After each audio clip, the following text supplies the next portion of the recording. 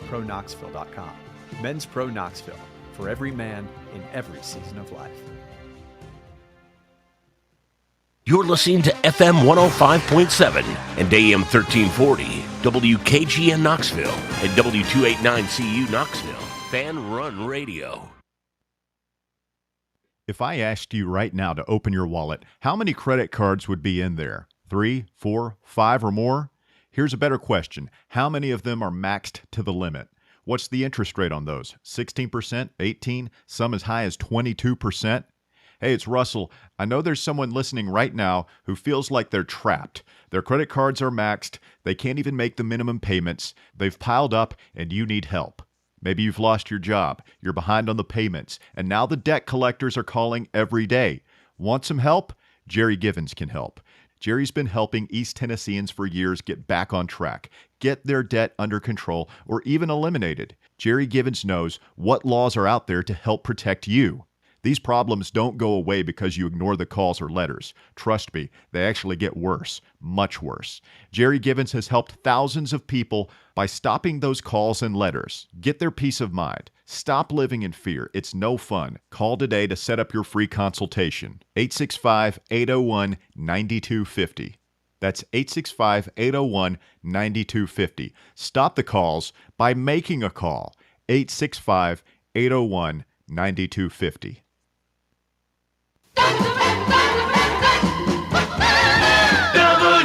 WKGN 1340. Go Vols!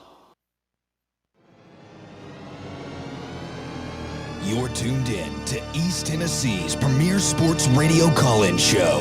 This is The Drive.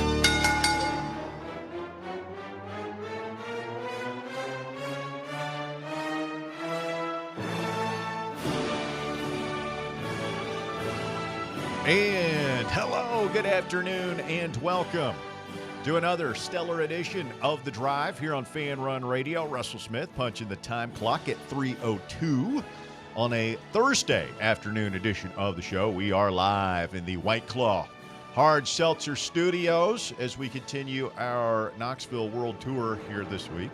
Good to be back in the friendly confines today. Thanks to everybody who came out to see us at Matlock Tire in Maryville yesterday. Of course, tomorrow we'll be live at Barley's in the Old City, courtesy of our friends over at Garage Beer. Come on down and hoist a cold garage beer or two with us tomorrow at Barley's Tap Room and Pizzeria. I was perusing their menu last night, I'm not going to lie. You've been looking forward to this one. Barley's? Yeah. Yeah. Place to be. Yeah. It's one of my favorite places in town. Yeah, we'll be there tomorrow. Come on out, see us represent, show some love to our friends at Garage Beer. We could not do this show without our fine sponsors, and Garage Beer and Barley's combining forces to bring you a special Florida Football Friday edition of The Drive. And Bob, as we've been alluding to, we might need a little something to take the edge off. Definitely. I was just going to say that. Start early and start hard. I need a beer. Just a cold garage beer or two or three could not hurt anything. We drank beer. I liked beer. Still like beer. The Crown Cleaners Crown Pick of the Week is live on Facebook. Go to our Facebook page and give us your score prediction for Tennessee and Florida. Closest score prediction winning gift cards from Crown Cleaners and the Pizza Kitchen. Facebook.com/The Drive with Russell Smith. Get your score prediction in before kickoff on Saturday. How are we feeling about it today, boys? Not good, Bob. That bear is. Well, can't you see him in the fetal position in the corner? Yeah. How does he look like he feels? Not in the face. I'm still. Stay on the island with me, Bob. No, I'm there. All right, good. I just have a very specific way of dealing with this week, which is I just sort of going into an altered state without the use of alcohol or hallucinogenics or anything else. I just sort of... You just completely emotionally disengage. Exactly, yes. You detach. Exactly. It's like I was saying, yeah, you have to kind of disassociate yourself in your head. Turn your bathtub into like a suspension tub. Like a sensory deprivation a tank? sensory, yeah. yeah, I've always wanted to do that. Me too. yeah. Just do I that. wonder if we during got the to game. find one of those places that would sponsor us. There was a place in town that had it for a minute. I think they've closed, like they weren't open very long, but I They're think fairly easy to make. well, they said You just keep adding. You put a bunch of water. You keep adding salt. Just see Bear doing it with like a the like Bear's a, homemade like a sensory wading, deprivation tank. a wading pool in the backyard. Hey man, I just closed out all the blinds in my bathroom and just filled the tub with salt and water. It works just fine. No, man, I have always wanted to try that. I have too. Kind of scary though. Yeah, if anybody's got one and they want to let us do it, yeah, they say that you'll go crazy in there. Then there's it's similar to that place. I don't know if it's in Indiana or Wisconsin. It's one of the Midwest states. Have you ever seen video on the Quiet Room where like there's that open challenge? Yeah. If you could stay in there an hour. It's the most soundproofed room in the world. Is like created. There's zero echo, and to the point where it's unsettling. You can hear your internal organs after about a minute. I mean, I've been in some pretty good like Foley rooms and stuff where This is something different. Like the scientists designed a room to absorb all. Yeah, and it's got weird. The soundproofing is at strange angles, and like it looks weird. wow. And then there's a room they've got it somewhere. It's the complete opposite of that, where it's just live. Everything is echo. Well, I mean, Sistine Chapel would be pretty wild. I've always wanted to just hop in one of those big pools of rubber balls. Is this what Like we're the going to do kids for thing? 3 hours, gentlemen? Just Yeah. anything to distract us from the task at hand. Anything. The gators 'Cause are lurking. I've told you, Bob, you're going to have to be the rudder on the ship today because Bear, as we all know, has no rudder and will take the show literally anywhere. And I, as I said earlier, I've emotionally detached and I'm willing to be taken anywhere. So we're going to need your steady hand to keep us on track today. I don't think people want to hear about the Echo Room. Probably not. No, but do we? I'm just really. I'm worried. I'm just worried it's going to be a complete repeat of the Oklahoma game. So you guys are actually getting worse as we get closer. Oh, I'm on a ledge. Right now, bro. It's my expectations are minimal. Somebody reminded me today, as a matter of fact, Daniel Lewis, who said that he met you last week. Yeah, at Cedar Bluff Elementary at the choral concert, Sounds of the 60s. We were having a little staff lunch and for RTI, and we were talking about the game, and a couple of us said, I think I'm good with Tennessee winning this. And he reminded us, he goes, last time I saw you guys, we were all getting together, and it was before the Ohio State game in the playoffs. And he goes, every single one of you said Tennessee was going to win. A bunch of sheep at the RTI company lunch. You should have brought me and Bear in there to just sort of add a little balance. No, it would have. That's worse than food poisoning, honestly. Whoa! You're saying we're not good lunch company? Well, no, you would have. We are pretty well known around. We're known badasses. I'm just saying, like you guys clearly look at this through orange-colored glasses, and Bear and I, we've been through. See, you got Rick and Chump. They're these young guys who haven't been beaten down by 30+ years of it like us. The light still shines in their eyes right now. Oh, contraire. You clearly don't know Shump as well as I do. Shump is way down. He's like, this is going to be a massacre. You know, He's a bloodbath. Yeah, Florida. Yeah. He thinks Florida's going to kill. See, I don't think they're going to kill us. Well, I just think he means like not kill us, but the aftermath. Like it's like it's going down, it's happening. So no, there's those guys. Both those guys you mentioned, they're in your boat. They're as messed up as you. What do you think? You're still you're positive? Yeah. Have you? I can't remember the last time I was sheepy about playing Florida. As a matter of fact, they'll cover. I'm not, and I say that with confidence. Florida, every game this season, Bob. they've gone into the fourth quarter never trailing by more than one score. Florida, besides Kentucky, I believe that's true. Got blown out by that Kentucky team. You guys double check me on that, but I believe they have been within a score of just about every game, going into the fourth quarter, which I'm not ready for a one-score game in the fourth quarter. Like I'm fine now, but I will be with Bear in the fetal position. I don't think I can watch that. As a matter of fact, I know I can't. I'm just going to tell you right now, voluntary reaction. If it is a close game, I'll just be sitting right here in my chair, waiting for the show to start. I will not watch fourth quarter of a one-score game between. I'm not going to do that to myself. That's stupid. Who would do that to themselves? That's idiotic. Your temples will be Morons. pulsating. Have any of you seen the movie Weapons? I've seen it. Yeah, No, but I want to. it was really good. There's this catatonic state a lot of these folks end up in. I could just see you being like VR is happening and he's standing just, in the basement. Well, the he's night of just the World sitting here. Series game, and I mean, I ended up, curled up in fetal position out in the park, and Russ he went walking. He was like on a walkabout.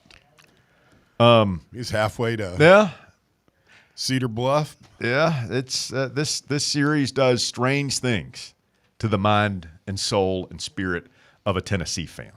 And I certainly envy younger fans like Walker who William Pattison, I was talking to him again, like he said he was born in 2002, which just cracked me up. Like he's all the heartbreak and he's had some heartbreak. You guys have had some heartbreak, but I mean, it has largely defined my life. Yeah, this series and the frustration it has wrought. It is the one thing you young guys thank God for. I mean, be thankful that you missed out on what game was it we were talking?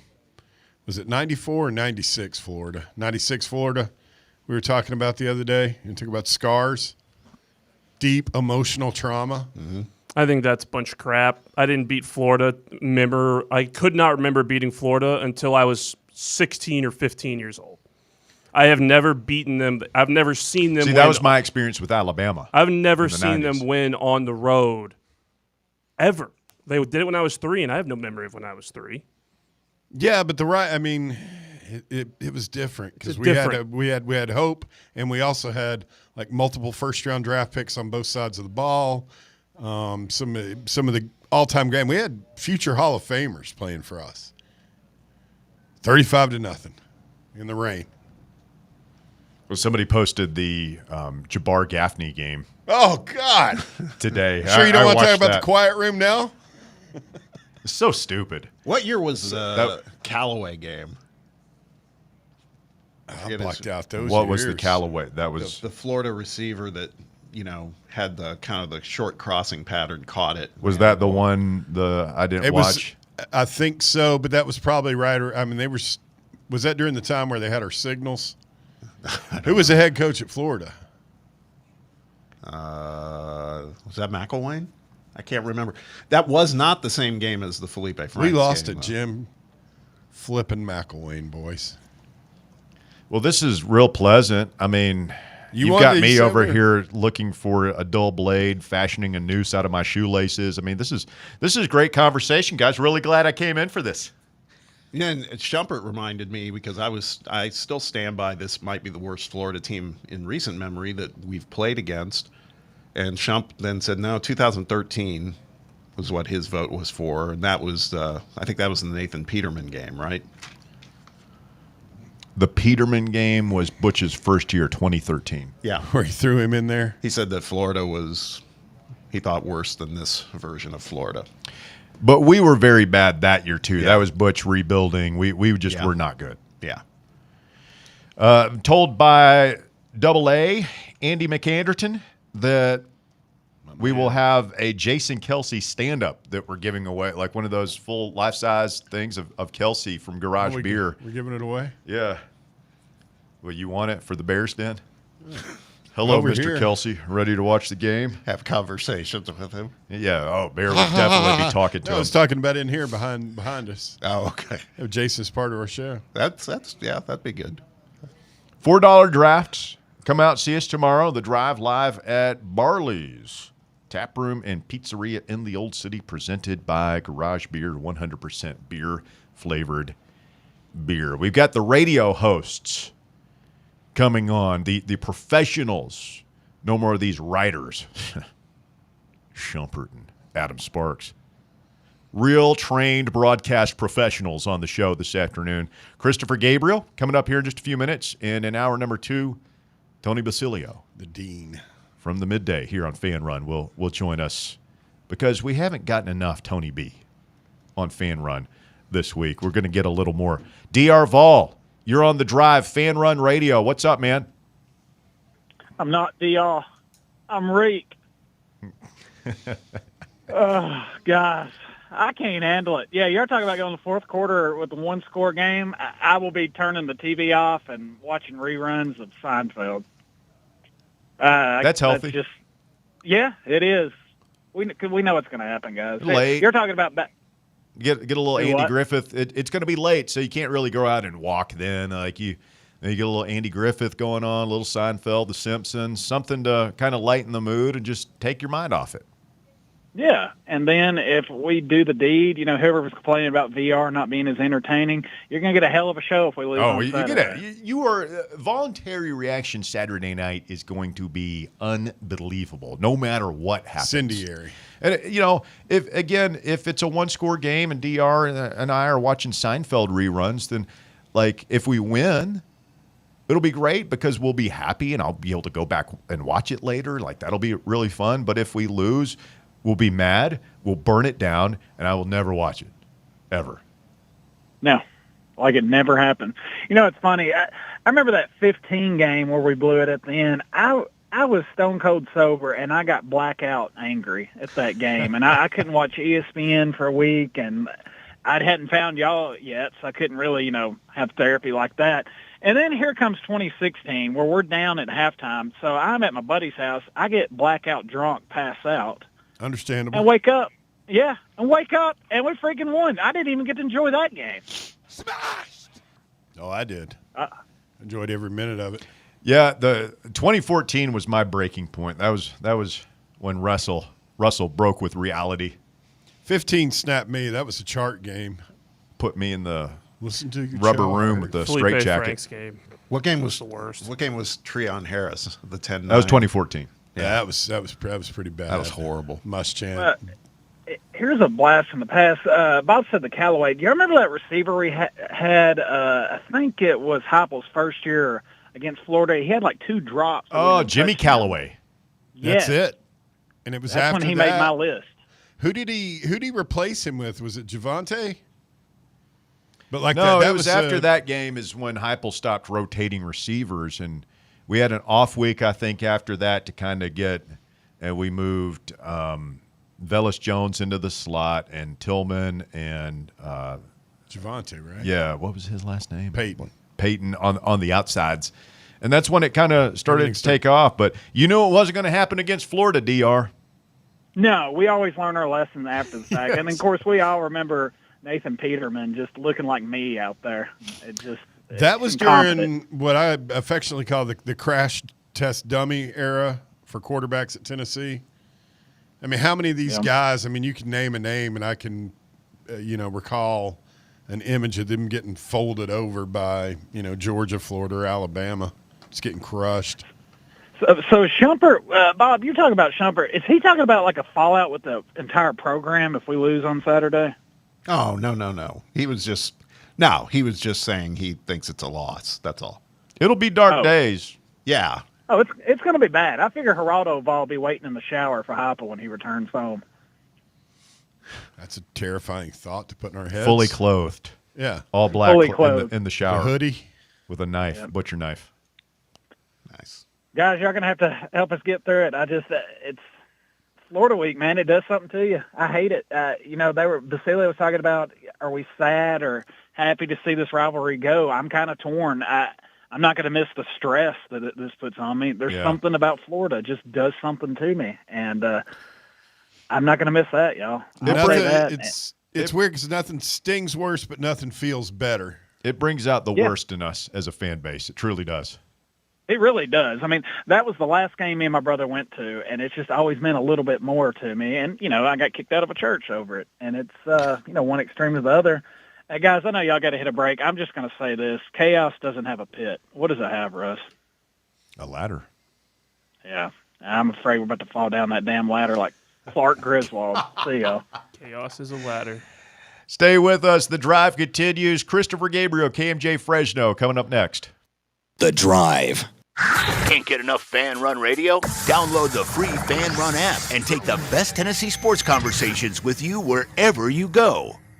Your smile says it all, so make sure it's saying the right thing. At Knoxville Smiles, we believe healthy teeth mean happy lives. Now through the end of the year, we're offering half-price whitening with a cleaning. That's right, half-price whitening with a routine teeth cleaning at Knoxville Smiles. Call today to set up your appointment, 865-539-1776.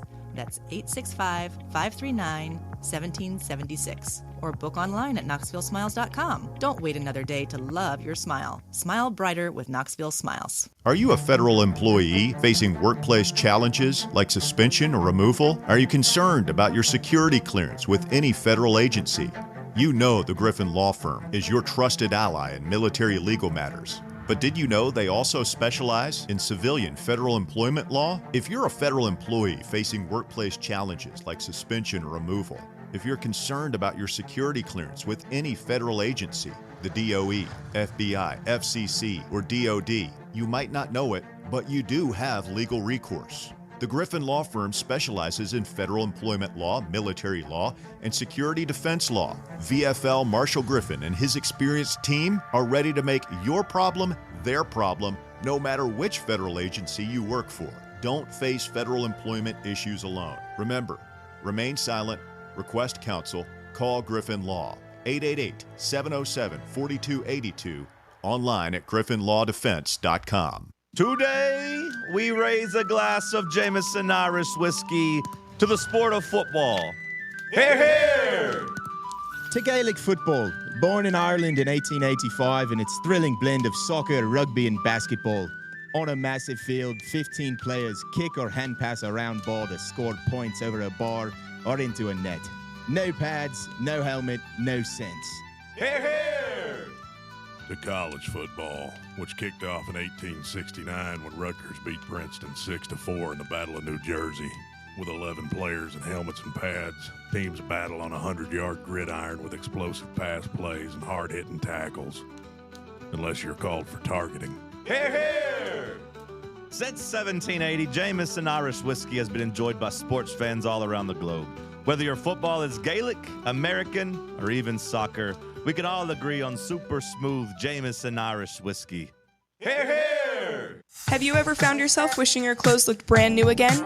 Whether it's your favorite suit, that little black dress, or your comfy winter coat, Crown Cleaners can make it happen. From stubborn stains to delicate fabrics, the expert team at Crown Cleaners uses the latest cleaning technology to ensure your clothes come back looking and feeling fresh. Visit one of their 2 area locations, Kingston Pike on Bearden Hill or South North Shore Drive near Dunkin' Donuts. Online at crowncleaners.com. Crown Cleaners, a tradition of excellence.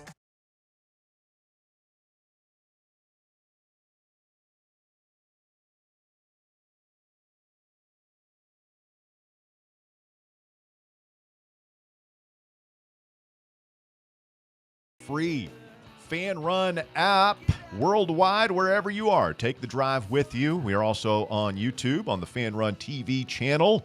Be sure to like and subscribe. Mash that like button if you're on YouTube right now. Help us get that algorithm up so that we can continue to infect people with the Fan Run virus on the internet. Russell Smith, Bob Baskerville, Baron Walker through the glass this afternoon, and our old pal Christopher Gabriel, KMJ Fresno, swinging by. CG, good afternoon. How are you, sir? Good afternoon, gentlemen. I'm off the injured reserve. I am back. I'm ready to go. I have to tell you, when I come on your program, Russ, I'm all about bringing sunshine from California. I'm bringing sunshine, positivity to East Tennessee, to God's country, and it can be argued that there is sunshine all over God's country except for one city, Gainesville. I was listening in a little while ago. I must get this off my chest. Are we hitting the wrong tone right now, CG? Well, listen, I'm going to follow that tone and give you my very brief hit list of 3. 1995, Vols are up 30-14, and then we weren't. 48 unanswered. That was miserable highlight number 1. I was in Neyland in 96 for that beautiful downpour, 4th down and 7 from the 35-yard line, 0-0. And, of course, Spurrier decides to go for it all. Werfel to Riddell Anthony, 7-0. I leaned over to my brother-in-law, 7-0, and I said, it's game over. It's game over. And I think we understood what happened there 5 minutes into the second quarter. It's 35-0. And then perhaps, for me now, the worst is Antonio Callaway in 2015. We are a minute and 39 seconds away from winning, 4th and 14, and we couldn't hold the bleeping lead. We had 3 defenders in the area, and they might as well have run into each other like the Ziegfeld Follies as Callaway streams down the sideline to the adoring blue and orange-clad fans. So I guess that's the lead-up for me this weekend. What's next? You know what I'm worried about, guys? Here's what I'm worried about. And I posted about this on X, because if you post about it on X, surely it's going to happen. I said, first play from scrimmage, Joey back to pass. He sees Brazel down to 77 yards. Touchdown! Big Orange! Wait a minute. Flag. False start.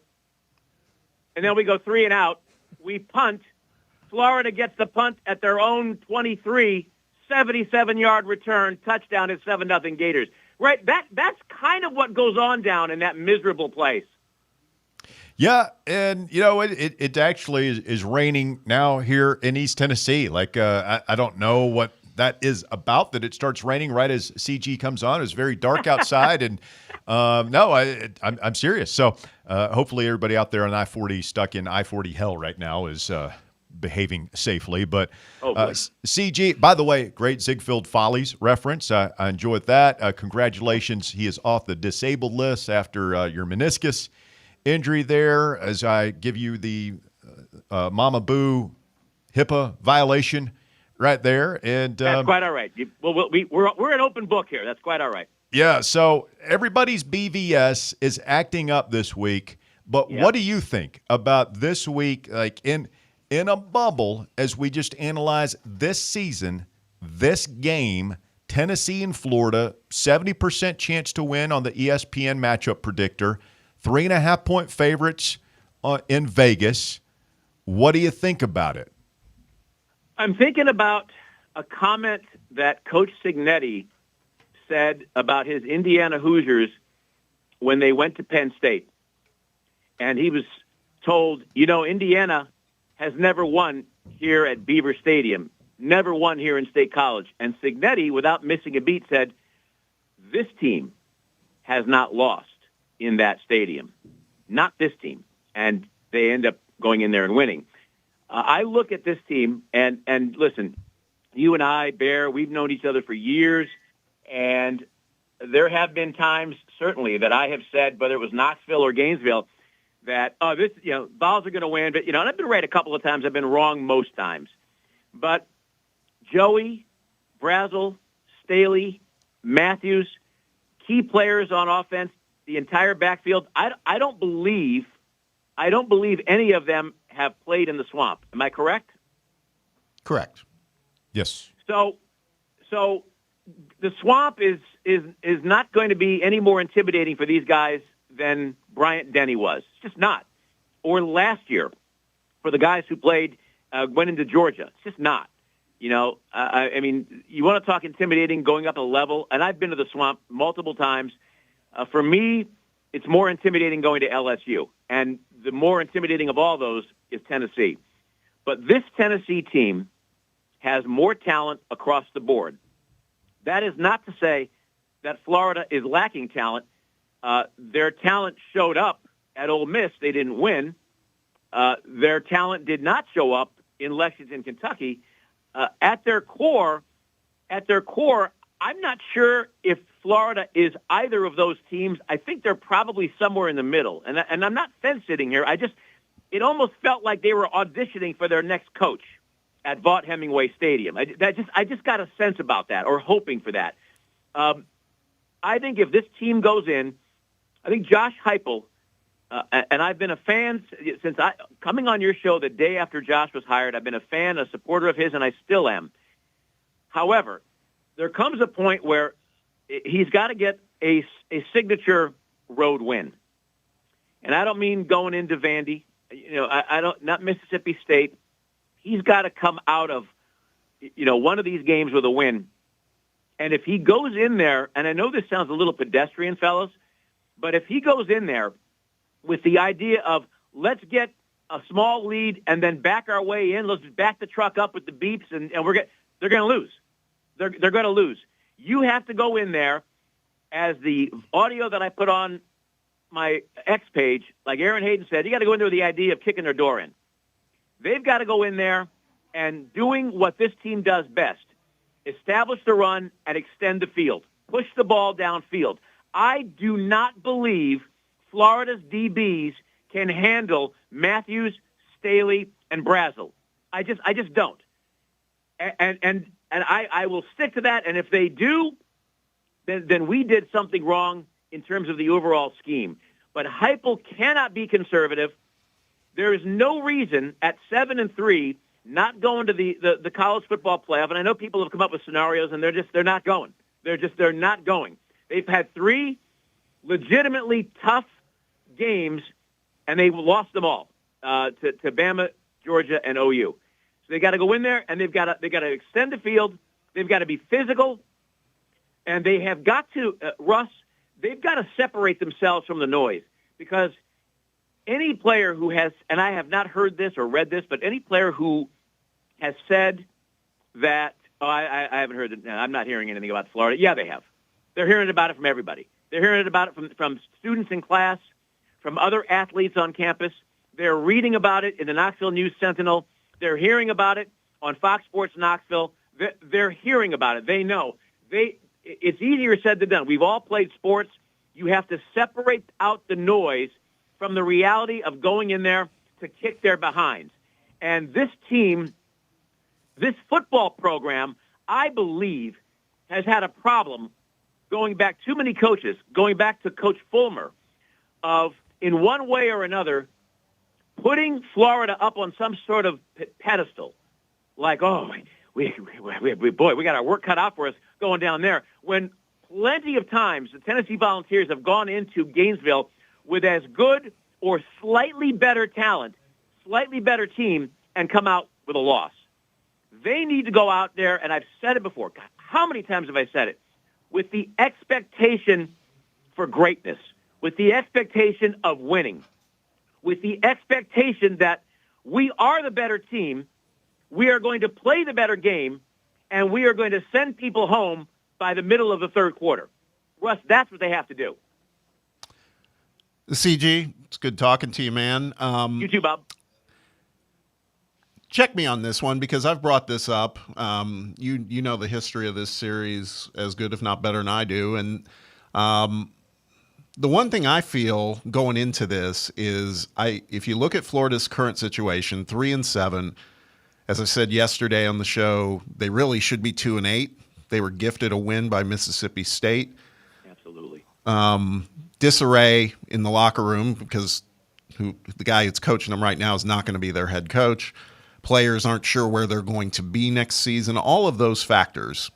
I kind of agree with what you said about the Ole Miss game, that maybe some of them were looking at that as an audition for their future coach. Can you remember in recent memory a situation you just talked about where we should have the upper hand in talent, but can you think back in recent memory and picture a Florida team that is this kind of disconnected right now? Boy, I would have to go back to maybe Spurrier's first year. If I remember right, and Russ, you might have to check me on this. Was that the 45? Was that the 45-3 game? Yeah, I was regaling Bob with that. I can't remember if Spurrier's first year was 89 or 90, but that was the first I think year. It was 90. Yeah, that was the first year we played them, and I remember the storyline coming into that game was the fun and gun, and they were averaging all these big numbers and everything. And I remember being kind of worried about it, I don't know if we can handle this. And then Tennessee just blew their doors off. Yeah, thank you for that, Bob. That's what I remember. That's the last time that I remember. And we're talking, we're all aging ourselves here. Who cares? It was that 45-3 game. I go back before that with Galen Hall. coaching in Gainesville. And at this point, it's so many years ago, I don't even remember if he was football, basketball, or baseball. I'm kidding. But that's the last time that I remember Florida looking nothing like what we have come to know them under Spurrier and then Urban Meyer. They looked completely out of sorts. They looked like the old Vandy teams. I shouldn't say the old Vandy teams. Pretty much every Vandy team, save for a couple of years. They looked completely outclassed, and they were outclassed. And Bob, it didn't take Spurrier long to get things in shape there. And then since then, even a couple of the Ron Zook teams. I guess he only really had a couple. And then McElwain, if I'm not mistaken, we lost. That was the Callaway game, wasn't it? Wasn't McElwain coaching? Yeah. Oh, gosh. Who was the quarterback in that? Because that was the game. Correct me if I'm wrong. If I'm misremembering this, correct me. Is that not when, I can't remember who was playing quarterback for them, but he could barely move? Yes, we you're beat right. him up. Big John Janitors Jancic called the defense where we had a player spying on a quarterback that could barely walk at the moment. Yeah, his name escapes me. And I know sometimes people want to say that was the Felipe Franks game, but it wasn't. Because Franks was the Hail Mary, the game that should have gone into overtime, and then suddenly was it Greer? No, Wetton Greer. Was it Stuart Appleby? Whoever it was playing on one leg. It was Greer in 2015. Appleby he came up here in 2016. Okay. Can we, fellas, let's hit the deeper point here. Think about what we're saying right now. We can't even remember the name of the damn quarterback's name, and he beat us. So, Bob, again, circling back, it's been over 3 decades that Florida has looked this out of sorts. And I would add this. This is not – I heard somebody on a national show, during the rehab, I've had trouble sleeping, so I've just been absolutely, bringing in like a vacuum cleaner national shows, and somebody was saying this game is for the Gators. It's going to make their season. No, it's not. No, this game is not going to make their season. And if ever there was a game, and I've used this phrase before on here, and it was relevant then and it's relevant now, if the Vols can get any kind of lead, and even a double-figure lead, I know we're talking almost blasphemy here, but they will break that team's spirit. We all know that. If this team gets down and their fans start getting a little grumbly, and maybe some start hitting the exits early because they're like, I'm not staying for this, this team, we can break their spirit. But if it turns into one of these, somehow Florida gets the lead again in the first quarter, that's a real problem. The last thing that we need to do is give this awful 3-7 football team any idea that they should be on the same field with this Tennessee team. Because this Tennessee team may be 7-3, but we are a couple of plays, and I hate doing this, but I'm going to break my own rule. We are a couple of plays away from being 9-1, and that's legit. We all know that. Make the field goal. Stop Georgia on 4th and 6. Don't do we get the strip sack and then 3 runs up the middle. Any number of things, we beat Georgia. Oklahoma, if Sanders holds that block, we're rolling down the field and suddenly it's 14-0. I don't think Oklahoma ever recovers in that game. So this is a 7-3 team. Yes, as legendary coach out here, Pat Hill says, you are what your record says you are. But what we all know, because we've been to these games, I've been to one, you've all been to more, is that this team is 7-3, could have been better, and has no business jerking around with this particular Florida Gators team. There are also a couple of bonehead coaching moves by Jeff Lebby and Bobby Petrino from being 5-5. Just going to leave that over there on the side. Yeah. Hey, man, I'm with you, though, CG. You are what your record says you are. We're 7-3. We just got to find a way to get this done, guys. I mean, this is come on. What are we doing here? We're 3-7 Florida. They've got another defensive lineman I just read who's out for this one. They're all beat up. Their top 2 receivers are out. I mean, this is a wounded animal. If Josh Heupel is the guy we hope he is, he goes in there and puts them down, puts them out of their misery. If we lose this game, CG, I'm going to have that. We're not going to be calling for anybody's head or anything, but I'm going to be pretty shook about the direction of this team, this program. I agree with you. I completely agree with you. I mean, I'm not going to be calling for his head, but you know what? If we lose, the crazies will.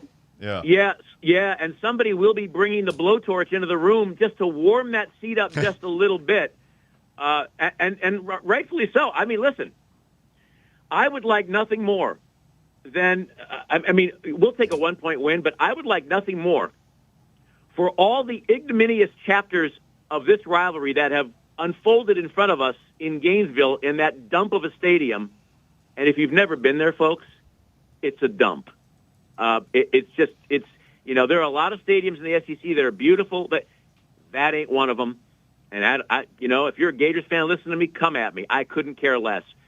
But I would like nothing more on the best possible Saturday that we could get to see a lead and then to see Josh Heupel go Eli Drinkwitz, when we kept throwing against him in that first game out in Columbia or when they came to Knoxville. I would love to see it. Because this coach isn't good. Might as well bury him. Coach isn't coming back. Bury his butt. Go ahead.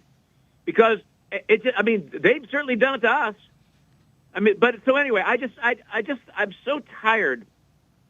I heard D.R. Vol earlier, and, I'm torn about this rivalry, this game ending for a while, because on the one hand, we've come up on the short end so many times, sometimes because they've been better, Gators have been better, other times because we have basically gifted them, to use the word that was used a little bit earlier here, we've gifted them some wins, or the ref gifted them a win on a touchdown that was never a touchdown at the goal line. But, at what point, at the same time, not wanting to lose to them, I look forward to that Florida Hate Week. Just look, the broadcast journalism hat, that stays in the closet this whole week. Later for that. I'm a fan this week. So I asked Walker before I came on, I said, listen, you were the one guy. You took a little abuse from all of us, and you were the one guy that got the Oklahoma game right. So I asked him how he felt about this game. I needed to know. I needed to know. And, Walker said he sees a Tennessee victory. So that's good enough for me, fellas. All right, the optimism of youth. You got to love it. CG, we hope you're doing better, man. Great to hear from you. Enjoy the weekend, and we will talk to you again soon, my friend. All right, love you guys. Thanks a lot. See you, buddy. Too, brother. Christopher Gabriel, KMJ Fresno. He's at CG Program on the platform formerly known as Twitter. We got to take a quick time out. When we continue, Tennessee heading down to Gainesville to take on the Gators. We got Tennessee basketball tonight as well. We'll talk about the Vols and Lady Vols when we continue. It's Fan Run Radio. Stay with us. The Drive. You're locked onto Fan Run Radio, 105.7 FM, 1340 AM, and online at fanrunradio.com. This is Bo Kregner with the Kregner Group at Realty Executives. As we gather around the table this Thanksgiving, Robin and I just want to say how grateful we are for the families who trust us to help them buy or sell their home. If a move is in your game plan before the year ends, our team would be honored to serve you. Call 865-742-1035 or visit bonoshouses.com. Happy Thanksgiving from the Kregner Group. Walking by faith, serving others. It's time for the North Knox Siding and Windows High School Football Player of the Week. Brought to you by North Knox Siding and Windows. Call 865-689-0505 or visit them online at northknoxsidingandwindows.com. This week's North Knox Siding and Windows High School Football Player of the Week is Halls High School's Amari Lethgo. Lethgo led Halls to a 47-14 win over Lawrence County in round 2 of the state playoffs last week. The senior quarterback threw for 335 yards and 5 touchdowns and added another rushing touchdown on the ground as the Red Devils advanced to take on Central in round 3 of the playoffs this week. Halls High School's Amari Lethgo, this week's North Knox Siding and Windows High School Football Player of the Week. Norton Knox Siding and Windows. Locally owned and operated, they can handle all your siding, window, gutter, and roofing needs. Call 865-689-0505 for a free estimate or go online to northonknoxsidingandwindows.com. Vol fans, reimagine your home at Broadway Carpets and Flooring for any remodeling or building needs. With a variety of carpets, rugs, hardwood, vinyl, and stone, Broadway has all the flooring and installation options you're looking for, including pet-resistant products like Pet Perfect Carpet from Shaw Floors. Visit their showroom in downtown Knoxville or the location in West Knoxville located on Kingston Pike near Pellissippi Parkway today. Whether you're heading to work, taking the kids to school, or planning your next road trip, your car needs to be ready for the ride. Hi, I'm Russell Smith, and I've been a customer at Matlock Tire and Auto Service for about as long as I've been driving. For me, it all comes down to trust. Look, I'm not a car guy, and I just don't want to get taken advantage of on car maintenance costs. Matlock Tire Service is a family-owned and operated business, and they wouldn't have made it this long if they hadn't been providing trustworthy service you can depend on. They're the home of the price match guarantee, which means you can bring in any competitor's ad, and Matlock will match the exact same tire for the exact same price. I've bought a lot of tires at Matlock over the years, and I always go there for my oil changes. You should too. They've got locations in Farragut, Hardin Valley, Lenoir City, Maryville, and Athens. Visit their website, matlocktireservice.com, to find the location nearest you and schedule your appointment. Tell them Fan Run Radio sent you. Honest service, quality work, dependable care, Matlock Tire and Auto Service.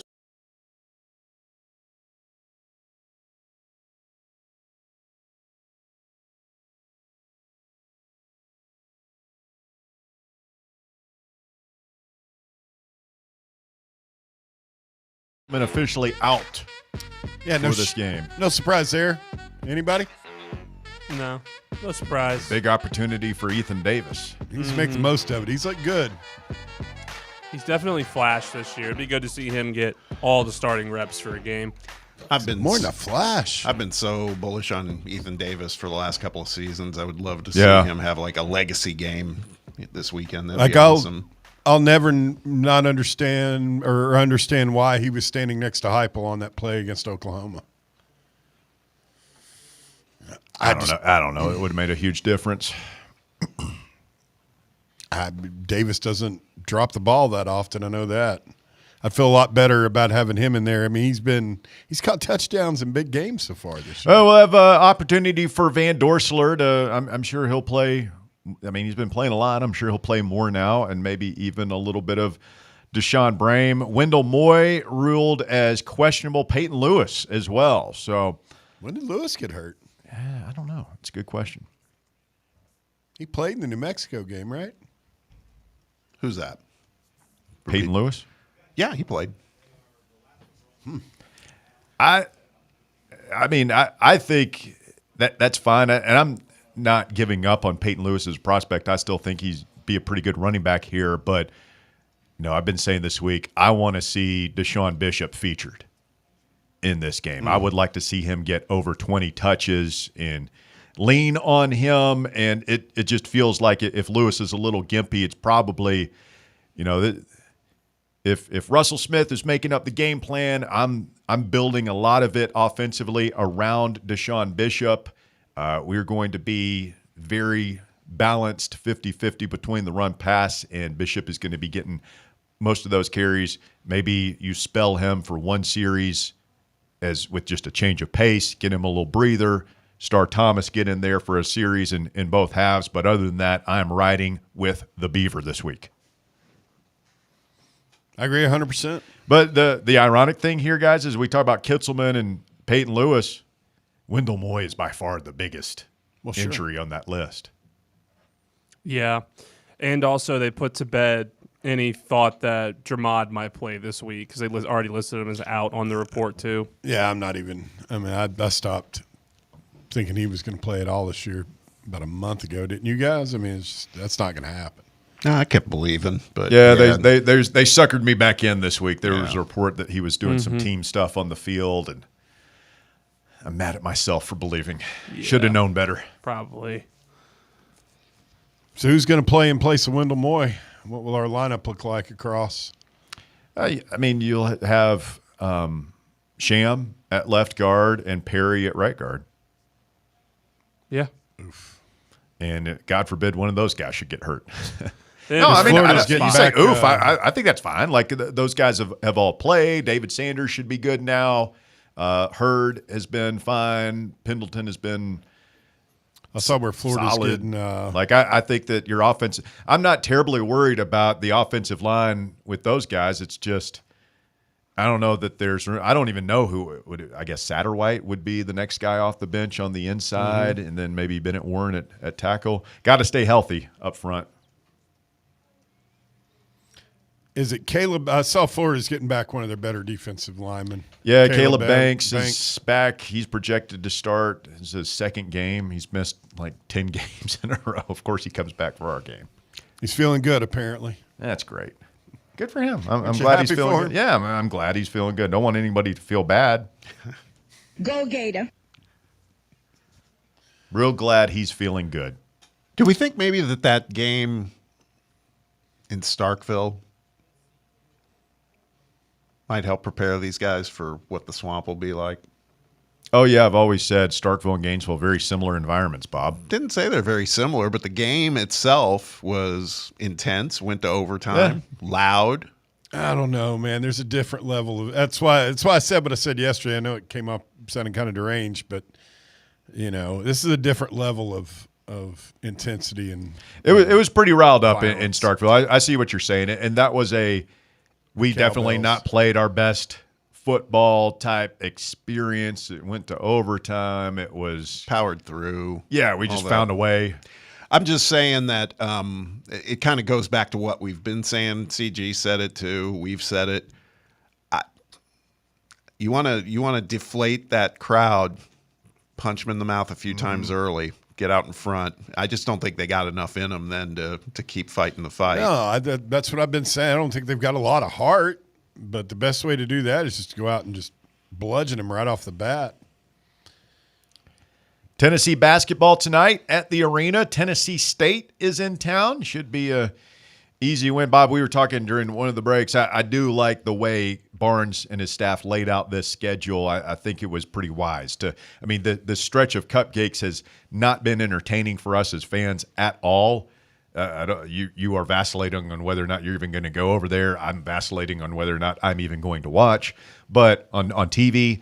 But I think for this team, with all the new pieces, you want to be able to experiment some. You want to be able to see what you've got. You want to be able to develop your team a bit against lesser opponents. Last year is different. You had a bunch of experience. By all means, go in there and let's play some folks. But again, not a super entertaining game tonight, but a necessary game to continue to get Amon acclimated to the college game, see what you've got in the Troy Hendersons, Dwayne Browns of the world, and continue to get some guys some meaningful experience before we go to Vegas. Yeah, totally. I mean, I think that after tonight, there's like a 6-game span where it's Rutgers, Houston, and then a to-be-determined team. But, I mean, that field, we've talked about it, that field in Las Vegas is loaded. It's probably going to be a very good team. And then we come back, we go on the road to Syracuse, who looks better than they were last season, and then Louisville and Illinois. I mean, the fun's about to over. ratchet up. Yeah. This is it for the preseason's ending. Yeah. The last yawner here tonight. Well, I think we have some more in December, but yeah, mostly good games. Yeah, but this next stretch is definitely, it's going to test the mettle of these guys. And yeah, I think maybe this, was, I wouldn't say totally done by design, but a little bit. I mean, again, Barnes has typically had a really, really tough game, like game 2 each season, and he didn't do it this season. So that's a lot of resume building goes on the next few weeks. Yeah, there's no doubt. And when it gets to the end of the year, you rely back on what you do right now against these top-tier teams that are going to be tournament teams. Lady Vols in action tonight as Kimmy Hundo takes her gals down to the Borough to take on MTSU and the Lady Blue Raiders. I know that place will be hopping tonight. Probably so. They need to go lay somebody out. Baby club ceiling? Yeah, I think it's time. I mean, if UT Martin wasn't a baby club ceiling, I mean, MTSU should have a better program than them, right? You would think. That's what I'm saying. It's like if she can I don't think go it's going to – oh, I think it's going to be a tough game. Yeah. Yeah, it could be. Could be. I've still not read that article that SI.com did. Have you checked that out? About Lady Vols? It was on Kim Caldwell and her coaching style and everything else.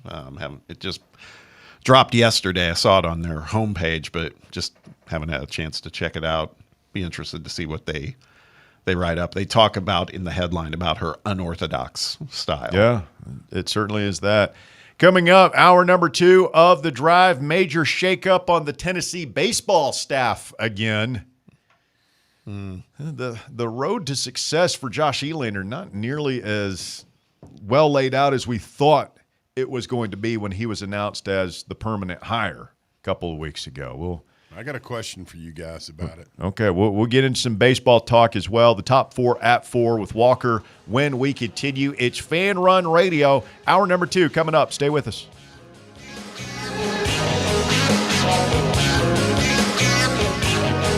The Drive. Come kick off the weekend with The Drive, live this Friday afternoon at Barley's in the Old City, presented by Garage Beer. We'll have $4 Garage Beer drafts all day, and we'll be giving away a Garage Beer tailgate pack complete with a Garage Beer retro tailgate chair, Fan Run swag, shirts, pint glasses, hats, koozies, and more. So come get your Gator hate on with Fan Run Radio, live this Friday at Barley's Pizzeria and Tap Room in the Old City, presented by Garage Beer. 100% beer-flavored beer. Got a problem tree looming over your home? Call ECR Total Landscapes. Whether it's trimming, removal, or storm cleanup, our certified pros get the job done safely and efficiently. We're licensed, insured, and ready 24/7 for emergency calls. Big or small, we cut them all. ECR Total Landscapes. Call now for a free estimate, 865-384-2012, and mention promo code FANRUN for free stump grinding on any tree removal now through the end of the year. Also visit us at ecrtotallandscapes.com. Looking for the ideal gift this holiday season? Visa gift cards from Citizens National Bank make the perfect gift. It's the right size, the right color every time. Ask about personalized bulk orders for your family and friends, or customers and employees. For more information, call or stop by today. Citizens National Bank. Banking never felt so good. Member FDIC, Equal Housing Lender. Barley's has live music on weekends, general team trivia on Wednesday nights at 8 p.m., and now live sports trivia courtesy of the Knoxville Trivia Guys every Thursday night upstairs. The game starts at 7 p.m. and is free to play for everyone, so head on down to the Old City and show off your sports knowledge and win gift cards to Barley's. Use those gift cards to buy some delicious food and drinks, and you can take it all in with their wide selection of TVs and indoor projectors. Barley's Tap Room and Pizzeria. Inward Half is committed to the game and the memorable moments that happen in between. From the tee box to the tailgate, from the green to the big game. For the first birdie with Dad, the first big win with Mom. Friday night lights, Saturday superstitions, Sunday traditions. Fall into the comfort and unparalleled performance of Inward Half. This fall, enjoy the walk-in. Welcome to Axle Logistics, where excellence isn't just a goal, it's an energy. As a leading third-party logistics company, Axle is powered by an award-winning culture built on a work hard, play hard mentality. Here, the drive for success is contagious and hard work never goes unnoticed. Whether you're just starting out or looking to level up, Axle Logistics is the place to launch your career. Join us and take your ambition to the stars. To learn more, visit axlelogistics.com. You're listening to FM 105.7 and AM 30 in Knoxville and W289's Fan Run Radio. The following radio theater is brought to you by Men's Pro Knoxville. Hey, Dad, you want to play football? Oh, no, buddy. All right. Pops, want to work out? Maybe later. Hey, kids are in bed. What you up to? Tomorrow? You've got one life, and it's too short for not nows, maybe laters, and tomorrows. If you have ED and performance issues, your family, friends, and even your career has already been affected. Book your discreet evaluation at Men's Pro Knoxville and turn your tomorrows into today. Yes! Touchdown! Come on, one more, Dad. Today! Push, Dad. One more. Come on, push. Hey, kids are in bed. What you up to? Tonight. Call 865-544-8220 or book now in under 30 seconds at menspronknoxville.com. Men's Pro Knoxville, for every man in every season of life.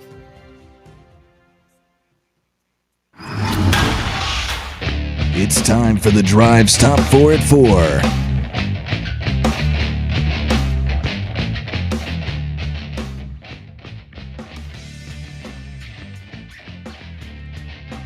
Hour number 2 of the Drive underway. Fan Run Radio on the Top 4 at 4, brought to you this afternoon by Matlock Tire and Auto Service, where the Thanksgiving sale still going on through Saturday. Make sure your tires are set before you travel next week for the holiday. Save up to $150 on any set of 4 Michelin tires now through Saturday at any of the 5 Matlock Tire area locations. Visit matlocktireservice.com to set up your appointment. Walker. At number 1, Tennessee football will be in its all-white road uniform on Saturday. White helmets, white jerseys, and white pants for the Knights' road game at Florida. The number 20 Vols and the Gators on Saturday are scheduled for a 7:30 p.m. kickoff on ABC. So this is the first time in a long time, and Bob, I know you worry about such things, that we have gone through an entire season not wearing the orange pants, white jersey combo on the road. Really? Did not know that. How does that strike you? I don't know. Being that you did not know about it a mere 20 seconds ago. Yeah, it's pretty worried, obviously.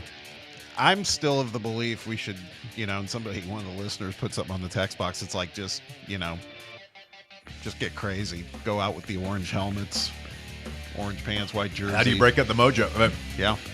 How about all right, black helmet, orange jersey, gray pants. Well, you want to get nuts? Let's get nuts. I mean, why don't we just show up down there in a clown car, and the whole damn team can jump out of it? Orange helmet. I can stick it. I don't need that damn orange helmet anywhere near this team in Gainesville. You out of your damn mind? I do like the all white. It's a clean look. It is.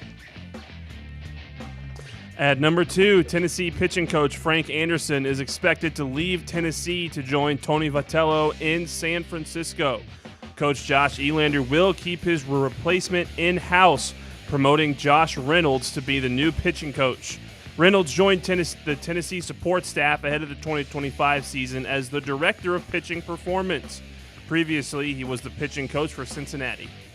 Yeah, so he's an experienced guy, and you could tell that Tony was bringing him on as Frank's eventual successor. They're kind of the way Saban would stick a guy like Kiffin or Sarkisian on his staff as a quality control analyst, and then eventually, he knew he was going to lose his OC, so he had the other guy there learning the system, the personnel, and everything. So there was a seamless transition. So I'm not. On one hand, I'm not worried about all this transition because it seems like they've got a strength coach who is very on brand with what Q has been doing. That's not going to be much of a transition. I don't think this is going to be a transition at all. Frank is a big loss, but this guy knows the program. He's been a D1 pitching coach before. He knows the talent. He knows how we do things. I do wonder, though, Bob, do you think Danny White knew when he gave Josh Elander this job? Do you think if he had known that Q and Frank would be leaving, do you think he still would have given him the job? Good question. That was the one I had. It's a good question. I'm wondering now, do we think that there was conversation? I guess my point is, because it's easy for the fans to react, myself included, that that Tony's now coming back a few weeks later and poaching. But do we think maybe these guys talked about all this behind the scenes? I think this was orchestrated by Tony and the guy. I think this is very similar to the basketball coach Tony Bennett retires before the season, and so that he can get his guy in there. Yeah. I think that he knew he was always going to take Frank and Q with him, but he wanted to take care of Elander and sure he got the Reynolds and job. everybody else on that staff, and wanted to solidify his thing. And so they waited until after fall practice to make those last two moves. And if you're Danny, like, you can't be happy about it. I don't know if you're upset about it. Here's what I do know. And we're going to talk with Basilio coming up here in just a few minutes on the show. And I was talking about with him off the air today. I think this puts some pressure on Elander. You need to win immediately. You've got all these players. You need to have a really good year this year, because if you don't, now Frank's not there to handle your pitching, and this thing falls apart. These things could fall apart quickly, not just baseball, but all these sports now in an NIL era where it's so transactional. What have you got for me? Like, it's just going to be hard. So I think, and I'm not being alarmist, I think he will do well. I think we're going to have a good year, and Elander is going to succeed here. But you cannot have happen here what happened at A&M last year, where you stumble out of the gates, because then I think you do take a pretty big step back. At number 3, Auburn is expected to start freshman quarterback Deuce Knight against Mercer on Saturday. It'll be Knight's first career start. Auburn started quarterback Ashton Daniels in its last 2 games, but Tigers interim coach DJ Durkin decided he wanted to redshirt Daniels for the remainder of the season to preserve his eligibility.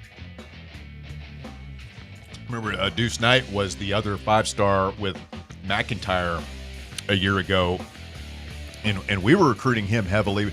And of course, we ended up getting GMAC, but he had transferred to Lipscomb for a minute, and then, like, I don't know. Failed or something? Yeah, he went back to Mississippi, and it was a wild recruitment. Notre Dame was involved as well. He ends up at Auburn, and he gets a chance to show what he's learned in his redshirt season. Yeah, I think Daniels, he may have had room for one more start, I think. But why would Durkin care? I don't know. Unless the kid's family said, "Look, we want him to use his red shirt." Yeah.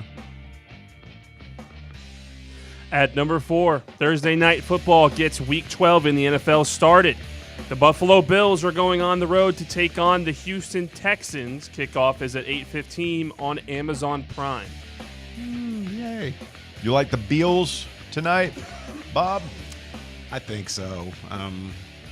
Love the Bills.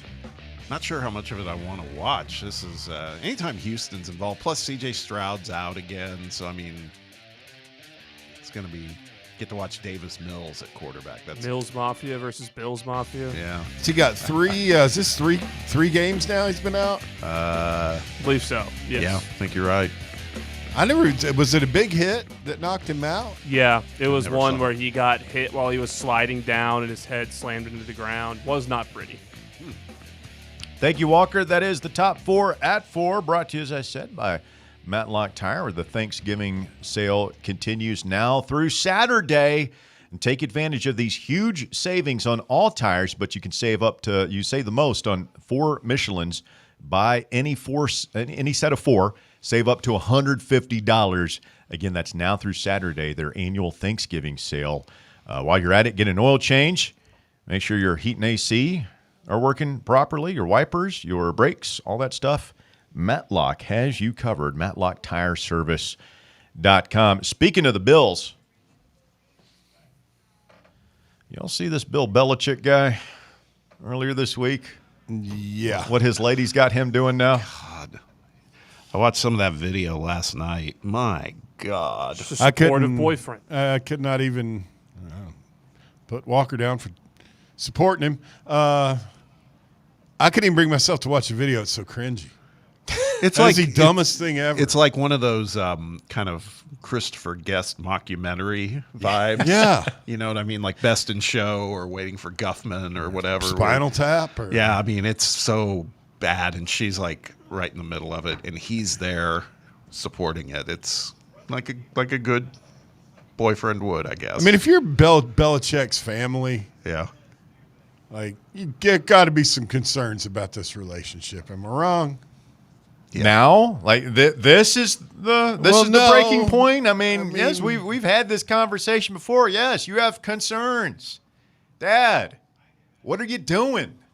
You're embarrassing yourself. You're tarnishing your legacy right now. And just a crazed look on her face in that one still shot. She's like so like overly made up, and oh my God, man. I mean, what kind of La La Land is this? Yeah. When they get in the car to go home after that, and she's telling him about her performance and the intricacies of cheering. First of all, what are they cheering for? I don't know. Is there a team they support or something? No, it's just a performative. They just cheer to cheer. It's kind of an existential thing. Yeah. We're just happy, joy of life. Yeah. Like we're not behind a team.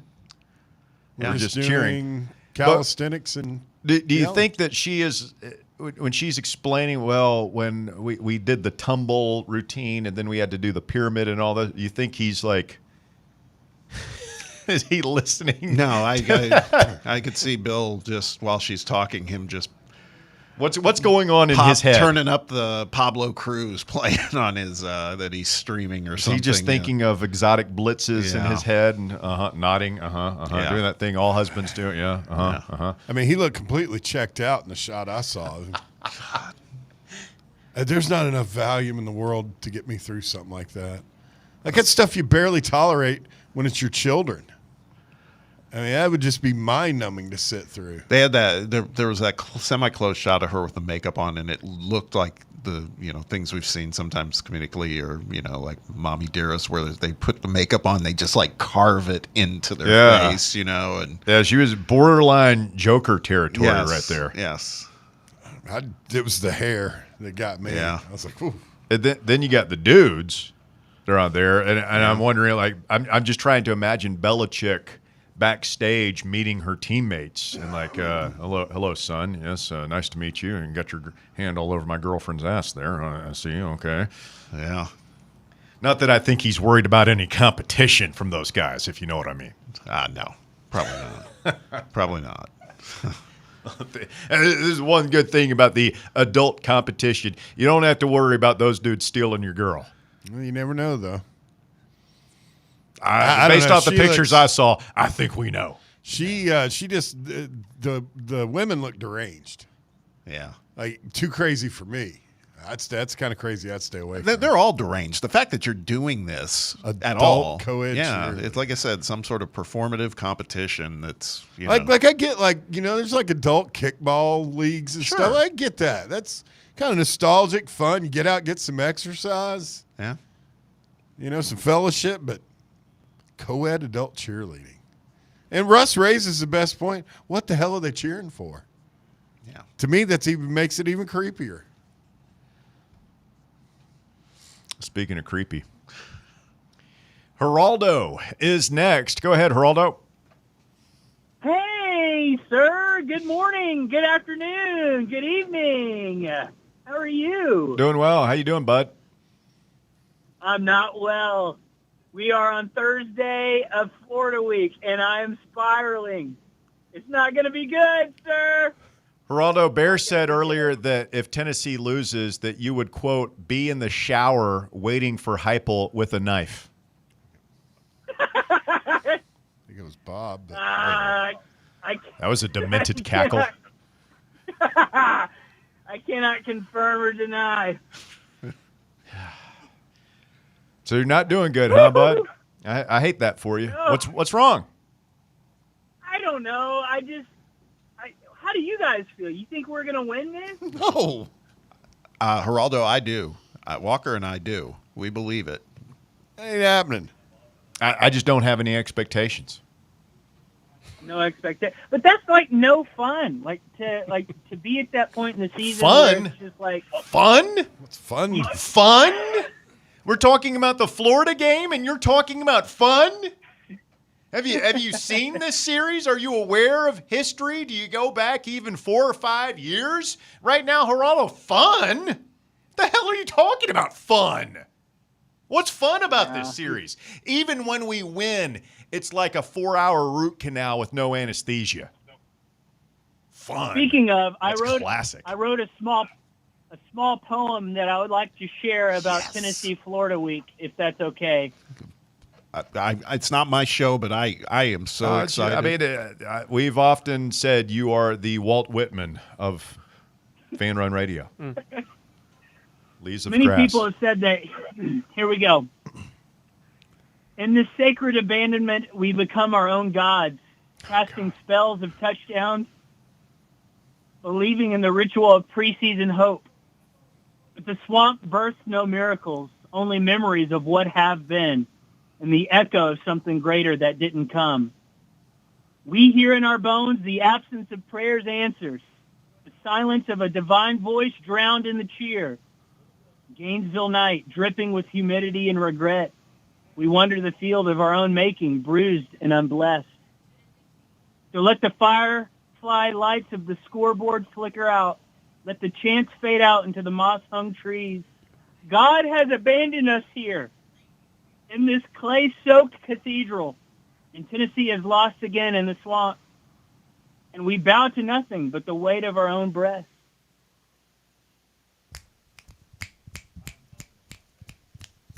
What are you? Yeah, I mean, Geraldo stops awkwardly. Bob's snapping. What the hell is just going on? You ever been to a poetry reading? Don't appreciate No. poetry? No, I can't You say gotta that I have, Normally Bob. hang out with nerds. You got to snap for the poet. Yeah, man. That's Snap? Yeah, it's Yeah. like Really? applause. Mm-hmm. Why can't they just clap? It's too loud. Too loud. Too loud? If you're feeling the vibe. Imagine being at a rock show and just Lord snapping after a belter. Geraldo, that was inspired. Thank you, So- Geraldo. We I'm- appreciate it. Thank you. I'm wearing a beret right now. The poet laureate of Fan Run Radio, Geraldo, checking in. Thank you, Geraldo. Appreciate the phone call.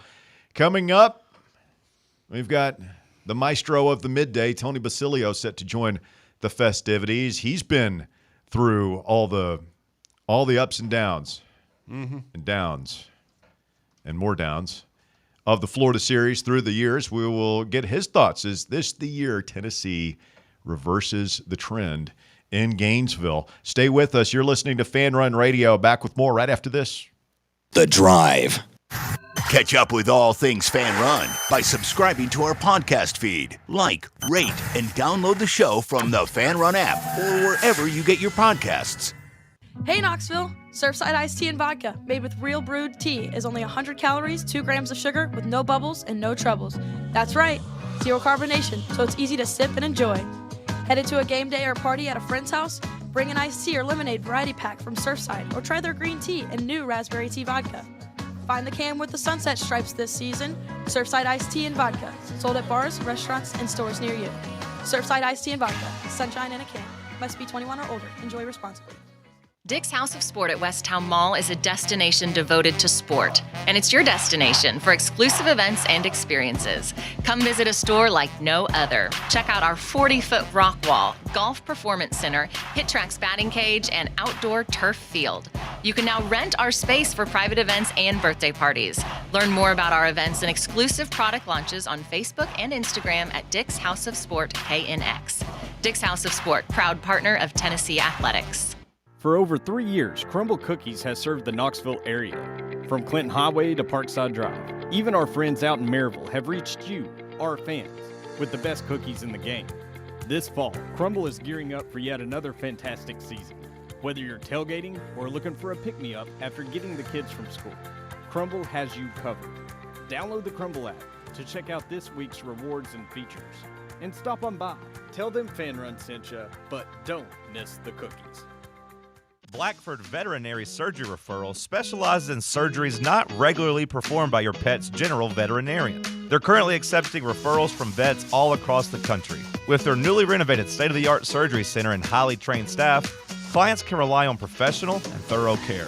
If your vet says that your pet needs surgery or rehab, ask for a referral to Blackford Vet and let them get your best friend back on its feet.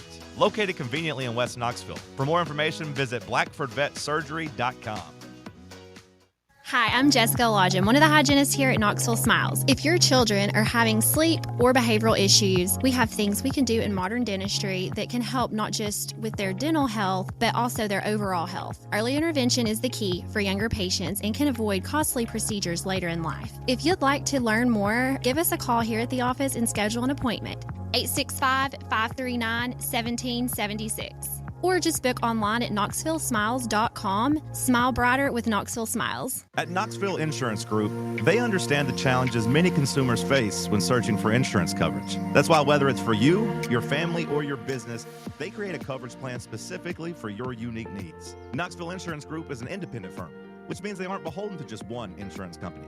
They search multiple companies, acting as your negotiator to find you the best possible policy and price.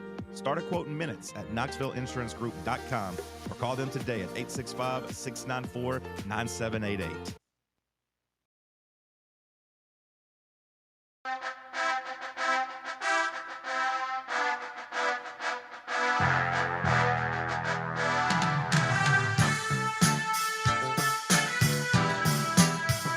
Fan Run Radio, the drive continues. Russell, Bob, and Bear back with you. Walker Smith in the control room as well, doing his thing. The Thursday afternoon edition of the show, and pleased to be joined by the maestro of the middays, heard weekdays from 11 to 1 right here on Fan Run Radio. Tony Basilio joining us. TB, good afternoon. How are you, sir? Man, I've never even thought of that, Russell. God, I'm jealous. The maestro of the midday. Now, they used to call Marcus Mariota the Maestro Mariota, so I hope that's not a reflection on me. But anyway. There was a show in Chicago, I think they called it the Monsters of the Midday for a while. Oh, I like that. They used to do one of those 10 to 3 shows. You do 2 hours. Can you imagine doing a 5-hour show every day? Russell, do you know how sick of the sound of my voice I am? Well, people want to hear you, man. You're the dean. People want to hear more T-Bots. For what reason? That's a good question, but You've kept us from jumping off the bridge all these years. Yeah, man. Once more into the breach with the Gators in the swamp. We've been Bear and I are over here curled up in the fetal position. We've seen this movie before. Don't want to see it again. Bob thinks that we got a chance, so we're kind of torn here. What's the vibes been like on your show?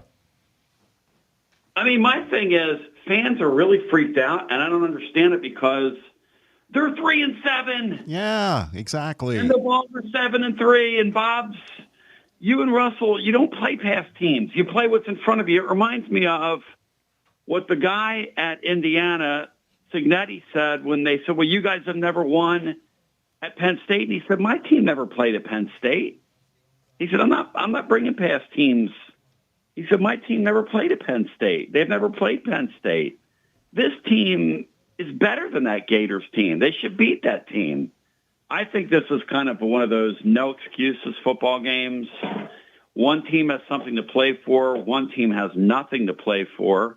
And Tennessee needs to get it done. I mean, it's just time to get something like this done. Tony, it's nice to hear. It's nice to hear. Walker Smith and I have been sitting over here trying to talk Russell and Bear into seeing that side of things. But I agree. I mean, that's that. I actually want to get over my skis. But what's the spread on this game at this point? Is it 4.5? 3.5. 3.5? 3.5. Or that moved back up. Yeah. Oh, okay. Yeah. I think they cover. I mean, I do. I really believe that because they're, the question will be, what do you think the talking points are for Josh to get these guys rallied? Is it we want to make history and be the first Tennessee team to win in the swamp since 2003? I mean, this I think tests the mettle of him as a leader. See, I think that's a great point. Look, if you don't win this game, I'm really worried about him. Because what's going to happen is you could turn one loss into 2 losses pretty quickly with that Vanderbilt bunch. The other thing that could happen is you could split these 2 games. You could beat them because I think Tennessee should win Saturday night and then turn right back around. And how do you handle being the first team in 20 years to win down there? Do you handle it well? You've got that really funky over the holiday game with a really salty Vanderbilt, and how do they do this weekend with Kentucky, determines a lot of what that thing looks like next week. But Bob, I just look at this game and I go, okay, let me get this right. The only thing that concerns me from a Tennessee perspective is my quarterback's been leaky with the football lately. But their quarterback does not respect having possession of the ball at all. So, I mean, he leads the league in interception. It's like throwing a couple kernels of popcorn in a pan, and all of a sudden you got a pan of popcorn. I mean, this guy, they come in bunches for him. To me, the most important thing in the world is the first quarter of the game and not letting them grow into the game. If you can knock them out the way Kentucky did, get them on their heels, you could really put it on these guys. We could have some fun Saturday night, Bob. If you don't do that and it's a one-score game going into the fourth quarter, I think I'll find something else to do, Tony. I don't think I can handle that. I'm not going to put myself through that again. Seen that movie before. Well, I liked a couple years ago when you did your stunt and went to the mountains, which, I wish I could do that. Good gosh, Russell. We go on a night hike if you want. The way this series has gone, it's like you want to bungee jump off Gay Street Bridge without a cord. This has been. Yeah, but then I'd probably survive that, and then they'd wheel me into the emergency room paralyzed, and the game would be on, and I have to watch it over and over again. Or at least all wet anyway.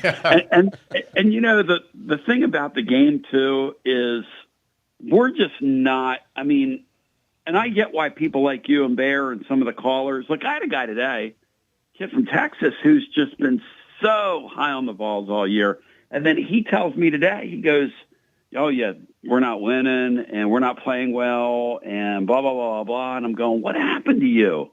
He goes, "The Oklahoma game happened to me." And I said, "Well, okay. But that just goes to show you in this league, we were all talking about let's go get Oklahoma's head coach as our defensive coordinator for next year. One small problem. He's going to be the coach of the year in the league if they win out. Because if he takes that team against that schedule to the playoffs, that's an incredible coaching job by that goofy-looking guy. Especially he didn't have his quarterback healthy for most of the season. He did what Heupel did last year. He just salty good defense and smoke and mirrors offense. That's all. And that, you know what? That seems to be a pretty good formula in this league. You know. Maybe we should just go with that toothpick at quarterback next year and see if we can get our defense straightened out. Well, I just want to encourage, if there's any Virginia Tech fans listening, man, this Banks guy does a great job. He did magic with Tim Banks, with James Franklin. Last time they were together, he was magical. It might be time to put that band back together. I haven't heard a shill job like that since Rick Pitino told the media that Wade Houston needed a sixth year. After he beat him by 63 points, Russell. And I don't know what was more absurd, that or the fact that we got like 20 or like 31 inches of snow in March the next day. Back to Oklahoma for a second, because they've definitely they've pretty much knocked the door down on the concept of at least 5 SEC teams in the college football playoffs if they take care of their business. And that leads me to the question of Vanderbilt. Now, we got to focus on Florida. I don't want to buy tomorrow's trouble with Vanderbilt, but say Vanderbilt does beat Tennessee and finishes 10-2. It looks to me like there's still a chance they don't make the college football playoffs even at 10-2 at this point. Would you agree with that? I'm a fan of dark humor, and that would be the darkest of dark humor. Like, imagine, from a Tennessee perspective, losing to them, right?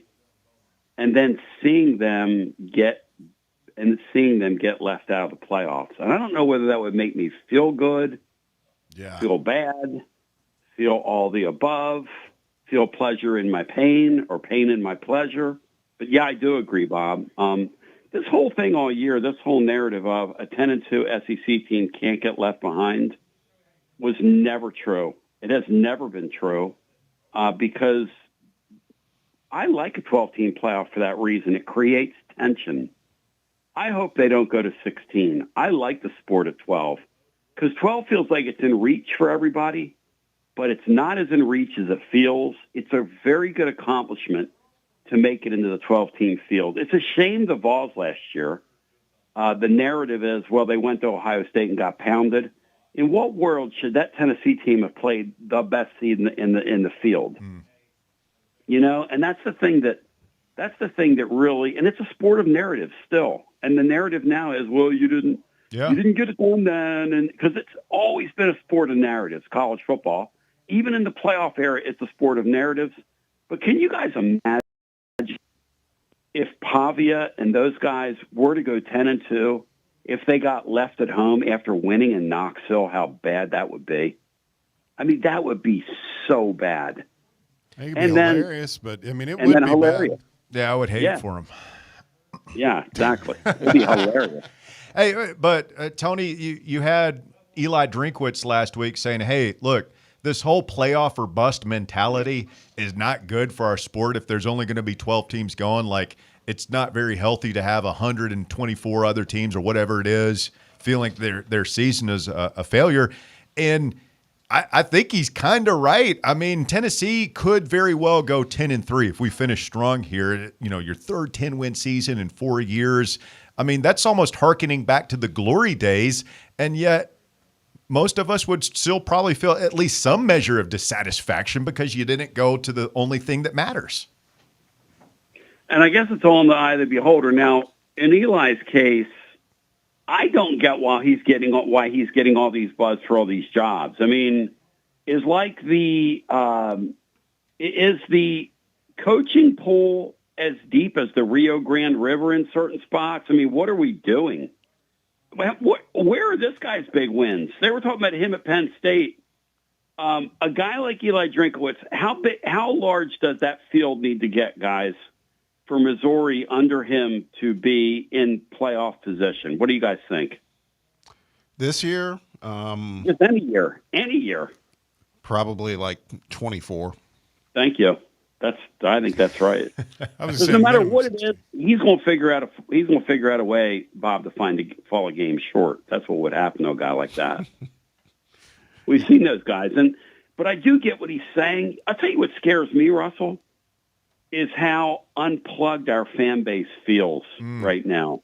Well, that's kind of what I'm getting at. This is if the only thing that matters in this sport is making the playoff, and it's at 12. Yeah. You know, if you span it to 16, I think Tennessee's going to be in there more often than not with Heupel. But at 12, you know, you're going to have these types of years where you're not in it, and people just going to check out. That is kind of something that's in the eye of the beholder. Like, I don't know about you guys. I'm not looking less forward to Saturday night's game when my team plays than any other game. So to me, now we could have a conversation about these goofy bowl games all we want. I think that's definitely a conversation worth having when you're having like 30 opt-outs in some of these games, and then you go, what's the point?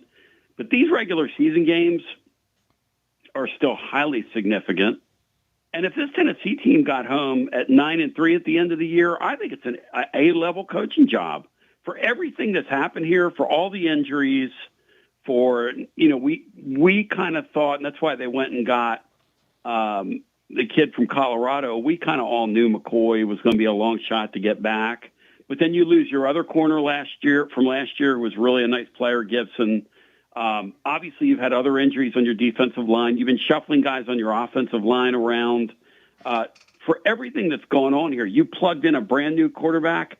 And I know the schedule's been pretty generous, but if you win 9 games against that in this league, that's a good season. And I just think that's a shame that would get lost. And you're right. That is the narrative. And to me, it's kind of frustrating. But then at the same time, this kind of is what they've done to their sport. So the whole thing's idiotic, though. Tell me this. This whole thing with Lane Kiffin, I mean, he has got to be loving this. He's got 3 fan bases fighting for his attention. The schedule lays one on top of the other, on top of the other, on top of the other in terms of the portal, the recruiting. How do I go and accrue and manage coaches and get coaches for my staff next year? I mean, the next 7 weeks in this sport, guys, are going to be unlike anything we've ever seen. It's going to be crazy. It is. It is. And, we talked about this yesterday, speaking of Kiffin. If he stays at Ole Miss, and based on what we saw with the college football playoff rankings, just the latest version of it, it would have Ole Miss, if they won their first round game, they'd be facing off in the semis against, or in the quarterfinals rather, against Indiana. So you want to talk about a soundbite machine. You would have Kiffin going against Cignetti, which I would be there for, man. That would be just fantastic cinema right there. No question, Bob. And the thing about a Cignetti guy is, and people don't like him, but he's turned the sport on its ears. Yeah. We'll never know this. How many guys is Curt Cignetti going to get fired in that sport before it's over? Yeah. I mean, and he doesn't care, by the way. Like, when they walk on the field with you, they're there to hurt you, to hit you, to Matt Dixon made a really good point on our show today. Whoever does their evals of their players, I mean, it's like they don't miss. No, we talked about this a couple days ago, the 24/7 top 50 talent composite rankings for going into this season that we're in. Indiana wasn't even in the top 50. And look where they are. And Vanderbilt shows that too. If you are resourceful in the portal and you get veteran players, and it's back to this, right? A bird in the hand or two in the bush. If it's me and I'm with one of those programs, and maybe to us to some extent, I would probably fish in the portal and get veteran football players. If I knew I could do it. Now, if that player personnel thing wasn't my strength, then continue doing what we're doing. But man, look at Vanderbilt. Vanderbilt's got a team that's got, I think it's 40 guys, 21 or older, something like that. It's an extremely high number. And you could say, well, that's not sustainable. I don't know that it's not sustainable. I mean, they've done it 2 years in a row, and Indiana's done it 2 years in a row with a bunch of veteran guys. So it's just the sport. I mean, it's the way the thing is done now, but you got to really know what you're doing. It's kind of like that Kentucky basketball team, Bob, and I know you're a hoops guy like I am. They bought the wrong players. You can already see that. Yep. Definitely disconnected there. Yep. All I know is this Kiffin guy, it's so funny to me to watch Florida and LSU fall all over themselves to invite this guy into their lives, because let's just go through it real quick here, Tony. Everywhere this guy leaves, he leaves a trail of devastation. You remember the Al Davis overhead projector press conference. Of course, you remember what happened here at Tennessee when he left.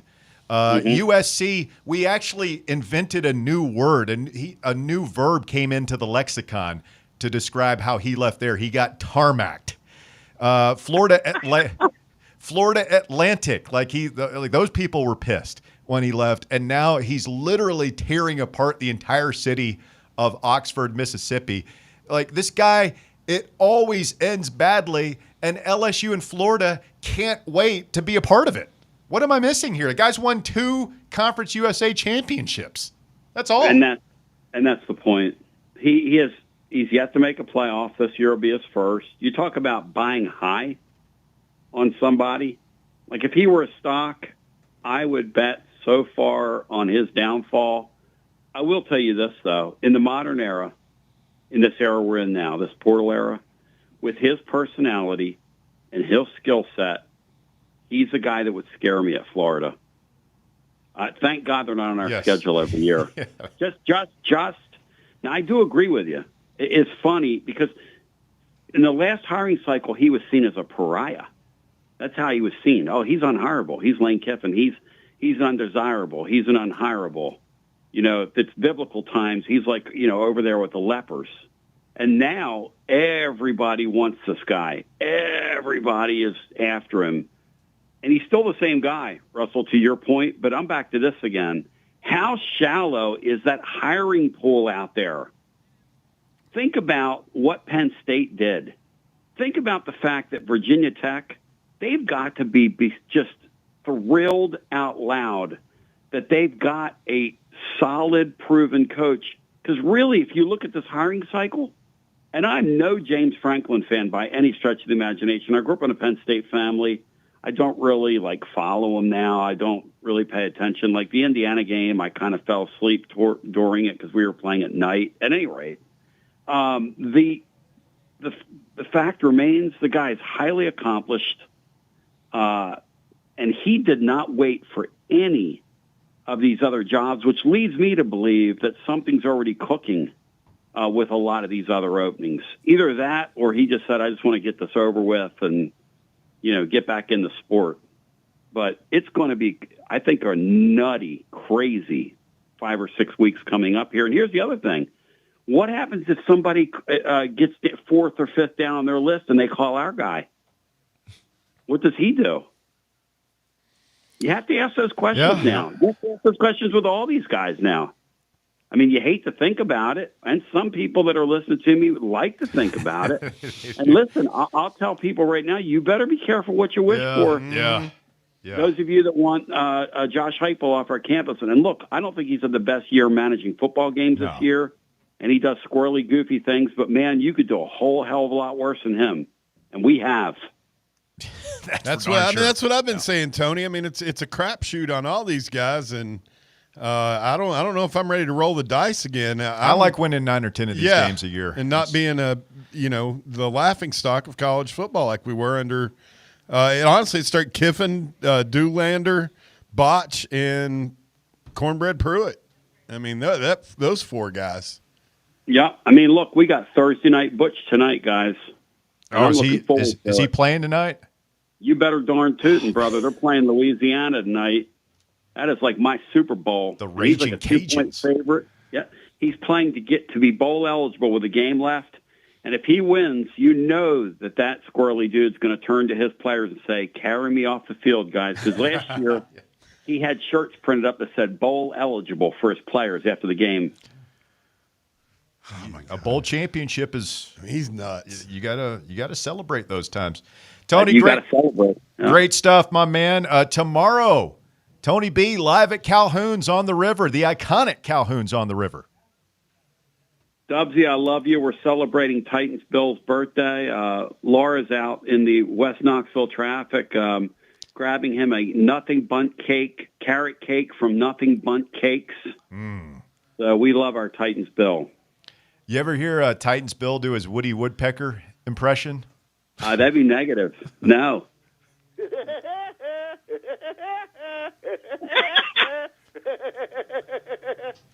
It's actually pretty good. It is pretty good. It's scary good. No, that's AI. Come on. No, he really said that on our show. Yeah. He's nuts. That's AI. AI. All right, Tony. We'll see you tomorrow at Calhoun's.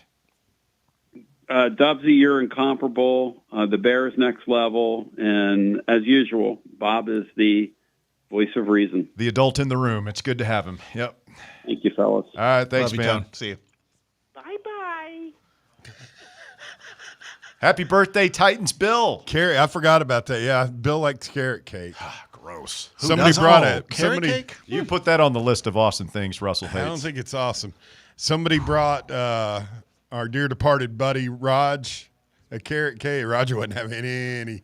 He didn't want anything to do with that thing. It's carrots, man. It's good for you. That's the way I look at it. That's probably why Roger didn't want to have anything to do with it. I love it's not carrot delicious. cake. Love carrot cake. Quick timeout. The drive continues. Open the phone lines here, 865-966-3435. Your phone number. You want to get on board, 966-3435. More Fan Run Radio coming up. The Drive. Big Orange Country's home for sports. This is Fan Run Radio. White Claw is taking hard seltzer to new heights with White Claw Surge. At 8% alcohol, White Claw Surge is a stronger wave of refreshment that doesn't compromise on taste. Available in 4 bold waves of flavor like ripe blackberry, citrusy blood orange, zesty natural lime, and tart cranberry. Check out your favorite retailer in-store and online for the White Claw Surge Variety 12-pack and 16-ounce single-serve cans. White Claw Surge. Please drink responsibly. What if I told you you could pay off your home in an average of 7 years without making more money or spending a dime less, simply by changing how your mortgage is structured? Sounds impossible? Let me show you how it works. I'm Chris Burleson with University Lending Group, helping families across the U.S. save thousands in interest and own their home years sooner. Don't believe me? Give me a call at 865-388-7634 or visit smartloantn.com to learn more. NMLS number 332941. Bankruptcy, divorce, personal injury. These are just some of the curveballs life can throw at you. Fortunately, East Tennessee has someone to help you work through these problems and recover. The law offices of Jerry R. Givens. If you're in need of legal advice, call today to set up a free, no-obligation consultation. 865-801-9250. As always, the phone call is free, the advice is free, so what do you have to lose? Call 865-801-9250 or go online to jrglawtn.com. That's jrglawtn.com. The law offices of Jerry R. Givens. Legal expertise you can rely on. Tired of waiting for the weekend or good weather to play around? From casual to committed, Back 9 Golf has got you covered. Open to the public and offering flexible membership opportunities, they offer 24/7 access to 5 different simulators, providing cutting-edge technology, instant swing feedback, fun mini games, and a wide variety of courses to choose from. Perfect for that solo round you want after work, or swing by with food and drinks for an afternoon with friends and family. No stressful tee times, no rain delays. It's Back 9 Golf your way. Book your tee time now at theback9golf.com.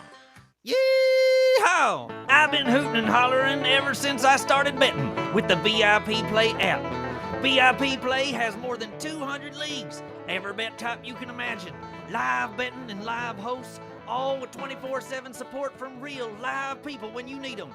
Start betting better with the VIP Play app today. Don't be a better, be a better with VIP Play today. Download VIP Play today or head to VIPPlayApp.com. Make sure you use the promo code FANRUN to take advantage of their welcome bonus and so they know that we sent you.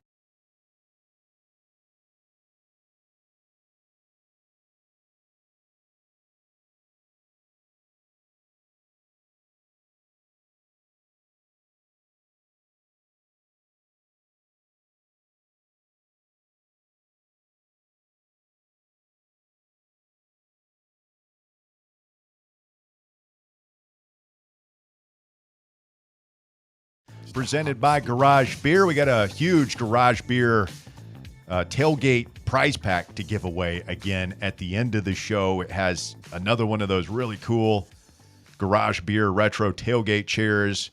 It has some Fan Run swag for you. Shirts, pint glasses, hats, koozies, and more.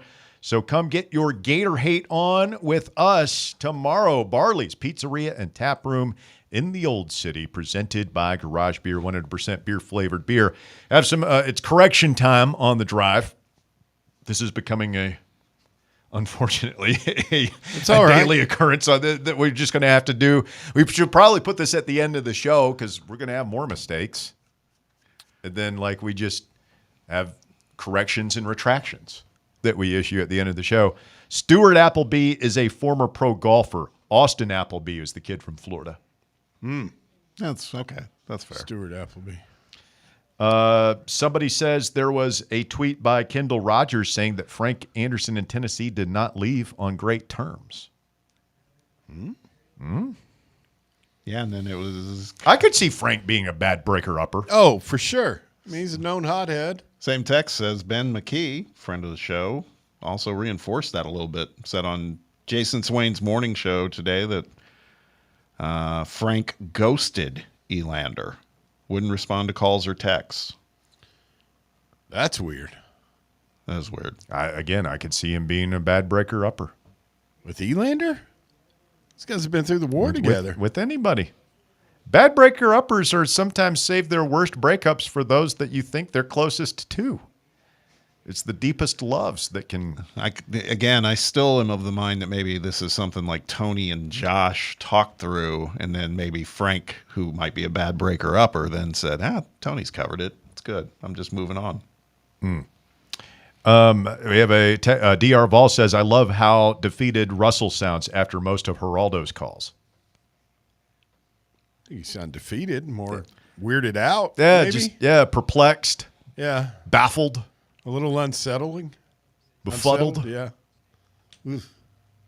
Weirded out. Justin Hanna says, I got to say that it's nice to see that at least Bob has an appreciation for poetry, unlike the other two dullards in the studio. There you go, Justin. Yeah, you know. Oh, yeah. When I think of those like who really appreciate the finer points of poetry, I mean, not a day goes by that Bob doesn't walk in here with a well-thumbed copy of Emily Dickinson's greatest hits in his back pocket. Yeah. I'm sure that Justin Damn Hanna can recite some couplets from some obscure work of Shakespeare. Never know. Justin Hanna. Never know. To be or not to be. Whoa. We don't have to do the funny voice there. That kind of takes it to a place it doesn't need to go. It's just mocking at that point. Yeah, I mean, it's really low. Hey, and that's Justin's already down there. That's not poetry. He's taking cheap shots at me plenty of times. Well, I appreciate Justin saying that. Appreciate Justin taking cheap shots at Bear. Well, I do. They make Russ laugh. Sometimes they make me laugh. But he takes cheap shots. On the head on a swivel, James. Live chat, Jeremy Sanders says, have we ever lost to Florida at night when they don't have a coach? It's a great question. Oh, hold on. Let's think about that. We could go through the litany of morons and idiots that we've had come through this place. Spurrier's mojo didn't work on Majors. They didn't face each other that much, but they faced twice when he was at Duke. And then a couple of times, I think he had a winning record against him. But that 90 game was the only blowout game. It beat them decisively in 92. Yeah. 31-14, I think. But it felt like I remember feeling like we had clobbered them pretty good in the second half. So we will see. Tennessee and Florida. What could go wrong? Everything. Or nothing. We could just win. Yeah, that's Walker. See, I won't be here on VR, so you've got to carry the torch. When we By win the time we get to VR, I might not have much. I'm not saying that I don't hope we do. I'm just telling you, we aren't winning this game. I've seen this movie too many times. We've gone down there with incredible teams. See, I'm not saying that. Bite their tongue off I've got a one little time. more nuanced position. Actually, there is no nuance to it. I have zero expectations. I'm not going to sit here and say like we should win. The fact that we should win means nothing. It means nothing.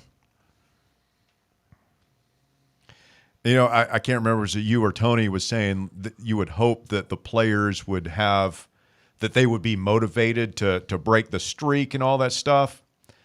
And I just don't think that this is one of the unfortunate things about this era where it's just all transactional. I don't think players care, man. I don't think they care about rivalries. I don't think they care about the intangible aspects of it. And that can work both ways. 'Cause I don't think that's going to be a motivating factor for us. But I also think that our players are not buoyed by history. They're not weighed down by what's happened in the past. I just don't think they care. I don't think they're very aware of it. And even if they are, I don't think they care. They're just making another cake, basically. They're cashing their check. It's work. Yeah, that's it's their job. They're yeah, that's true. That could be the case.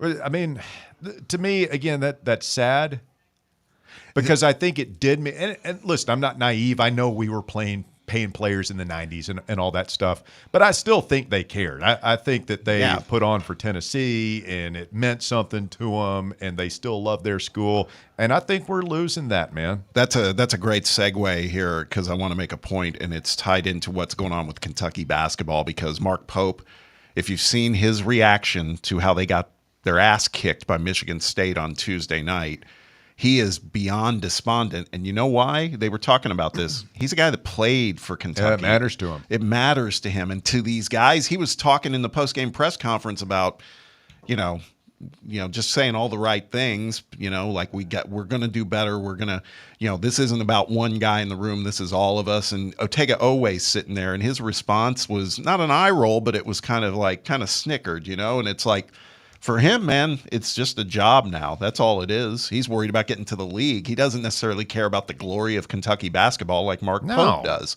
So I think that's a really fair point. That it's kind of what we're going through with this football team right now. It's all transactional, and we're entering that. It's about to be proven again in the transfer portal when that stuff heats up here in 2 or 3 weeks. Yeah.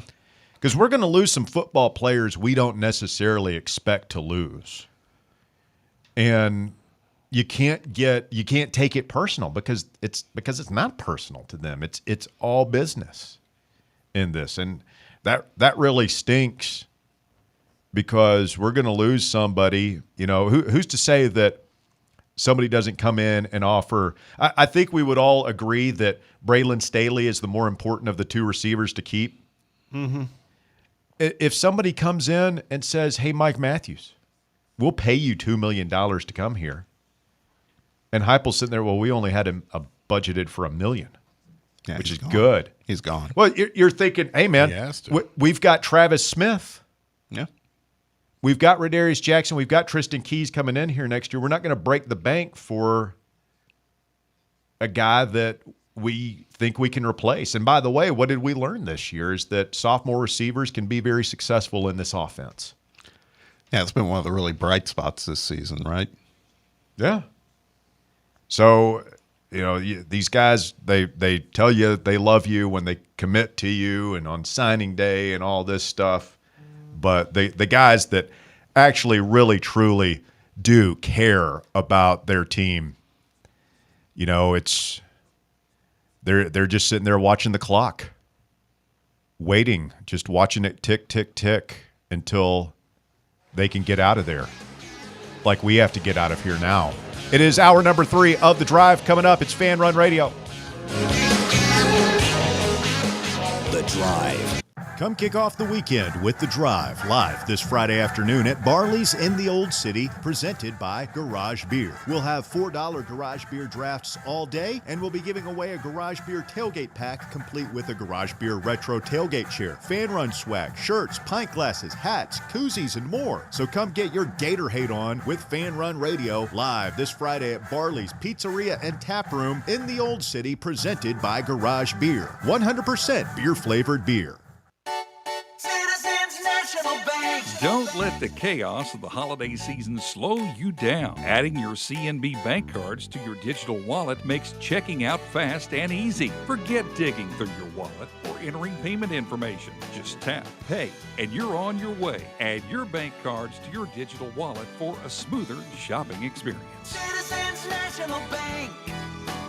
Banking never felt so good. Member FDIC, Equal Housing Lender. Got a problem tree looming over your home? Call ECR Total Landscapes. Whether it's trimming, removal, or storm cleanup, our certified pros get the job done safely and efficiently. We're licensed, insured, and ready 24/7 for emergency calls. Big or small, we cut them all. ECR Total Landscapes. Call now for a free estimate, 865-384-2012, and mention promo code FANRUN for free stump grinding on any tree removal now through the end of the year. Also, visit us at ecrtotallandscapes.com. Hey, this is Bo Kregner with the Kregner Group at Realty Executives. In sports, home field advantage matters, and it's the same in real estate. Our team knows every neighborhood, every play that gets you the win, whether you're buying your first home or selling for top dollar. Let's get you in the end zone. Call me today at 865-742-1035 or visit BoKnowsHouses.com. The Kregner Group, walking by faith, serving others. Got a flat tire? Strange noise under the hood? Don't stress. Roll into Matlock Tire and Auto Service. From oil changes and brake repairs to brand new tires, Matlock's certified techs do it all. Fast, friendly, and fair priced, Matlock is the home of the price match guarantee. Bring in any competitor's ad and Matlock will match the exact same tire for the exact same price. Matlock Tire and Auto Service. 5 locations in East Tennessee. Visit MatlockTireService.com to find the location nearest you and schedule your appointment. You're listening to FM 105.7 and AM 1340, WKGN Knoxville, and W289CU Knoxville, Fan Run Radio.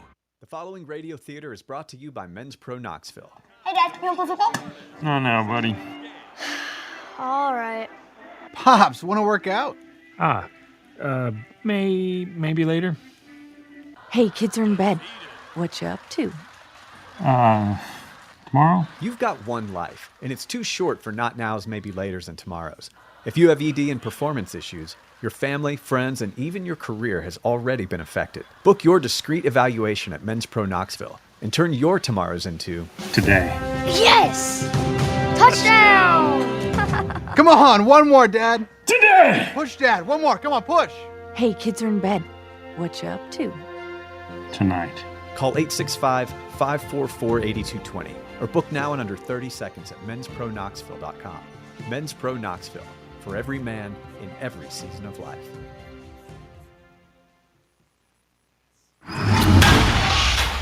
It's time for The Drive's Top 5 at 5. Quitting time on your Thursday, 5 o'clock here on Fan Run Radio. I'm Russell Smith. Thanks for tuning in to The Drive as we begin our third and final hour, as we always do, with the top 5 at 5. Walker Smith, what do you got? At number 1, Tennessee football released its first injury report this week with some new names and updates on it. Offensive lineman Wendell Moe Jr. and running back Peyton Lewis are both listed as questionable.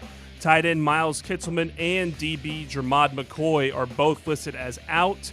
And finally, wide receiver Travis Smith Jr. is off the report for the first time in a few months. Interesting. Yeah. Is this a game where you would want to run some more of the 2 tight end stuff, or is this a spread it out and hit the gas pedal game? I think gas pedal be the way I'd go. I mean, the talent-wise, they might have a better line of scrimmage than us is the only problem I'm worried about there. Like, from a talent perspective, their front 4, front 7 is really good. Miles Kitselman was a pretty good blocker when he was in there. We talked about Ethan Davis earlier. Huge opportunity for him. I mean, come on, dude. You've been here, what, 3-4 years? Three. Third year. Like, it's time.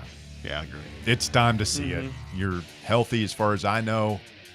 If you've got any designs or plans or dreams of playing at the next level, it's now or never. He knows the system now. He's had plenty of experience. It's the kind of thing where you don't look back. You just grab a hold of it. It's been laid in your lap. He could be a key. He could be a key Saturday. Huge weapon. Ooh. Is he a good blocker? I don't know much about his blocking skill, because that's where Miles was kind of like silently good. That's why he kind of started because he was blocking. Miles had trouble catching the ball this year. Well, and I don't know what Josh Heupel values more. I don't know. Catching the ball. I don't know. It's a good question.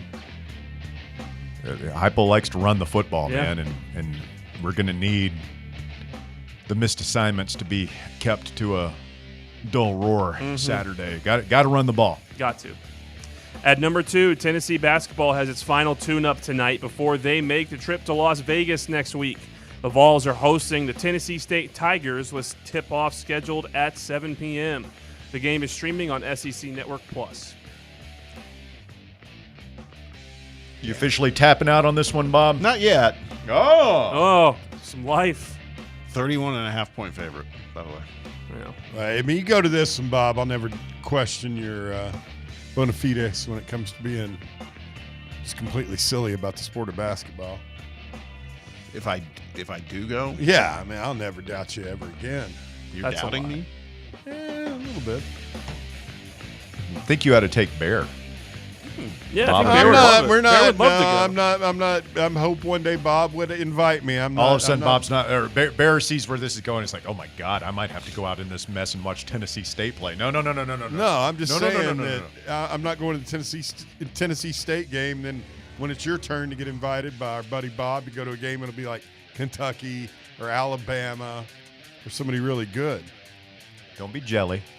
Whatever, Russ. Don't you be do it jelly. all the time. Don't be jelly. It's not a good look. I know your game, man. I know your game. My game? Yeah, You it think is I, good. you Hey, think I please could don't force interrupt Bob? Walker's You think big, I can big force spot Bob here. to invite me to a big It's not just basketball Bob. game? It's not just Bob. It's what you do. Go ahead, It's Walker. what I do. Go ahead with your segment. I know what you do, man. I'm on to you. At number 3, the Lady Vols get set to take on MTSU on the road tonight as Coach Kim looks to put together a better performance than last week. Tip-off is at 7:30 p.m. and streaming on ESPN+. What's the line on that one? I'm looking. I didn't get a line on that one.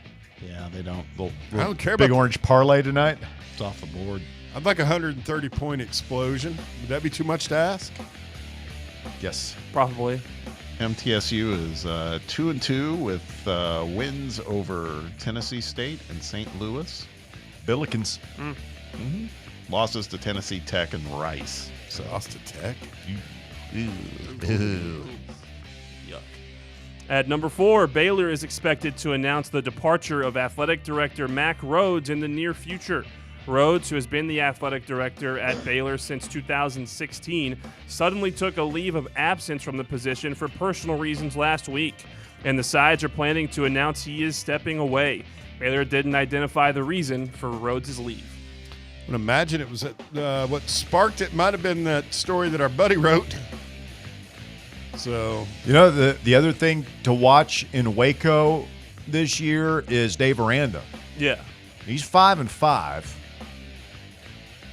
You know, if they kind of stagger down the stretch here, do they make a change there? Because you want to talk about somebody who's going to be wanted desperately for defensive coordinator jobs. Remember, he was the DC on LSU's 2019 national championship team, an excellent defensive mind. And I'm not going to, you know, I know Basilio harbors the fantasy of Penn State taking Tim Banks off our I thought hands. what Tony said made a lot of sense, Russ. But, I mean, you talk about guys you would love to see as your defensive coordinator. Dave Aranda, if you can't get Venables out of Oklahoma, it sounds like Aranda might be coming available. Mm-hmm.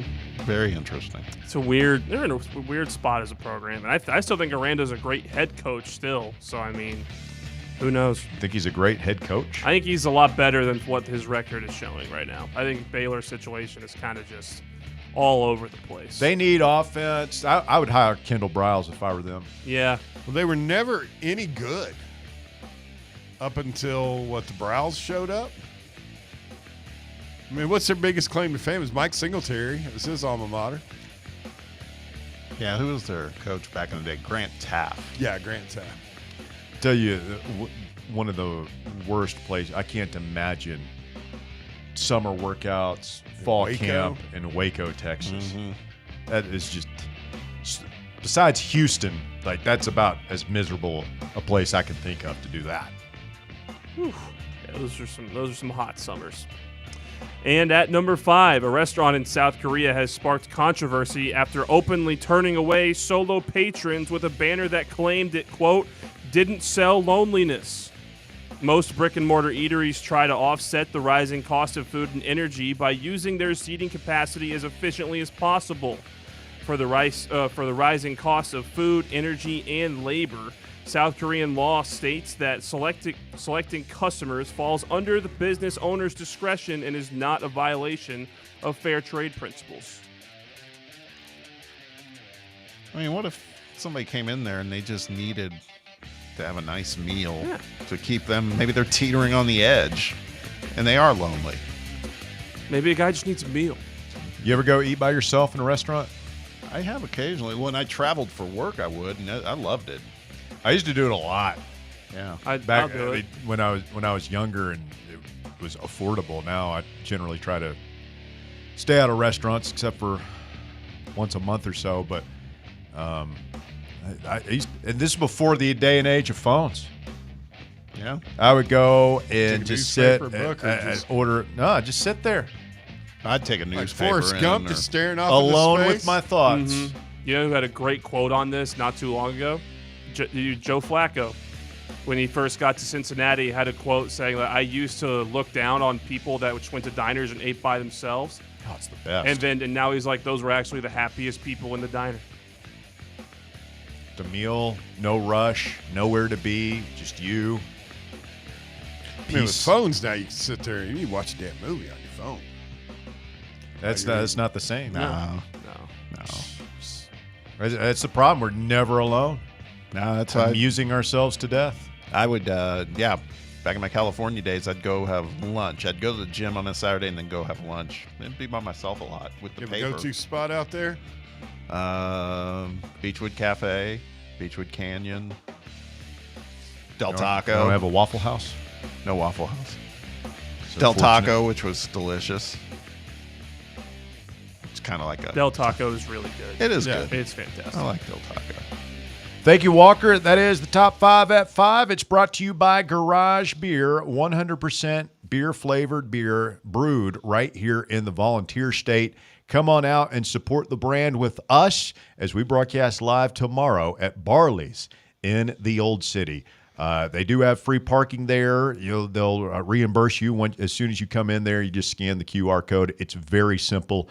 So walk in there, say hello to us. We're going to have some of the Keg of Glory shirts. I've got a few more KOG shirts. I think we're down to just the smalls and the XXLs, the big ones. I don't think we have the larger extra larges, but we'll have some of the retro fan run shirts in large and XL tomorrow for you if you want to come by and pick one of those up. As Garage Beer, man, we're looking forward to it. $4 pints of both the regular and lime on tap tomorrow at Barley's. Should be getting down there, get set up around 2:30. Hang out for a little bit after the show. So come by and say hello as we get ready for the Gators. You guys going to Titans Bill's birthday party? I'm not going to be. I've got a couple of things I got to take care of in the midday tomorrow, but I expect a full and complete report. Yeah, I got things to do. Don't lie. No, I do. We're going to be traveling the next day, so I got to get packed up. I'll make an appearance, I guess. On behalf of the drive. I've met TB before. Nice guy. Never met him. Me either. We used to have a pretty good running feud going. I know that.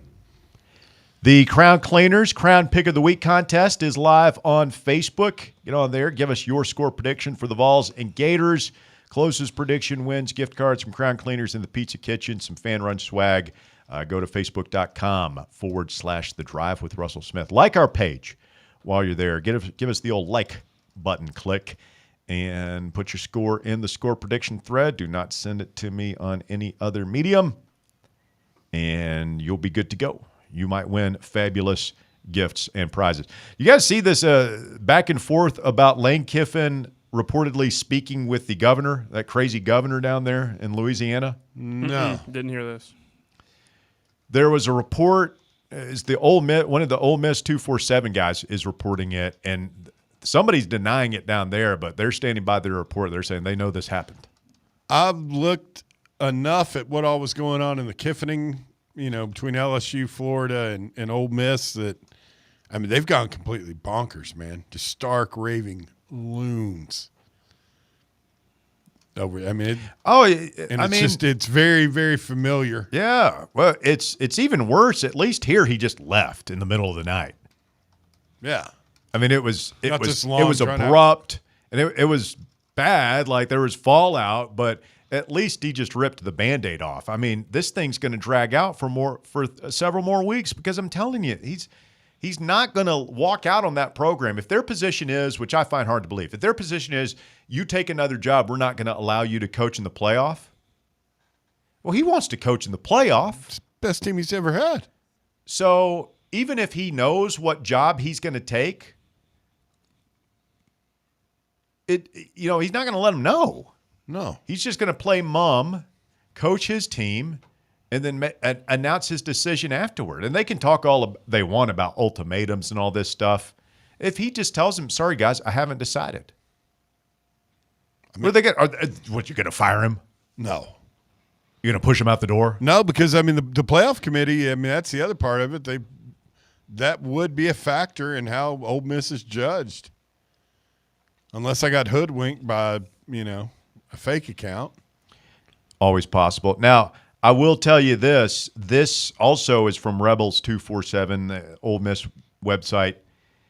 Tom Mars has interjected himself into the situation. The prominent NIL attorney has been involved in a lot of litigation involved. Yeah, against the NCAA and stuff like that. He, on some social media website, I'm not sure which one, yesterday said, quote, interesting Lane Kiffin trivia in ESPN story. Per Kiffin's initial 2020 contract, Ole Miss can fire or reassign him to other duties if he fails to give prior written notice to the AD that he is seeking or considering employment by another school. Explain that to me, Bob. Well, I mean, if you can prove that Layla and his family went to Gainesville and Baton Rouge, that's considering another job. Yeah. I mean, I guess some lawyer could. That's what do you mean by considering? Yeah. But I think that,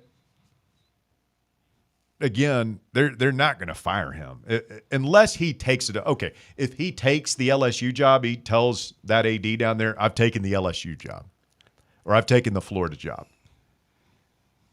Then you've got a decision to make. But if he doesn't say that, then I think it's his job. You want to talk about a Armageddon moment?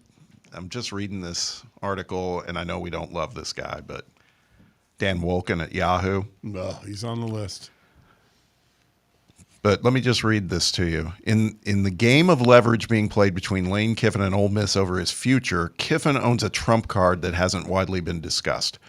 Right there, tucked into the College Football Playoff Selection Committee's protocols, is the following bullet point that the committee is supposed to consider when selecting teams. Other relevant factors, such as unavailability of key players and coaches that may have affected a team's performance during the season or likely will affect its postseason performance. So what it's saying here is if he leaves, the committee could hold that against them. Yeah, they could even keep them out of the field of 12. Like Florida State doesn't have Jordan Travis. Jordan Travis, yeah. Ole Miss doesn't have Lane Kiffin. Yeah. Hey, Tom Mars did. He replied to somebody in there. He said it would be utterly stupid for Ole Miss to exercise that its right to fire Kiffin or for cause or reassign him to other duties. As we all know, however, university presidents have a strong track record for going straight to the stupidest option available. So I was shuttling back and forth between the Ole Miss and Florida 247 boards, and it's the Ole Miss people. Their position is Florida is out, and it's Ole Miss or LSU.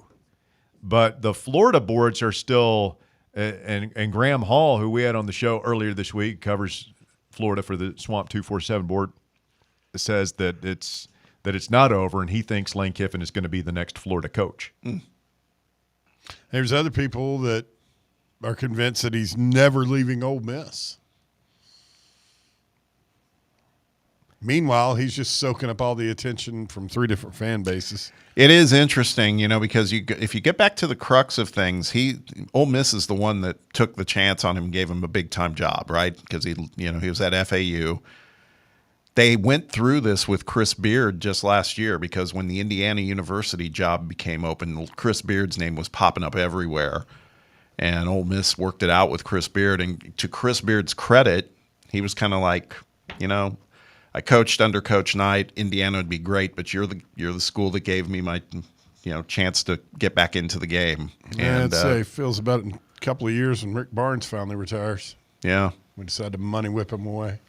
Well, anyway, I think that I don't know if Kiffin's got the same moral values. structure. Yeah, which is saying something if we're talking about that or Chris Beard. But Beard decided to take the high road and say, okay, I'm going to stay. I'm not going to put my name in the hat for any other jobs, and he didn't. So I don't know if Kiffin will do that or not. Kiffin says he's very, very happy there. We'll see if that's real. I don't know. I mean, we had this conversation at the end of hour number 2 about these relationships amongst players being so transactional, and they don't really care whether about Florida's streak or anything like that. It's all about the next paycheck and negotiating my next deal. How much money am I going to make right now? It's not about the school. It's not about the logo on the helmet or anything like that. Lane Kiffin kind of embodies this moment, right, that college athletics finds itself in, right? Oh, yeah. Where, like, it's not about the school. It's certainly not about education. It's not about helping young people, building better adults for tomorrow that will presumably help the future and direction of our country. It's just pure avarice. Mm-hmm. Just what's best for me. Oh, man. Yeah. I mean, nobody personifies it more than Lane Kiffin. Quick timeout. You're listening to The Drive, Fan Run Radio. If you want to hop on board, if you got thoughts on Kiffin, the Florida game, Tennessee basketball tonight, Frank Anderson leaving, now's a great time to take a shot. 865-966-3435. Your phone number to get on board, 966-3435. Call or text The Drive. Back with more right after this. The Drive. 105.7 FM, 1340 AM. Online at fanrunradio.com and streaming on the free Fan Run Radio app. This is Fan Run Radio, Knoxville. What if I told you you could pay off your home in an average of 7 years without making more money or spending a dime less, simply by changing how your mortgage is structured? Sounds impossible? Let me show you how it works. I'm Chris Burleson with University Lending Group, helping families across the U.S. save thousands in interest and own their home years sooner. Don't believe me? Give me a call at 865-388-7634 or visit smartloantn.com to learn more. NMLS number 332941. Vol fans, reimagine your home at Broadway Carpets and Flooring for any remodeling or building needs. With a variety of carpets, rugs, hardwood, vinyl, and stone, Broadway has all the flooring and installation options you're looking for, including pet-resistant products like Pet Perfect Carpet from Shaw Floors. Visit their showroom in downtown Knoxville or the location in West Knoxville located on Kingston Pike near Pellissippi Parkway today. Bankruptcy, divorce, personal injury. These are just some of the curveballs life can throw at you. Fortunately, East Tennessee has someone to help you work through these problems and recover. The law offices of Jerry R. Givens. If you're in need of legal advice, call today to set up a free, no-obligation consultation. 865-801-9250. As always, the phone call is free, the advice is free, so what do you have to lose? Call 865-801-9250 or go online to jrglawtn.com. That's jrglawtn.com. The law offices of Jerry R. Givens. Legal expertise you can rely on. Your smile says it all, so make sure it's saying the right thing. At Knoxville Smiles, we believe healthy teeth mean happy lives. Whether it's a routine cleaning, whitening for that big event, or fixing a nagging toothache, our gentle team is here for you. With flexible hours, family-friendly care, and the latest technology, Knoxville Smiles makes every visit stress-free. Don't wait another day to love your smile. Call Knoxville Smiles today at 865-539-1776 or book online at knoxvillesmiles.com. Smile brighter with Knoxville Smiles. Welcome to Axle Logistics, where excellence isn't just a goal, it's an energy. As a leading third-party logistics company, Axle is powered by an award-winning culture built on a work hard, play hard mentality. Here, the drive for success is contagious and hard work never goes unnoticed. Whether you're just starting out or looking to level up, Axle Logistics is the place to launch your career. Join us and take your ambition to the stars. To learn more, visit axlelogistics.com. Hey football fans, this is Stats. And this is the Sheik, and together we are the Cover Boys, and we cover college football like no one else. Each week we preview all the big games in college football, and we may not tell you who's going to win, but we'll tell you who's going to cover. Our patented right sides are clicking at 66% against the spread all time. So join us right here every Friday evening at 8 for the Cover Boys on the official voice of Tennessee fans, Fan Run Radio. And enjoy the winners, everyone.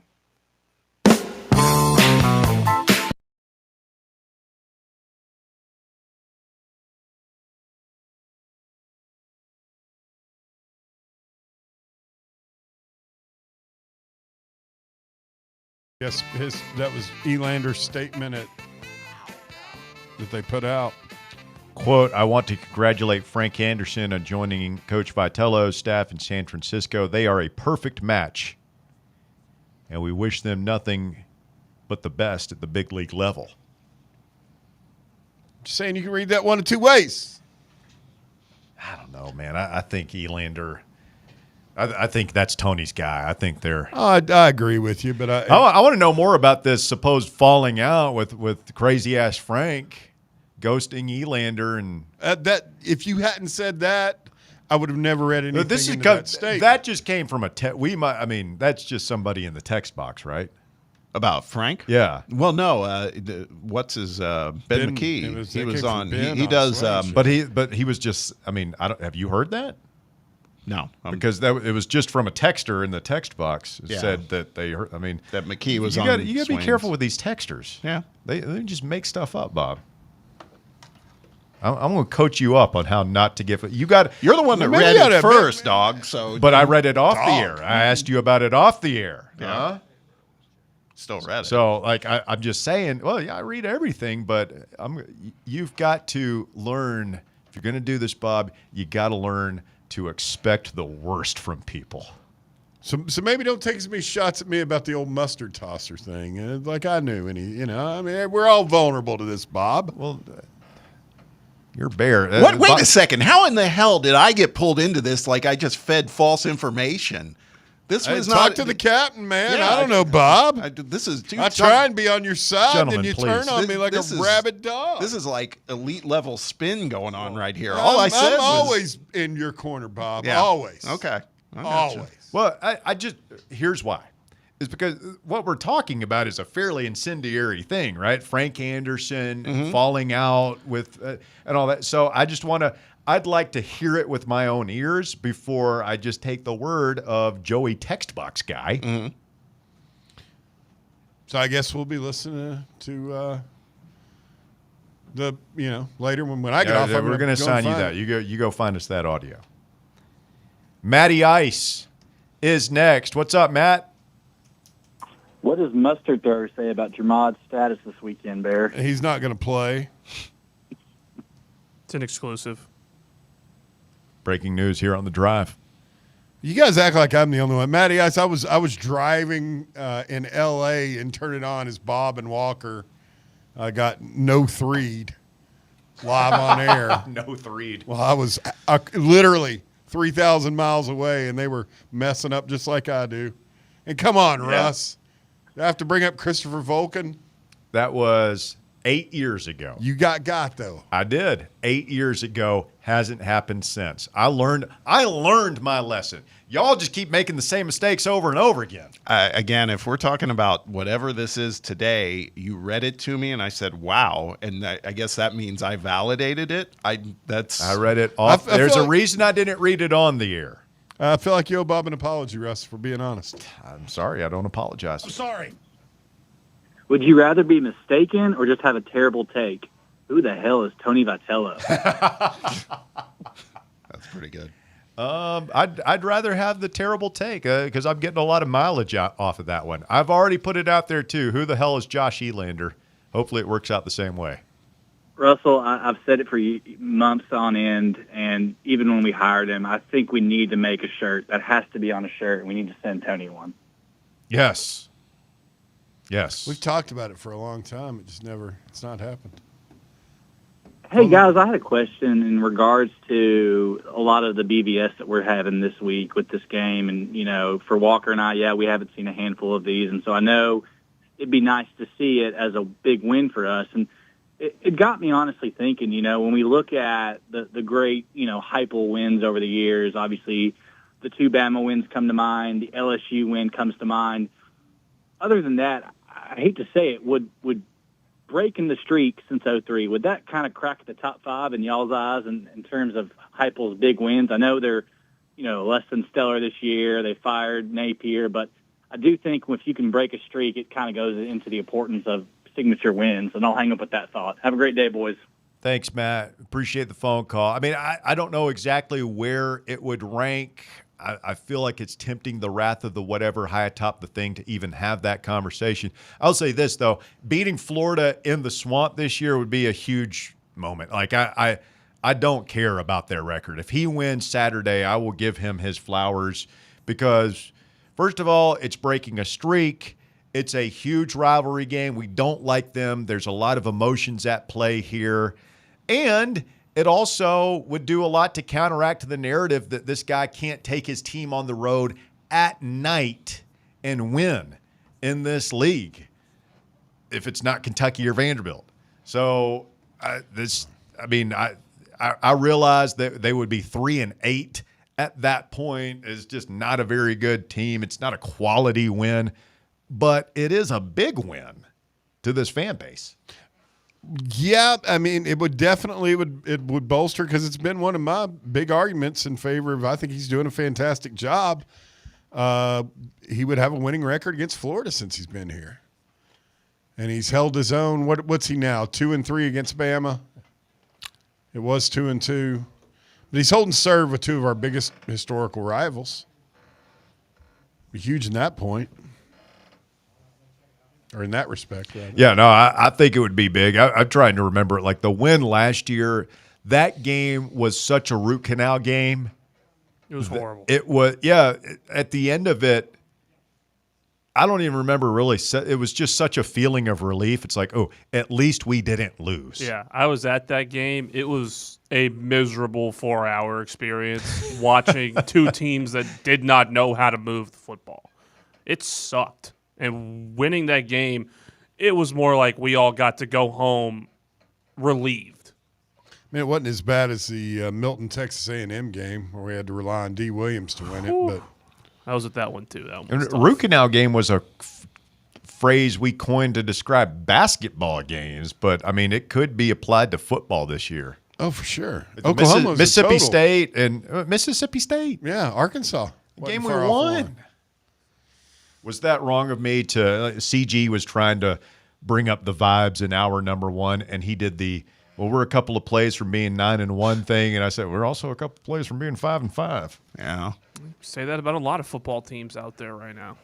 A lot of good teams that have won some close games. Coulda, shoulda, woulda. When's the last decisive like Florida win where we were like we got this? It's fine. Was it under Butch? No, it was probably 92. Yeah, under Majors or Fulton. Yeah, it's been 30+ years. Yeah, the last time I walked into a stadium thinking we got this, honest to God, was the 1990 game, the Dale Carter game. But I'm saying the Butch game. I mean, we knew in the fourth quarter though. It wasn't. We weren't on pins and needles at the end of the game. We were up by. We got up, I think, 37-20, and then they did score a touchdown, and we're onside kicking, and there was the BVS part of me that was kind of. But remember the first half. I mean, I fully thought when we went on VR that night when they were about to run us out of our own building. Yeah, he would have been donezo. But he won it. That was a game where we stole their signals. I was told that by somebody who was on the staff that year. If they, Shoop was able to.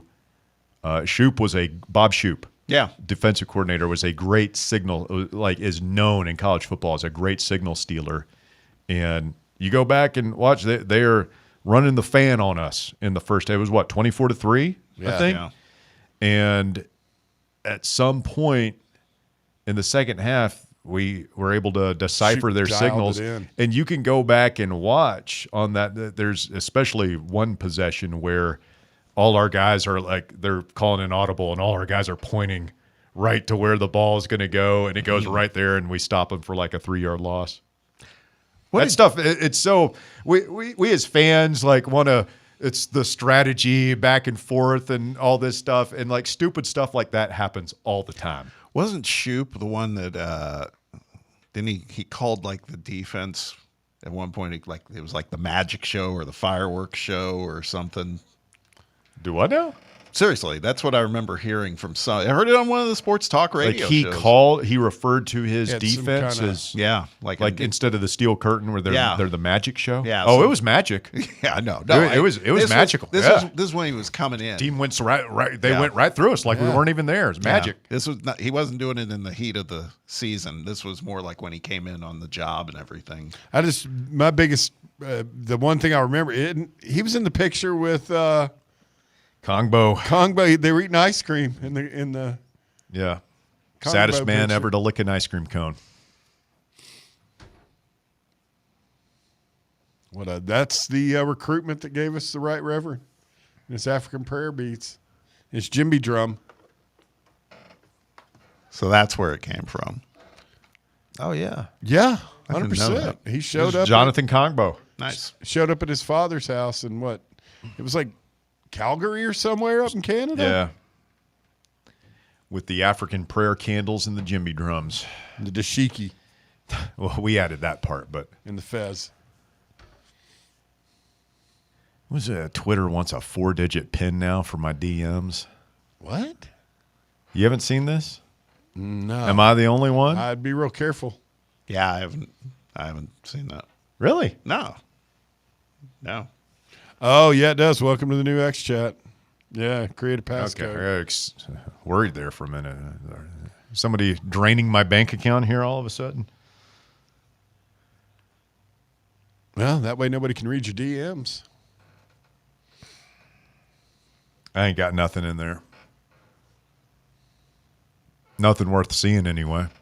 I mean, mine are, the rantings and ravings of. Would you be comfortable like me going through your DMs? Yeah, nothing's ever been said in a Twitter DM. I'm not that stupid. Now, if anybody screenshotted some of the station's group texts, it'd be some problematic things, I think, from a lot of people that work here. Bob, are you a big Twitter DM guy? Actually, I am.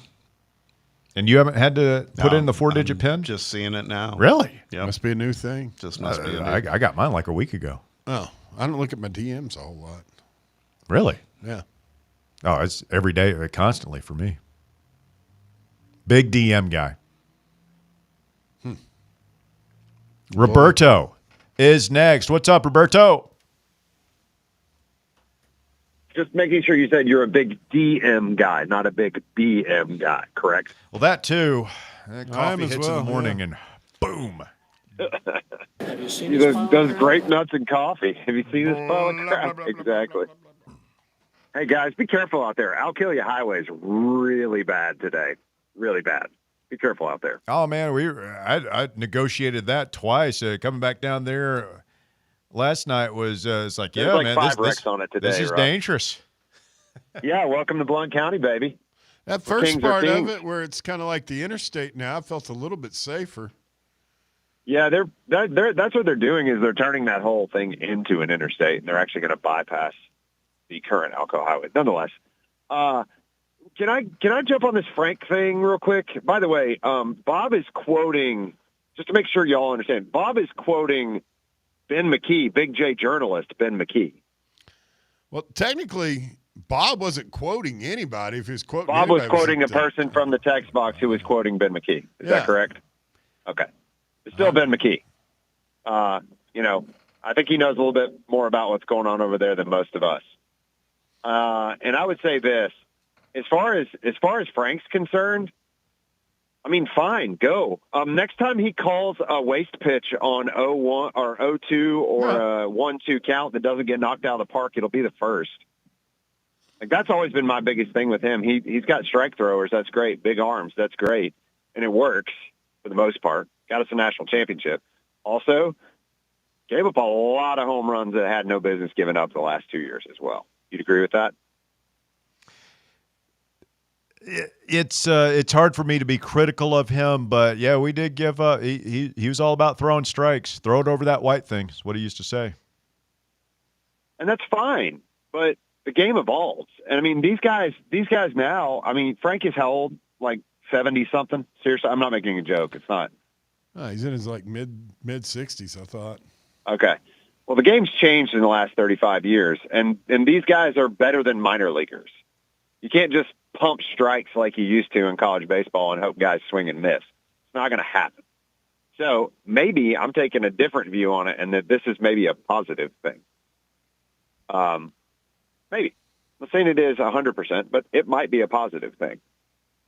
In terms of game management, potentially. He's not a good game manager. But I do wonder, like, he just has a reputation as a guru, right? And guys want to go pitch for him. So that's why I say, like, this year is so important that he goes out there, Elander, and has a really good first year so that we can keep that momentum going. Because if he doesn't, I think people are going to start looking at it in baseball circles and say, well, Tony and Frank aren't there anymore. Well, yeah, that's fair. I mean, everything you're saying is fair, but I'll hold up to you guys that maybe this is a good thing, and maybe getting some fresh blood in there is a good thing, because like I said, pitch count management and managing specific at-bats, Frank was not good. He was not. His entire time here, he was not. Don't forget, we lost to Tennessee Tech because he had Ben Joyce pipe an 0-2 fastball that a guy took a wooden bat and stuck it over center field in a minor league park. Okay? So I'm just going to be a little bit more positive. I think that the hire was a great hire for Elander. And if Big J journalist Ben McKee, who I respect and like as a person, is saying that, you have to take it as gospel, and that means that he's getting that probably from Elander because that's his guy. See ya. Yeah, the only problem with that was that we're not questioning Ben McKee. All that we were questioning was the text boxer. That's why we said we'd have to hear it straight from Ben McKee. Coming up, the shocking conclusion of the drive. Speak now, forever hold your peace. 865-966-3435, your phone number if you want to get on board. 966-3435. Back to wrap up another stellar edition right after this. The Drive. Can't get enough Fan Run Radio? Download the free Fan Run app and take the best Tennessee sports conversations with you wherever you go. What kind of day is it? It's a White Claw day. Light and refreshing tasting, uniquely cold wave filtered. There's an iconic flavor for everyone. Come on, grab a pack. White Claw. Grab life by the claw. Please drink responsibly. Hard seltzer with flavor. White Claw Seltzer Works, Chicago, Illinois. Yeehaw! I've been hooting and hollering ever since I started betting with the VIP Play app. VIP Play has more than 200 leagues. Every bet type you can imagine.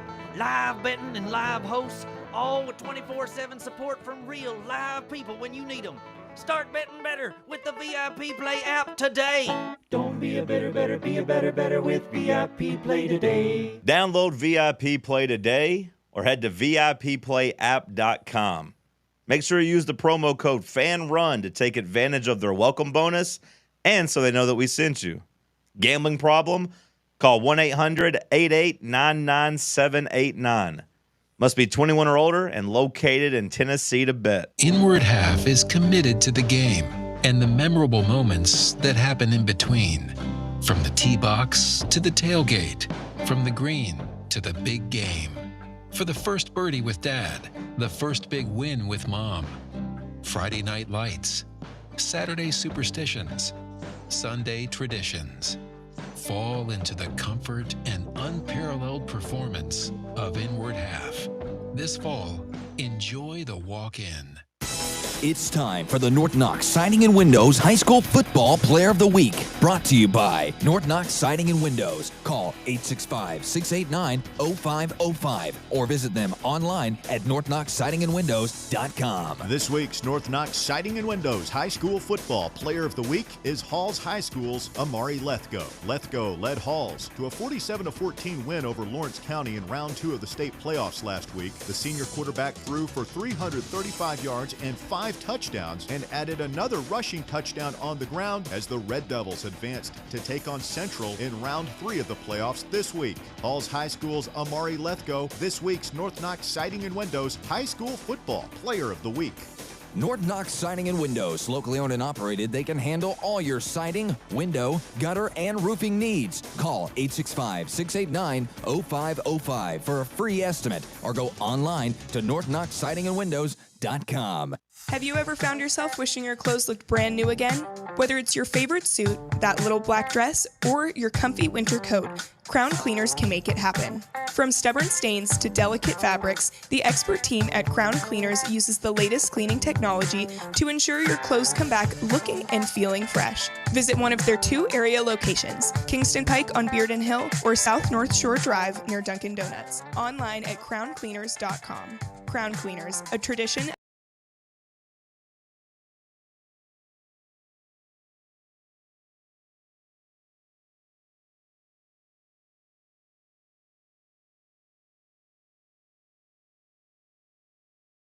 Free Fan Run app, a variety of ways for you, yes, you, to experience the program today. If you miss any of it, we've got a podcast. It's brought to you by our friends over at Broadway Carpets. Shout out to them. 2 locations here in East Tennessee, downtown on Broadway, West Knoxville, and Kingston Pike near Pellissippi. If you're looking to remodel your home or you're moving somewhere new, check out Broadway's wide selection of flooring and tile online at BroadwayCarpets.com. Don't forget, tomorrow, live from Barley's, one of our favorite spots. Great place to kick off the weekend. Garage beer on tap, $4 a pint. And I hear they're going to have the lime on tap. Yep, man. Come down, get one. We drank beer. I liked beer. Still like beer. I have some Fan Run swag to give away too. Garage beer prize pack. The Jason Kelce cutout. The Jason Kelce life-size cutout. Whatever happened? We used to have one of Botch. You Could remember be that at yours. the old station? Did we? Yeah, and then we graffitied it. Put like the little bubble, and people wrote what he was saying up there. Got to be careful with those life-size cutouts. They can be mocked quite easily. Blake is next. Go ahead, Blake. Oh, Blake dropped. Oh, Blake, we're coming right to you, man. I hate to see it. Just brutal. Give us a call back, Blake. 865-966. Bob, what are the freaks saying over in? Just cut me off in the middle of a phone number there. I mean, you can't wait like 1 second. You know how a phone number works, right? Well, I tuned out after you hit the one. There are 10 digits. Yeah, but I started the phone number after that. Nah, I didn't hear you. Are you wearing headphones? Sure. Is my mic on? Yeah, how do you not hear? I don't know. Turn the volume up. Tuned you out a little bit. I'm sorry. Go ahead. No, it's fine. No, go on with your radio show. I want you to. It's the phone number. You know what the phone number is. Almighty. Okay, on the text box. Yes. It's addressed to Bear, but I'd say we take it as a team. It says, and this comes from someone in the 901 who started all this.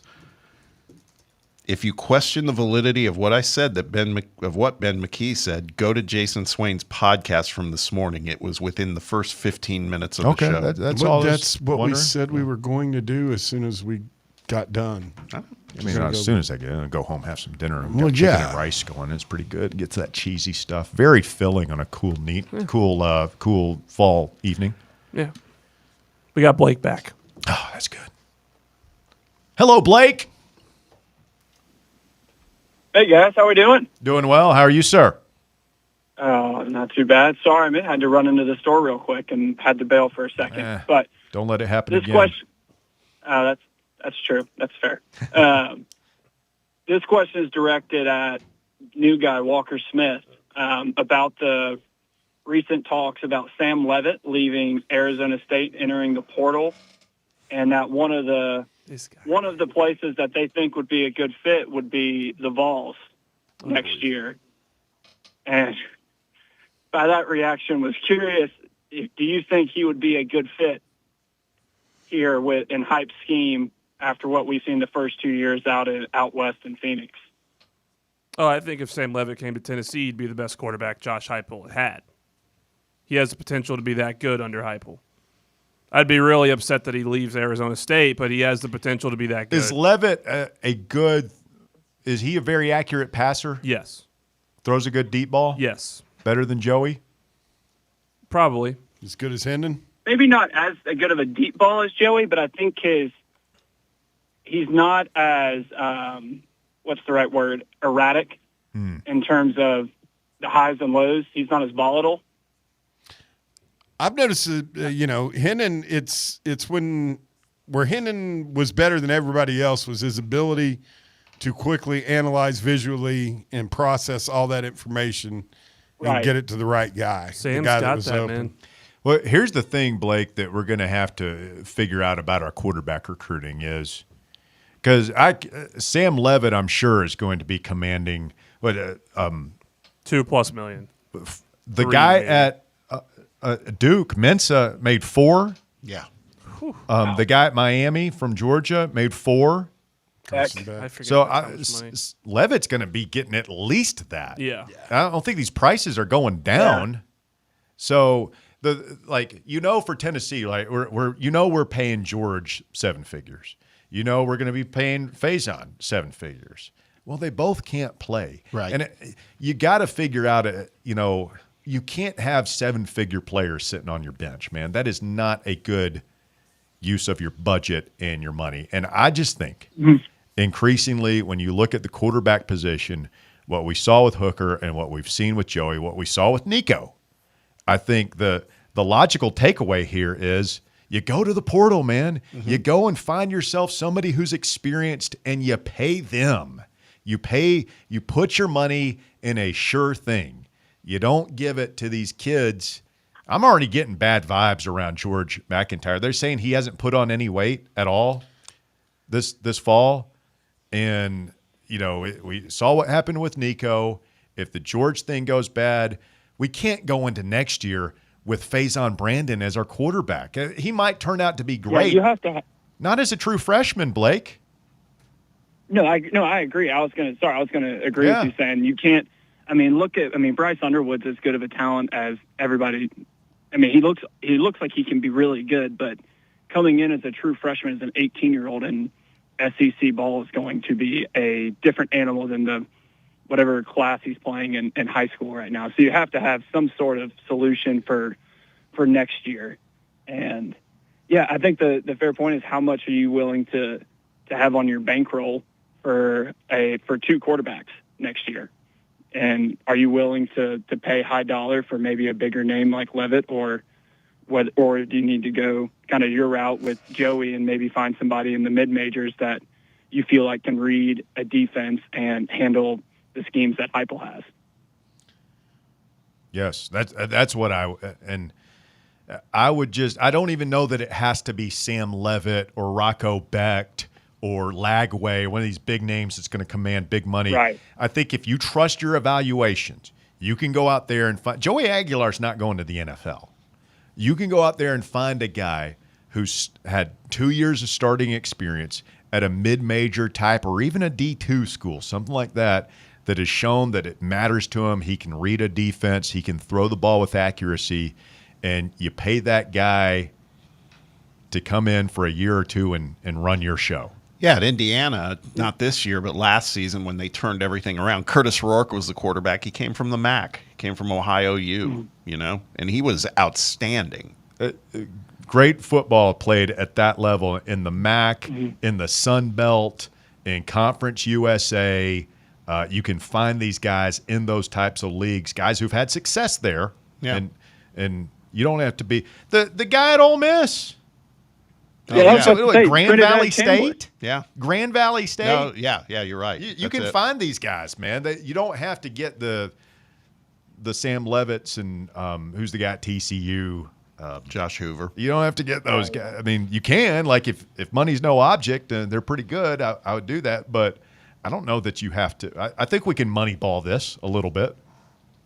Yeah, I feel like you could find somebody kind of Conference USA. I feel like Western Kentucky has quarterbacks that go through there pretty frequently. Here, it's a great program. Yep, 100%. Anyways, well, I saw that earlier and thought of the new guy and his background out in Tempe, and thought that'd be quite the transition here. But anyways, I appreciate you guys. Y'all have a good night. I see what's going on. There you go. It took him a second. Yeah. Great call, Blake. Lost my train of thought.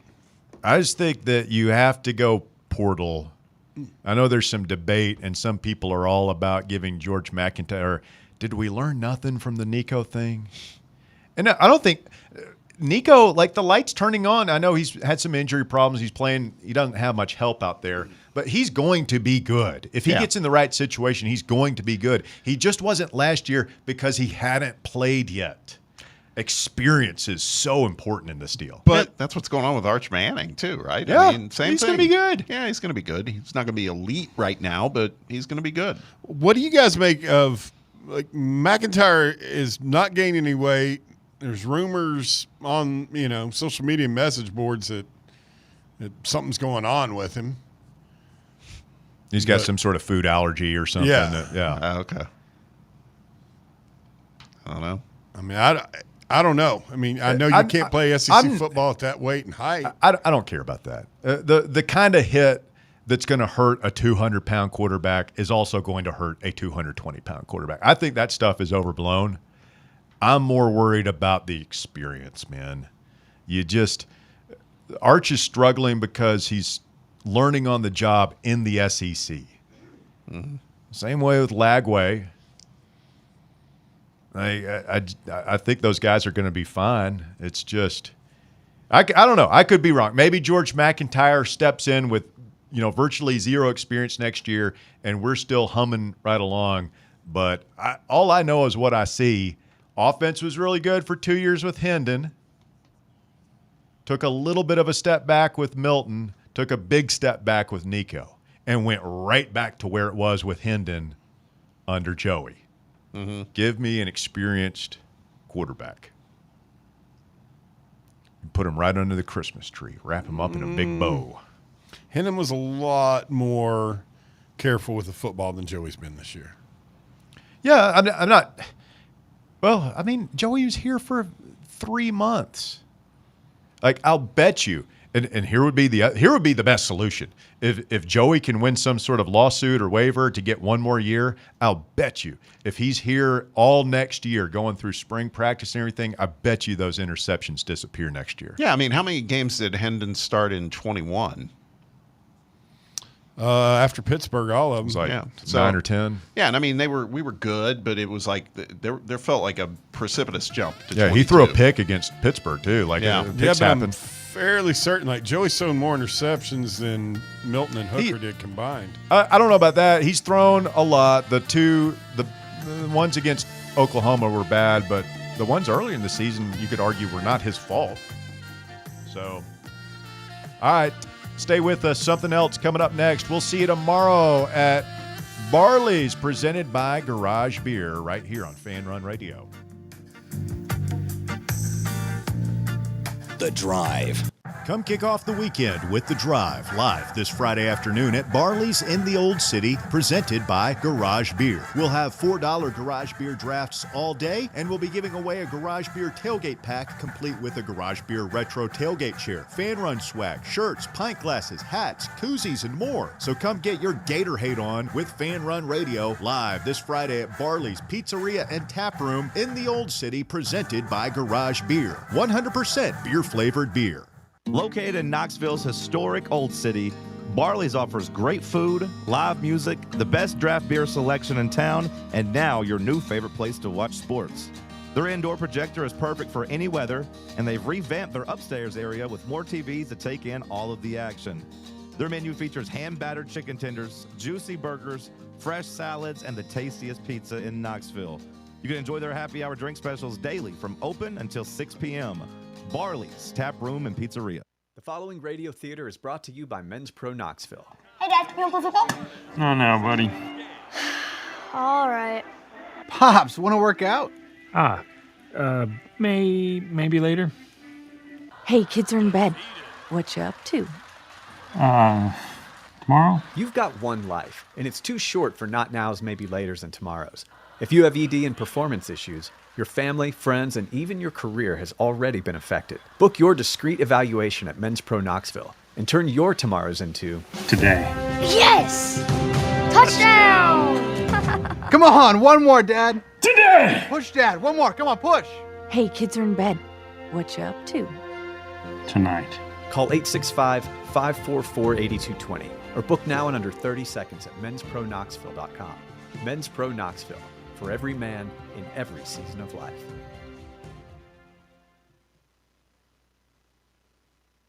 Is that old tree in your yard starting to lean a little too much? Branches hanging over your roof? Don't wait until it's too late. Call ECR Total Landscapes today.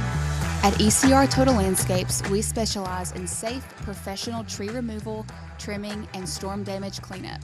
So if you've got trees that need to go, now is the time to give us a call. Plus, we're offering free stump grinding now through the end of the year when you use or mention promo code FANRUN. That's right, free stump grinding for FanRun Radio listeners. At ECR Total Landscapes, we live up to our name by offering total landscape services. In addition to tree cutting, we also offer a wide range of landscape installation services and custom monthly maintenance packages that create stunning outdoor spaces tailored to your vision. Give us a call today to schedule a free estimate at 865-384-2012 or just visit us online at ecrtotallandscapes.com. You're listening to FM 105.7 and AM 1340, WKGN Knoxville, and W289CU Knoxville, Fan Run Radio. Attention service members and veterans.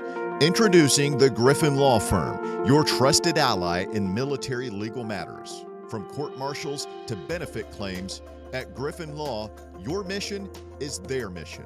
Here's VFL Marshall Griffin. As a veteran and retired military attorney, I've successfully defended lifelong benefits and helped preserve professional futures. So I know that when you hire a military justice lawyer, you maximize your chance to get relief. With my unique experience, I can advocate for you because there's no military matter that's too big or too small. Let us help you make these critical decisions that could affect the rest of your life. Remain silent, request counsel, call Griffin Law. For a free consultation, call 888-707-4282. That's 888-707-4282. Or just visit griffinlawdefense.com. For the fans, by the fans, this is Fan Run Radio, Knoxville. Blackford Veterinary Surgery Referral specializes in surgeries not regularly performed by your pet's general veterinarian. They're currently accepting referrals from vets all across the country. With their newly renovated state-of-the-art surgery center and highly trained staff, clients can rely on professional and thorough care. If your vet says that your pet needs surgery or rehab, ask for a referral to Blackford Vet and let them get your best friend back on its feet. Located conveniently in West Knoxville. For more information, visit blackfordvetsurgery.com. For over 3 years, Crumble Cookies has served the Knoxville area, from Clinton Highway to Parkside Drive. Even our friends out in Maryville have reached you, our fans, with the best cookies in the game. This fall, Crumble is gearing up for yet another fantastic season. Whether you're tailgating or looking for a pick-me-up after getting the kids from school, Crumble has you covered. Download the Crumble app to check out this week's rewards and features. And stop on by. Tell them Fan Run sent you, but don't miss the cookies. A brand built in Tennessee and born from the love of the game. Inward Half revolutionizes golfing comfort. Crafted by a former pro and dedicated enthusiast just like you, our luxury performance wear guarantees you stay cool and comfortable through every swing and every day. We're not just a brand. We've set out to create a lifestyle for those who understand that impeccable style and premium performance are a hole-in-one. Enjoy the walk-in with Inward Half. The following radio theater is brought to you by Men's Pro Knoxville. Hey, Dad, you want to play football? No, buddy. All right. Pops, want to work out? Maybe later. Hey, kids are in bed. What you up to? Tomorrow? You've got one life, and it's too short for not nows, maybe laters, and tomorrows. If you have ED and performance issues, your family, friends, and even your career has already been affected. Muncie!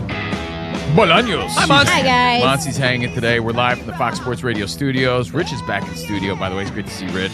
Hey, buddy. And every Olympic dream starts with a first glide. Whew. Through Learn to Skate USA, kids build confidence, strength, and joy on the ice. Learn to Skate USA offers programs for skaters of all ages and abilities. Find a program near you at learntosskateusa.com. Yeah, USA, and thank you for rocking out. And by the way, you can catch our podcast anytime, anywhere. Danny G does the best of every day and each hour. You can listen live on the iHeartRadio app. But better yet, forget that. Most important thing, I'm going to get through all of your noggins today. Listen up. The YouTube channel. Our dude Spotty Boy every day is streaming our show live, youtube.com/@Covino and Rich FSR. Subscribe to the channel. Watch what you hear. Let's go. Yeah, let's go and chime in because there's a live chat. Get involved and be part of it. Covino and Rich FSR. And we had so much fun first hour, I could tell you, on that same YouTube channel, Covino and Rich FSR. We have a brand new Overpromise today. That's our bonus podcast. You could watch it, be part of it. Overpromised. We're going to talk Cam Scatterbo and ridiculous party antics because he did something ridiculous. This guy, it's not the wrestling story. There's another story. And we're going to talk Thanksgiving and Rich's picks for Thursday night and moving into Week 12. Well, based on no one's really dominant in the NFL, I feel like I got some pretty sweet picks that we're going to win some money this weekend. So Overpromised. A very fun watch today. You will love it. Uncensored and unleashed, Overpromised. Again, all at Covino and Rich FSR. So, every Thursday, we get you involved, Fox Sports Radio Nation, 877-99 on Fox, old school when 50 hits. On this day, in 1976, absolutely. Yo, what's your favorite line? I smell mainly to you. I say absolutely no. It's funny you would say that. We're there is no tomorrow. We're clearly on the same wavelength because brainwave. I was going to say, when you call up with your order of the Rocky movies, throw in your favorite line too. Because I was just laughing at. How about when Paulie's like, I don't sweat you? Paulie's the guy that invented that Paulie, phrase. You like snow cones? Paulie, my guy Paulie likes snow cones. Absolutely. Hey, Paulie, you like snow cones? I think my favorite line is when Rocky finally made some money in Rocky 2. And Gazzo, remember the mobster guy, Gazzo? Yeah, he worked for Gazzo. Said, hey, Rock, you got some money now. Why don't you invest in some condominiums? And Rocky goes, to be honest, I don't use them. To be honest, I don't use them. That to me, it just defines the innocent, lovable character that Rocky Balboa is. Speaking of Gazzo. Much like when Adrian dropped their hat, and like in that moment, Rocky's so dumb and innocent. He's like, where's your hat? How about this? This is something I found out maybe 5-6 years ago, and we've loved and talked about Rocky films our whole life. Yeah. In Rocky 1, the original, he's working for Gazzo. And remember one of Gazzo's other goons gets into a tussle with Rocky, and he's like, hey, Adrian, why don't you take her to the zoo? Do you remember what he says about people who like the zoo? Yeah, he said something very... He says something... politically incorrect. There now, you go. Let's just He's say... like, take it to the zoo! Let's just say Gazzo's other goon in the mob said, take Adrian to the zoo. Let's just... People with special needs love the zoo. Now, wait a few years. When Rocky 2 comes out, where does it start and where does he take Adrian? To the zoo. He takes her to the zoo and he gets engaged with Mr. Tiger there. So what does he think of Adrian? What does Rocky really think of Adrian? That's a whole weird, what? That's like the longest punchline, the longest joke that ever was. So, your favorite parts, but here's the real question. Much like Snowflakes, much like your favorite Tom Hanks movies. I know when what it comes else to I know what you're going to say. When it comes to no two are the same. Ranking your top, we'll say top 4 in the Rocky franchise, and we're including Creed. Yeah. Creed 1, 2, and 3. Oh, man. Rich, all the lists I looked up on the internet included the Creed. I don't think anyone's going to include the Creed I in the love top the 4. Creed movies. So do I. Now, to remind people, Creed, the first one, is when he realizes, he introduced himself to Rocky. And remember, he wins. And the second one was realizes Drago's. he finds out who his dad was. Yeah, second one was Drago's son. Third one was when Michael B. Jordan, Creed, fights his buddy who got locked up for him. Yeah. Right? Because he used to listen to Monty. They were while he all was in really jail. good. Yeah. They were in jail. Yeah. They were all really, really good. But I guess I'll kick it off. Yeah, let's hear Covino here. We want to know your top 4 and your favorite lines. Man, I got so many favorite lines from Rocky. I'm still trying to think of my I'm favorite lines. sorry. I'm changing our topic midstream. 5. Because with the Creed movies in, your top 5 movies, because I think I need to throw, 4 doesn't do it. 5. right. Give me 5. All right, I got my 5. All right, listen. Go ahead. Again, on this day, this is when Rocky came out in New York City. It didn't come out worldwide until December, but this is what people started buzzing about. Rocky 1 is number 1. Okay. That's my number 1. So I'm ranking them. I mean, Rocky 1, number 1. hard to argue an Academy Award-winning film, but I don't agree. But go on. I'm not doing it like a countdown style. It's my number 1. Start with number 1. Rocky 4 is my number 2. No. And the only reason it's not my number 1 is because it's sillier than the first one. The first one was dark and gritty and grimy and won an Academy Award. Like you said, it's like it started it all. But Rocky 4, to me, was the most fun. For example, let me give you an analogy real quick. Indiana Jones and the Temple of Doom wasn't the best one, but it was the most fun of all of them. And that's how I feel about living in America. You know, he fights in Russia on Christmas Day. Rocky 4, to me, is the most exciting, most fun of all of them. So he gets rich and he has the robot. So number 4 is my second one. Okay. Rocky 2 is number 3 for me. Okay.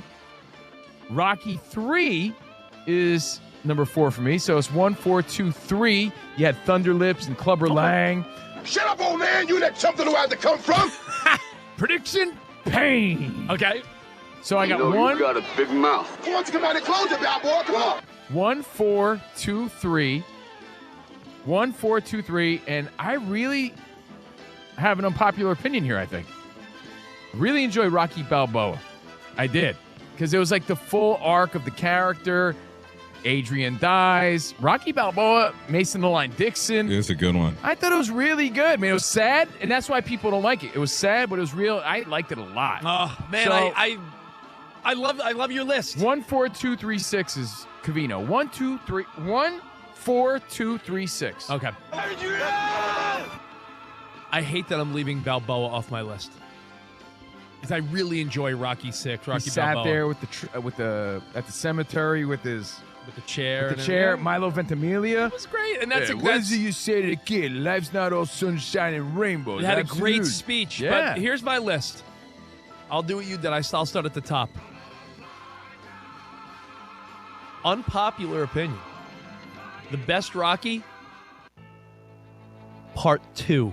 And I'll explain why. The most montages. Adrian's in the coma. And the best line of any Rocky movie is in the second one. The best little sequence. Iowa Sam, go ahead. If you don't want me mixing with Creed no more, we'll make out some other kind of way, you know? There's one thing I want you to do for me. What? Come here. Ooh, I got chills. What? Win. Win. What are we waiting for? Take this! Oh, man. And you know what the best is? They use that at all the stadiums, get everybody fired Yes. up. You know what that made me think of, though? In the original Rocky, he was like, well, we might have, well, this whole place stinks. Stinks, all right? So whole place I stinks. just feel like there's multiple amazing training montages. Adrian in the coma, just win. Everything about Rocky 2, he does when he finally takes Apollo Creed, not the distance. He wins the fight. So I go Rocky 2. My second favorite Rocky movie, much like Covino, just the pure entertainment value of Russia and Drago. Drago was great. And James Brown and Apollo dies. Rocky 4 is my second favorite. Then I'm going number 1. It's crazy to put the first original at number 3, but I watched it recently and I love it, but Yeah, but there's something so 70s and timely and awesome about it. Yeah, it's beautiful. It's a beautiful movie. Gonna Fly Now. Yeah. Masterful. Yeah, but I'm saying it's Yeah. 3 just because I'm not keeping it on 100% of the time if I find it. The other ones I will. Number 4, Creed 2. The nostalgia of Drago and his son fighting Creed, Trained by Rocky. Yeah, I love that one. The nostalgia is off the hook. You're throwing Creed 2 in there? Creed 2. Wow. And number 5, as much as I love Mr. T and as much as I love Hulk Hogan, rest in peace, it was the cheesiest, and Mickey dies. I was emotional. Mickey! And then Rocky's moping and crying. I don't know. Rocky 3 is number 5. Shut up, old man. I ain't going nowhere. I always You wanna hated that. tell all these nice folks why you've been ducking me. I always hated they had to call him Thunder Lips in that movie. Yeah, so my list, my top 5, Rocky 2, Rocky 4, the OG Rocky 1, Creed 2, and then Rocky 3. I'm leaving a few off there. Can I share something? Oh, I'm sorry. Go ahead. Yeah. I was just going to share something real quick about Creed. I thought it was a little strange, the first one. So Sylvester Stallone has all these chats with Michael B. Jordan in his restaurant. And it's like daytime, nighttime. The restaurant never has people in it. It's always vacant. I always thought that was strange. Like, it's always like these heart-to-heart chats, but there's like no one eating in the restaurant. Yeah. I saw it in theaters. Saying Rocky's food is Are weak. you saying Adrian's restaurant? Because it was named Adrian's. You said it doesn't have good chicken parm or something? No, I'm just saying maybe it was a front for something else. You know, it was like, The economy, Sam. Yeah, it's true. Yeah. Anyone else want to throw their list out there? Danny I'll G, go. what you got, man? All right, 5 for me. Rocky 2. That's your 5th favorite. Are Yeah. you going? Okay. All right, I go Rocky. 5-1 here. Okay. Retirement Made You Soft. Number 4 for me, Creed 3. Saw it at the theater with Brenda, and when we walked out, she said, I think I've seen all the Rocky movies with you now. That was my favorite. And Rotten Potatoes agrees. They give it like an 89. Damn. Yeah. Creed 3 is your number 4? Yeah. Creed 3 is really good. It Maybe I have was to really rewatch it. I think I've only seen it one time, so maybe I need a Yeah. rewatch. You know the beauty about the Creeds, though? We're not, like, sick of them by any means. Like, I could watch any of them right now, like you said, and feel like it's the first time again. I'm a little biased because I love the Creed movies. Number 3 for me, though, Rocky 4. Wore that VHS tape out as a kid. Yeah. Number 2, Creed. Wow. Yeah. That just, I mean, everything that we talked about so far with Michael B. Jordan's performance. What and, club? Yeah. And What club? he moves to Philly and just that whole movie, man, had me, Great. They are great. And for the record, I want everyone to know we're all fans of all of them. Yeah, that So that's why it's hard. whole Creed movie had me hyped up. Yeah. And then number 1, I got to go OG Rocky from 1976, where it all started. None of this would be possible. You know what, Danny G? I'll say this. All I want to do is go the distance. Even the worst Rocky or Creed movie isn't that bad. People love to take a big dump on Rocky 5, right? Like Rocky 5 stinks, Tommy Gunn, George Washington Duke. I'll tell you what. That's because his son was extra annoying in that movie. You know, rest in peace. I say that respectfully, but It wasn't the And he best didn't one. fight. And Stallone didn't. That was the one that I think the same people were not behind it. But it wasn't as bad as we remember. I saw it maybe within the last 5 years, and I'm like, you know what? It wasn't bad. I think if he had fought Tommy Gunn in the ring instead of that weak-ass, like, go for it, like street fight, I think we would have liked it more. I really do. Rocky 5 wasn't that terrible. I'm with you, though. It's not that bad. I remember, it's like- just it's the worst of all these great movies. Yeah. It's not that bad at all. And you know what? One of the ways I knew my wife was the one, besides... You're going to tell that story on Fox Sports Radio? Oh, no, another reason. Oh, another. Yeah. Oh, okay. I was like, damn. Besides, the first time I got with her, I was like, oh, my God. Holy moly. I'm out of my league. Jesus. No, besides that, besides looking in the mirror and saying, is this true? No. When I was at work one day, my wife was visiting me when I was living in New York. We were dating, and she had not seen any of the Rocky movies. And I jokingly said, like, how on earth have you not seen the Rocky movies? And I jokingly was like, I don't know if I could date you.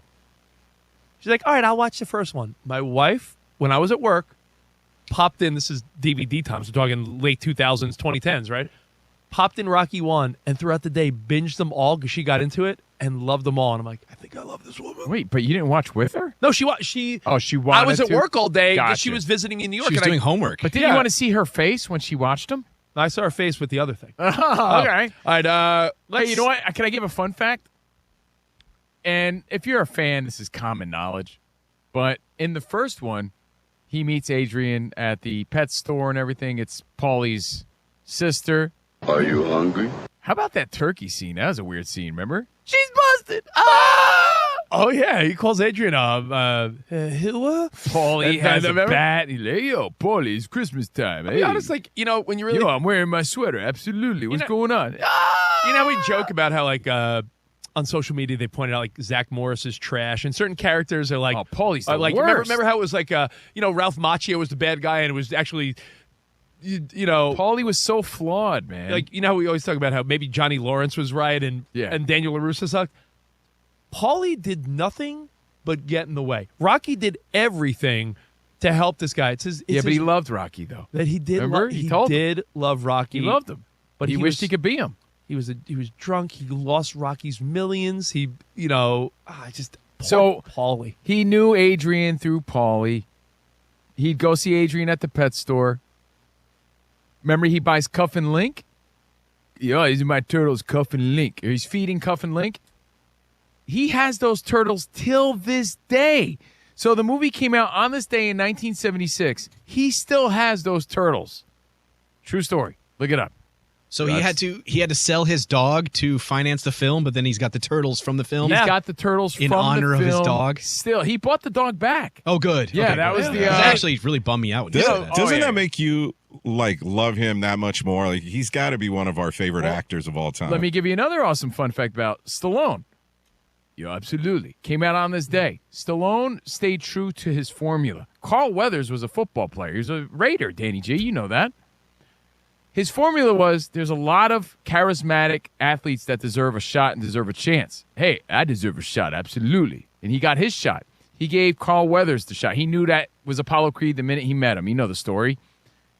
But he stood with that formula for every single movie, including The Expendables. He brings real fighters and real athletes into his universe, and that's something he stayed true to all those years. You know, Mike hit us up in Kentucky, and he said, for all the times you've quoted all those stupid Rocky commercials, like, yo, smell manly. Remember, like, he did the Beast aftershave and all that? All those funny Rocky scenes were part two. When he was trying to make a buck after his fame. So even those little comedic scenes where Rocky couldn't read, that was part two. When he had that stupid rubber nose on? Let's, where do you want to start, Danny J? You tell me. Let's start with Roger in Tacoma. Roger. What's up, Raj? Hey, how you doing? What's up, buddy? Well, first of all, let me say this. Unequivocally, Rocky Balboa is the greatest cinematic character of my lifetime. I couldn't disagree. I agree with you 100%. And by the way, the biopic is making news today because they just filmed the Ippolito guy. What's his name? Something Ippolito? Oh, yeah, that's right. They just filmed his scene of running up the steps in Philadelphia, and it's all over the place. Yeah, on the it was internet. on TMZ this morning. Yeah, I mean, I don't think you could care for a character more than people care for Rocky Balboa. True. So I'm going to give you my five. I have a hard time splitting 1 and 2 because they were both equally as important. I think I'm going to give it the 2 because it had more of the one-liners that you all remember, had more of the comedy. It was better scripted, but 1 introduced you to the character of Rocky Balboa. Yeah. And so it's really hard for me to take 1 and not put it at 1, but I'm going to do it but by a hair. Then I'm going to go with 3 at 3. And I'm probably going to, I'm not a huge Rocky 4 fan like many other people, so I'm going to go with Rocky Balboa at 4. Good one. Because I got emotional. I don't know about you guys. Didn't you get emotional when he's Yeah, raging well, at we're the going to end? hit him with, what do you call him? We're going to hit him with, like, not thunder bombs. What do you call it again? I got to look it up now. I'm forgetting. Yeah. Yeah, no, I mean, I because we see the arc of the character, and it's like, this is the end of Rocky Balboa, and I almost start crying. That's how much you start to care about the character. But as far as the one-liners, he had many. Most of them are in 2, but I'm going to give you a couple of them. First one is when the reporter said, do you have anything derogatory to say about the champ? He goes, oh, it's derogatory. Oh, yeah, he's great. That was a great one. And an underrated one was when he's talking to Adrian, when she didn't want him to take a fight. He says, Adrian, I never asked you to stop being a woman. Please, please, don't ask me to stop being a man. And so that You're one, nailing it. that These are one, great quotes. So yeah. Anyway, Rocky Balboa, fantastic.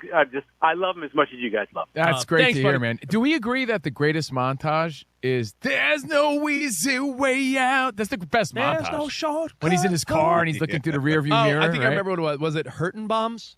Hurtin' Bombs. No, it wasn't Mick. It was the black dude, the trainer that was in every movie. Duke. Remember, he's like, we're gonna hit him It with was some Duke, Hurtin' yeah. Bombs. All right, Mike in Fresno. What's up, Mikey?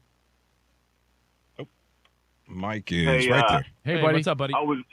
I was born in '72, so Rocky was prime childhood for me. So slipping the video disc in on side A, having to put it back in to flip it over to side B, and then putting those bopper gloves on when the movie was over and going outside and beating the crap out of your friends.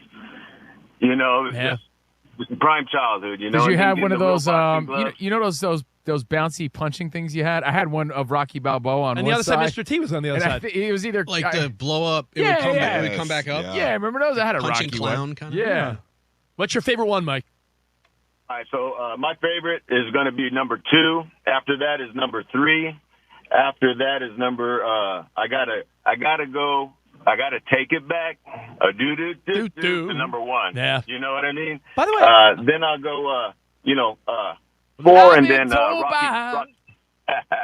I got to go Rocky Balboa as my 5th. But You know what, it's my so- favorite line. Yeah. My favorite line is just a single word: win. Because when you guys played that, when she said that, I get the chills every single time. It's great. Spot makes fun of me because I almost want to shed a tear during that scene. It's so emotional when Adrian, because Rocky says, "We'll find another way," and in that moment, Adrian realizes, I married a fighter. He's going to fight. It's amazing to see the arc of the character, though. It really is. And that's why I'm excited about the biopic and how they made it, because Sylvester Stallone really is his story. He's the underdog. He made it happen. He became a superstar. What about we were talking about all the great scenes with Adrian and Rocky? Mm-hmm. What about, I'm afraid, all right? I'm afraid, when he was afraid. Oh, so good. Of Clubber Lang. And I think this is common knowledge if you're a fan like we are. He was at the Muhammad Ali fight when Chuck Wepner went the distance. So the whole premise was based on the Bayonne bleeder, Chuck Wepner going the distance. Yeah, that's with a crazy Muhammad documentary. Ali. Yeah, Yeah. Muhammad Ali cherry picked this dude, and this dude, it was supposed to be an easy fight. And Wepner, the debate is, did he really knock him down or did Ali slip? But it appears he slipped. And he was inspired to write this underdog story, but to see how down on his luck he was in the first one to where he's a ripped, shredded heavyweight champion superstar by the fourth one especially. I mean, and then he loses it all again by the fifth one. It's just crazy to see. It's a Heartbreaking. great series. We'll take the rest of your feedback, and we are going to dive into some NFL. It's not all Rocky, but we're going to get into some NFL, and I have a baseball thought before we get out of here today as well. And then, of course, overpromised right after our show, so all the stuff we don't get to, we'll get to there. So we'll be streaming all afternoon. More Covino and Rich and your Rocky feelings, your Rocky, nostalgia on the anniversary next right here on Fox Sports Radio. Now, Rich, I finally figured out why my place is the hangout spot for all my friends except for you. You're not invited. Oh, good. I'm not coming. Unless, you do have that sweet TCL TV, but besides that, Covino doesn't make it comfortable. The TCL, exactly. QD, what do you mean I don't make it comfortable? Who cares? You got that sweet TCL, that ridiculous TCL. The QD Mini LED, the brightness is wild. Contrast is deep. The color, spot on. The motion, silky. It just looks better than most TVs, And your TV. Now the price looks even better. Bigger, brighter, better Black Friday with up to 50% off TCL TVs, and that includes the Ultimate Series. From the QM8K, the ultimate choice, the ultimate brightness, ultimate black levels for the ultimate game day experience, to the QM6K, there's a sweet spot for every room. Premium picture on sale now. Plus, you can still enter to win 4 Super Bowl tickets with TCL's Ultimate Season to Score, all at TCL.com. Again, TCL.com for your chance to win. Hit your favorite retailer, grab the amazing deal, lock in epic experiences, epic savings, and undeniable bragging rights now through Black Friday while supplies last. TCL, official TV partner of the NFL. Bigger, brighter, better Black Friday. Select models, limited time. See TCL.com for details. Steve Covino live. This is how it appears at the moment. Rich Davis live. My mom says I'm a catch. Right now on YouTube. Go now to youtube.com/@CovinoandRichFSR. Hit the subscribe button. Hit that thumbs up icon, and the comments are live. Let them know. Chuck Edel live in Las Vegas. Get the inside 411. Inject info into your bets. Today's big play plus 2 best bets absolutely free. Call the 855 Big Play recorded message right now. Heard on ESPN, VSiN, and Fox Sports. Today's big play and 2 best bets are on us. Call 855 Big Play. It's time to get in with the winners. 855 Big Play. Chuck Edel in Las Vegas. Call now. ChuckWins.com. There's no championship league for small business owners, but if there was, you'd be at the top of the standings. Because going pro with Lenovo Pro means you've got the winning formation, one-on-one advice, IT solutions, and customized hardware powered by Intel Core Ultra processors help you stay ahead of the competition. Business goes pro with Lenovo Pro. Sign up for free at lenovo.com/pro. Lenovo. Hi, everyone. This is Rob Parker from The Odd Couple. You fixed your diet, dialed in your sleep, and climbed the ladder at work. But your ED, that's a tough one. For everything else, you've got the morning routine, the supplements, the standing desk. You've optimized everything. Well, almost everything. There's one issue you still haven't been able to crack. It's a tough one because ED isn't just about mindset. Sometimes your body needs actual support to get there, and that's where Rugiet comes in. Rugiet combines clinical expertise with fast-acting treatments that work, helping you have peak performance in one of the best places to have it. You've handled the rest. Time to handle this. Visit rugiet.com/FSR to get 15% off your first order. That's rugiet.com/FSR. Rugiet, get back to the moments that matter. Compounded drugs are permitted to be prescribed under federal law, but are not FDA approved and do not undergo FDA safety, effectiveness, or manufacturing review. Visit the Rugiet website for full safety information. Give it up. When you're a couple, you're a team. I give you. It's Rob Parker. Let's just deal with the facts. Not the feelings. It's Kelvin Washington. Man, let's ride. Put your hands together. And they're the Odd Couple, teaming up and making plays. Dude, you can be the guy Most nights. I'm the poo-poo king. Oh, boy. I want to hear what they have to say. I'm not gonna lie, the Chiefs were clinched. Listen to the Odd Couple every weekday, 7 p.m. Eastern, 4 p.m. Pacific, on Fox Sports Radio. And now, here's a little something that you missed from the Ben Maller Show. We have avoided it long enough. George Pickens has an expiring contract. We know that. Former Dallas star Dez Bryant, who knows a thing or two about playing for Jerry Jones as a wide receiver. So Dez Bryant went on social media and gave some advice recently to George Pickens. He said to Pickens that his legacy will be worth more than being the highest paid receiver. He said if you stay with the Cowboys, there's a lot more to the thought process, indicating that, and the money is great, but you know, Cowboys, come on. You can do autograph shows in Plano, Texas when you're 70 years old. Come on now. All right, so that is a good jumping off point. Let us discuss. The question, should George Pickens take less for, quote, legacy reasons with the Cowboys? So Dez Bryant is out there giving career advice like he's the Dalai Lama of wide receivers. It's like, it's just so great. Just outstanding. Just absolutely outstanding. The Dalai Lama of wide receivers. You think about your legacy, George. You think about your legacy. Are we kidding? Like, what are we doing? Can we talk? Yeah. All right. So this is the NFL. This is not some lifestyle drama. George Pickens is not taking a dime less. Not a dime less than the market will provide him. And you know why? Let me tell you why. Let's talk about legacy, okay?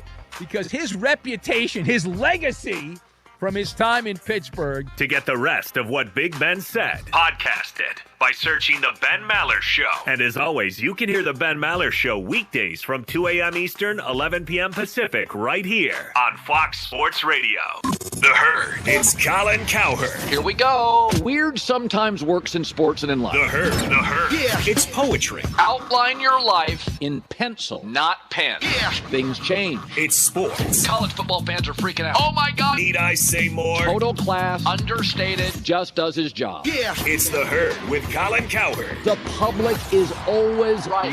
Listen every weekday at 12 p.m. Eastern, 9 a.m. Pacific. Right here on Fox Sports Radio. You listen at all hours of the day. We're live and local in your eardrums. Yeah. You even have your favorites. I've always listened to the show. Some of you even like to express your love through a tweet. A tweet from Drew. Or a call. I think you guys do an incredible job. It's a great show. You guys do a good job. Y'all are killing it on Fox Sports Radio. There are so many reasons why you listen to us. And for that, we say thank you. Thanks so much. Thank you for all the love you continue to show us. This is Fox Sports Radio. To find FS1 on your television, go to foxsports.com for details. Go! Check them out. FS1. Check them out. FS1.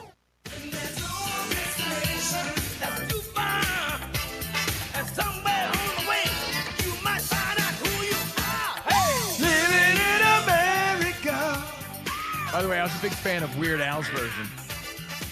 Living with a hernia. I feel bad. All right, hey, CNR, Covino and Rich on Fox Sports Radio, doing it live from the Fox Sports Radio studio. And for over 40 years, Tire Rack been helping customers find the right tires for how, what, and where they drive. Ship fast and free, backed by free road hazard protection, convenient installation options, all at TireRack.com, the way tire buying should be. Covino and Rich, everything at Covino and Rich on social media, at Fox Sports Radio. Thanks for all the feedback. And, of course, the big reminder is you can watch this show live and participate live. Please do. At Covino and Rich FSR on YouTube, Covino and Rich FSR on YouTube. And immediately after the show in a half hour, our bonus show begins. Overpromised. We'll be talking about Cam Scattaboo and party antics. Wait till you see what this guy did. I say absolutely no, Rocky Balboa style, to what he did. We go over who might be ass. Something we do on Overpromised. And I think we'll talk some Thanksgiving and more football, Yeah, Rich. I got all my football picks. All By right. the way, Spock, give me a one shot of this shirt. If you're watching on the YouTube channel, you'll realize and appreciate this shirt. Sam, do you see this bad boy? Look at this. I've seen it before, but I've that has to do with the Rocky films. It's the silhouette of the haircut of all of Rocky's opponents. There you go. Look at that. Rocky's hair was the poofiest. His hair was the poofiest in Rocky 3. Oh, yeah, absolutely. He had major 80s poof. Yeah, he did. No doubt. Fun fact, since we're talking about it, Rocky Balboa came out on this day, old school and 50 hits, came out on this day in New York City, the premiere, worldwide in December. So we're ranking our favorites.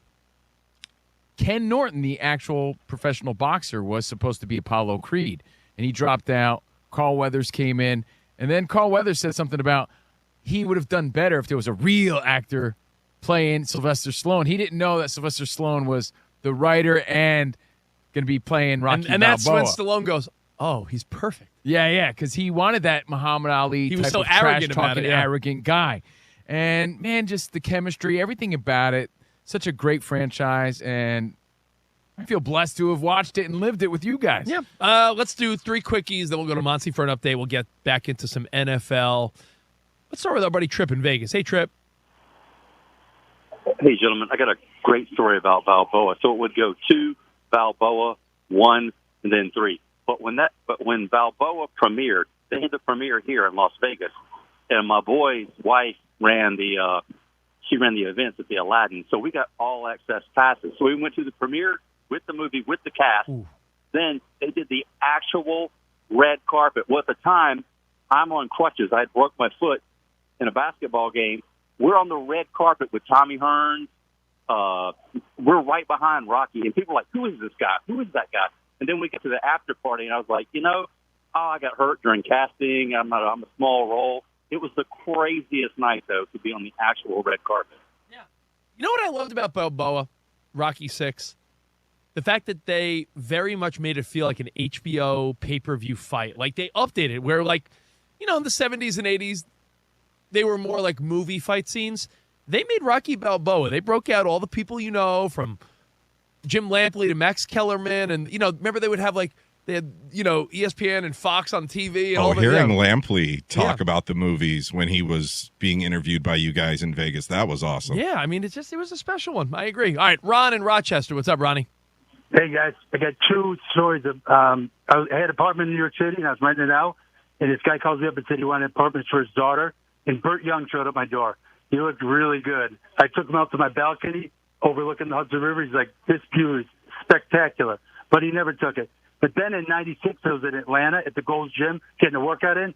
Dolph Lundgren was there, and I'm 6'2". He's not even close to 6'2". Oh, by the way, I saw not to get all pervy on you guys. Do you know who hangs out and they're hot and they work out together? Have you seen Dolph's daughter and I believe Van Damme's daughter are friends and they're like two hotties that are like fitness buddies?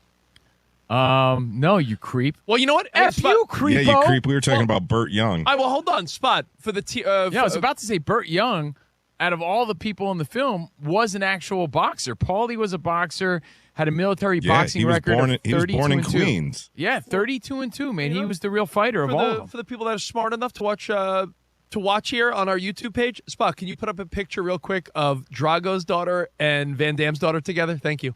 Spot, put a photo of Burt Young instead. Yeah, exactly. All right, wrap it up. Prince in Tampa, what's up? All right. You guys are going to laugh. You guys are going to have a good time with this. What you got? I have never seen any Rocky movie ever. Not even Creed. Okay, wait, that's great because, where are you from again? Prince in Tampa. Man, which one would you recommend him to watch? It's interesting. Creed. Prince, how old are you? 32. 32? Not that it matters. Are you a white guy or a black guy? Black guy. Black guy. I feel like the Creed movies are really contemporary, and anyone can watch them, but I feel like they really do have a... They have a different feel to them. They have a different feel to them. They're great. And Michael B. Jordan's like a freaking awesome leading male. I may watch Could you appreciate those without knowing the original characters? You know what, though? Prince, again, race, Creed, doesn't- pun intended. yeah, it doesn't matter. None of this matters. I think Creed, not pun intended. You like that? Go back and watch all of them, dude. I feel like you'll love them. They're great. The Creed movies are almost like updated with more of an urban lean to them. And they're It's the so truth. good as And well. You know what I'm learning from this? They know what they've done, Prince? They took the Rocky soundtrack, and honestly, they took those old themes and training montages and sort of put a hip-hop twist to it. Yeah, in I'm Creed. going to start from the beginning and watch the Rocky movies and then work my way to Creed. All right, Do it, well, man. let this should. be a warning. Yeah. Though. The original, the one that won the Academy Award that came out on this day, it is slow and is gritty, and it's very 70s. I almost feel like I want Prince to check in once a week, Check in. having watched one a week. Yeah, Dude, I like this. It's like giving you a homework assignment, Prince. Yeah, Prince. I feel like when you try to show your girlfriend or wife like a movie she's never seen. I feel like Prince and I are new pals. I'm like, all right, Prince. Next week, call back with your review of the first one. Let us know when you watch the first one, and keep in mind that it is slower than the rest, but Yeah. it's a different time and it's a different style of movie. All right, enjoy. Thanks for the call. And what I'm learning from all this is when you include the creeds, it's an even more difficult discussion. Yeah, no doubt. What's up, Sammy? So this is sort of running with Prince on the line there, watching them sequentially. There's actually a scene from Saved by the Bell where AC Slater's dating Jesse Spano, and I think they have a bet between each other, and if she loses, he's like, you got to watch Rocky 1 through 5. And like, I swear that's a line right out of the show. Is it really? And it's like, you guys, you obviously have the Mario Lopez doppelganger kind of thing going, so it's funny. There was actually a scene where he says, you got to watch the Rocky movies 1 through 5. That's funny. Have fun with that, Mama. All right, let's go to Monsi. Monsi, you a Rocky fan at all? I feel like you've sat this one out. I did sit this one out. I've seen the first one. That's it? I think so. My brothers watched them, and I watched my brothers watch them, but they did not resonate with me. Well, you're also young. You're like in your 30s. Yeah. You're not some old biddy. I'm not. So I mean, if you were born after most of them came out, so Right. that might be a factor as well. Yeah, and I think at the time, like I said, I think it's a boy movie. Not that I wouldn't enjoy it, but I do think it was a boy movie. Like my brothers were watching it, and I never went back to give it a go. But off the air, I was telling her that Creed could work for her because it's not so much a quote-unquote boy movie.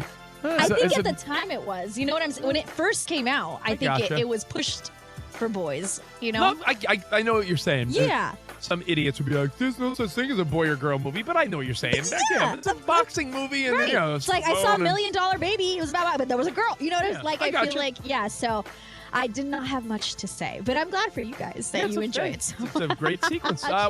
Did you look up Brandon Ayuk for me? Yeah, I don't have good news for you. What do you? It seems as though like nobody wants to really say anything, and there's a 49ers insider that's like, Kyle Shanahan has not said that he's not coming back, but they don't think he's coming back this year. So they did not open his window, which they could have this week, and they didn't.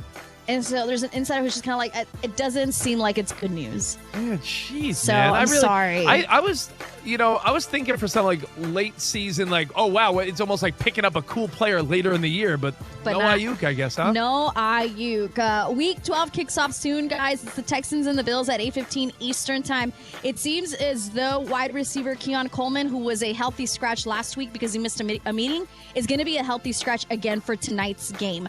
Also, ESPN and NFL Network reported that Texans running back Joe Mixon is not expected to return this season because of his foot injury.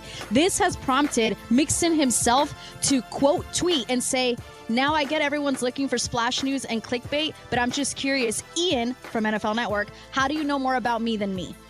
So Damn. that's that's the latest on that one. Joe Burrow, full participant for a second straight day. Colts have added Daniel Jones to their injury report with a calf injury. Packers running back Josh Jacobs returned to practice as a limited participant with that knee injury. NBA news: Kings star center Domantas Sabonis suffered a partially torn meniscus in his left knee. He's going to be reevaluated in 3 to 4 weeks. And also in baseball, Hall of Fame left-handed pitcher Randy Johnson is going to have his 51 retired by the Mariners during a pre-game ceremony on May 2nd of 2026. And if you like skating, who doesn't like ice skating? But every Olympic dream starts with a first glide. Through Learn to Skate USA, kids build confidence, strength, and joy on the ice. Learn to Skate USA programs offer skaters. Let me say that again. Learn to Skate USA offers programs for skaters of all ages and abilities. Find a program near you at learntosskateusa.com. Thank you, Monte Bolaños. Can I give you one last story in 2 seconds? So apparently Cowboys wide receiver CeeDee Lamb and George Pickens missed the first series against the Raiders on Monday because they missed curfew after having dinners and drinks at Red Rock Casino. Social media has come out and uncovered this information, and apparently Lamb was seen vomiting at 7:30 a.m. on Monday. He has denied that he was throwing up, said it's even disrespect to suggest that because he knows how to hold his liquor. Calvin Watkins, who covers the Dallas Cowboys for the Dallas News, has the details. That was an interesting story, Monty, because we did wonder where, like, it must have been some type of internal discipline that the 2 star receivers were sitting out the first series. And they didn't say anything after the game, but social media has found this information. Perfect. Thank you, Bolaños. Yes. Listen, we got more CNR next. Covino has an observation about the NBA that will blow your mind. In fact, what are your parents? It will blow your socks off. That's coming up next. Covino and Rich, FSR. Let's go.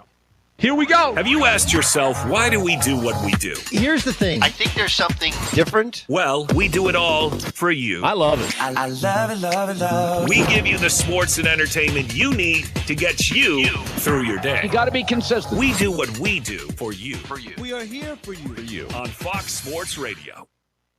This is bigger, brighter, better Black Friday at TCL. If picture matters, this is your moment. TCL's QD Mini LED delivers outrageous brightness, deep contrast, and pure accurate color in deeper blacks, so sports, movies, and games look exactly how they should. Smooth motion keeps every play crisp. Sharper detail pulls you in. It's premium picture without the premium attitude. And right now, it's on sale. Save up to 50% on select TCL TVs, including the Ultimate Series. From the premium QM8K, QM9K, the ultimate choice, ultimate brightness, ultimate black levels for the ultimate experience, to the versatile QM6K, built for brilliant picture and room-filling sound. There's a TCL that makes your wall and your wallet very happy. Lock in epic experiences, epic savings, and undeniable bragging rights now through Black Friday while supplies last. Find TCL at all major retailers. TCL, official TV partner of the NFL. Bigger, brighter, better Black Friday. TCL. Makita's built for the pros who show up early, who don't do shortcuts, only precise cuts. With tools built to last, job after job, year after year. Performance that pays off, because when the job calls for the best, you answer. And when you need the best, you call on Makita. Built to be the best. Available at the Home Depot. Chuck Edel live in Las Vegas. Get the inside 411. Inject info into your bets. Today's big play plus 2 best bets absolutely free. Call the 855 Big Play recorded message right now. Heard on ESPN, VSiN, and Fox Sports. Today's big play and 2 best bets are on us. Call 855 Big Play. It's time to get in with the winners. 855 Big Play. Chuck Edel in Las Vegas. Call now. ChuckWins.com. I give you 2 pros and a cup of Joe. They're extremely talented. Putting the more in mornings. Can you feel the power? Jonas Knox. Fired up. LeVar Arrington. Hear the roar. And Brady Quinn. Some dudes just go about their business. That's the crew. It's 2 pros and a cup of Joe. Listen every weekday at 6 a.m. Eastern, 3 a.m. Pacific. Yeah. Oh, man. Get more out of your mornings on Fox Sports Radio. Now, here's a taste of something that you missed from the Doug Gottlieb Show. Yeah, 1, 2. It seems almost impossible to be that bad. Right? They're not average. They're below average. Right? Most team leagues finish between 7 and 9, 9 and 7. Remember, not only do they only have those 4 8-win seasons during that same period of time, they only have 2 7-win seasons. And you're like, wait, now you're kind of nickel and diming. No, I'm not. Most teams in the NFL finish between 7 and 9, 9 and 7. We'll have 15 of them this year. So only 8 times in 23 years they finished with 7 wins or more. How is that possible? How is that level of bad luck / mismanagement possible? And it's not like they've had some curious coaching decisions. They did have John Gruden for 3 of those years when he returned. They had Lane Kiffin, but it was back in the day, and Lane Kiffin won 4 games his first year, then fired early on in his second year. They have had Norv Turner, who was seen as an offensive genius in some of his stylings. His son still coaching in the league today. They've had Jack Del Rio, who took them to one of their double-digit win seasons, their 12-win season. The 10-win season that they had in 2021 was 1, the COVID year, and 2, Rich Bisaccia, who's a special teams coach with the Packers, was responsible for their late season and really kind of took a miracle to get them to that 10th win and get them into the playoffs. It's almost impossible how bad the Raiders have been. Almost impossible. But to get the rest of what Doug said, podcast it by searching The Doug Gottlieb Show. And as always, you can hear The Doug Gottlieb Show weekdays at 3 Eastern, noon Pacific, right here on Fox Sports Radio. Here we go. Ben Maller, the late night wordsmith. We speak fluent emoji. Ben Maller, holding the sports world accountable.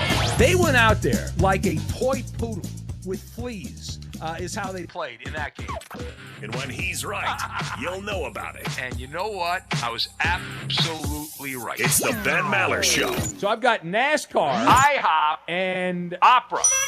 Listen on the overnight, 2 a.m. Eastern, 11 p.m. Pacific on Fox Sports Radio. Did you know that we have original podcasts too? Check out Overpromised with Covino and Rich. We'll see you in the Overpromised land. Or Inside the Parker with Rob Parker for you threadheads. Baseball. The I Want Your Flex podcast with Dan Beyer and Mike Harmon for fantasy junkies. And what about everything Up on Game presents offers? Want more Ben Maller? How about the Fifth Hour podcast? We have a podcast for everyone, and it's all on the iHeartRadio app or wherever you get your podcasts.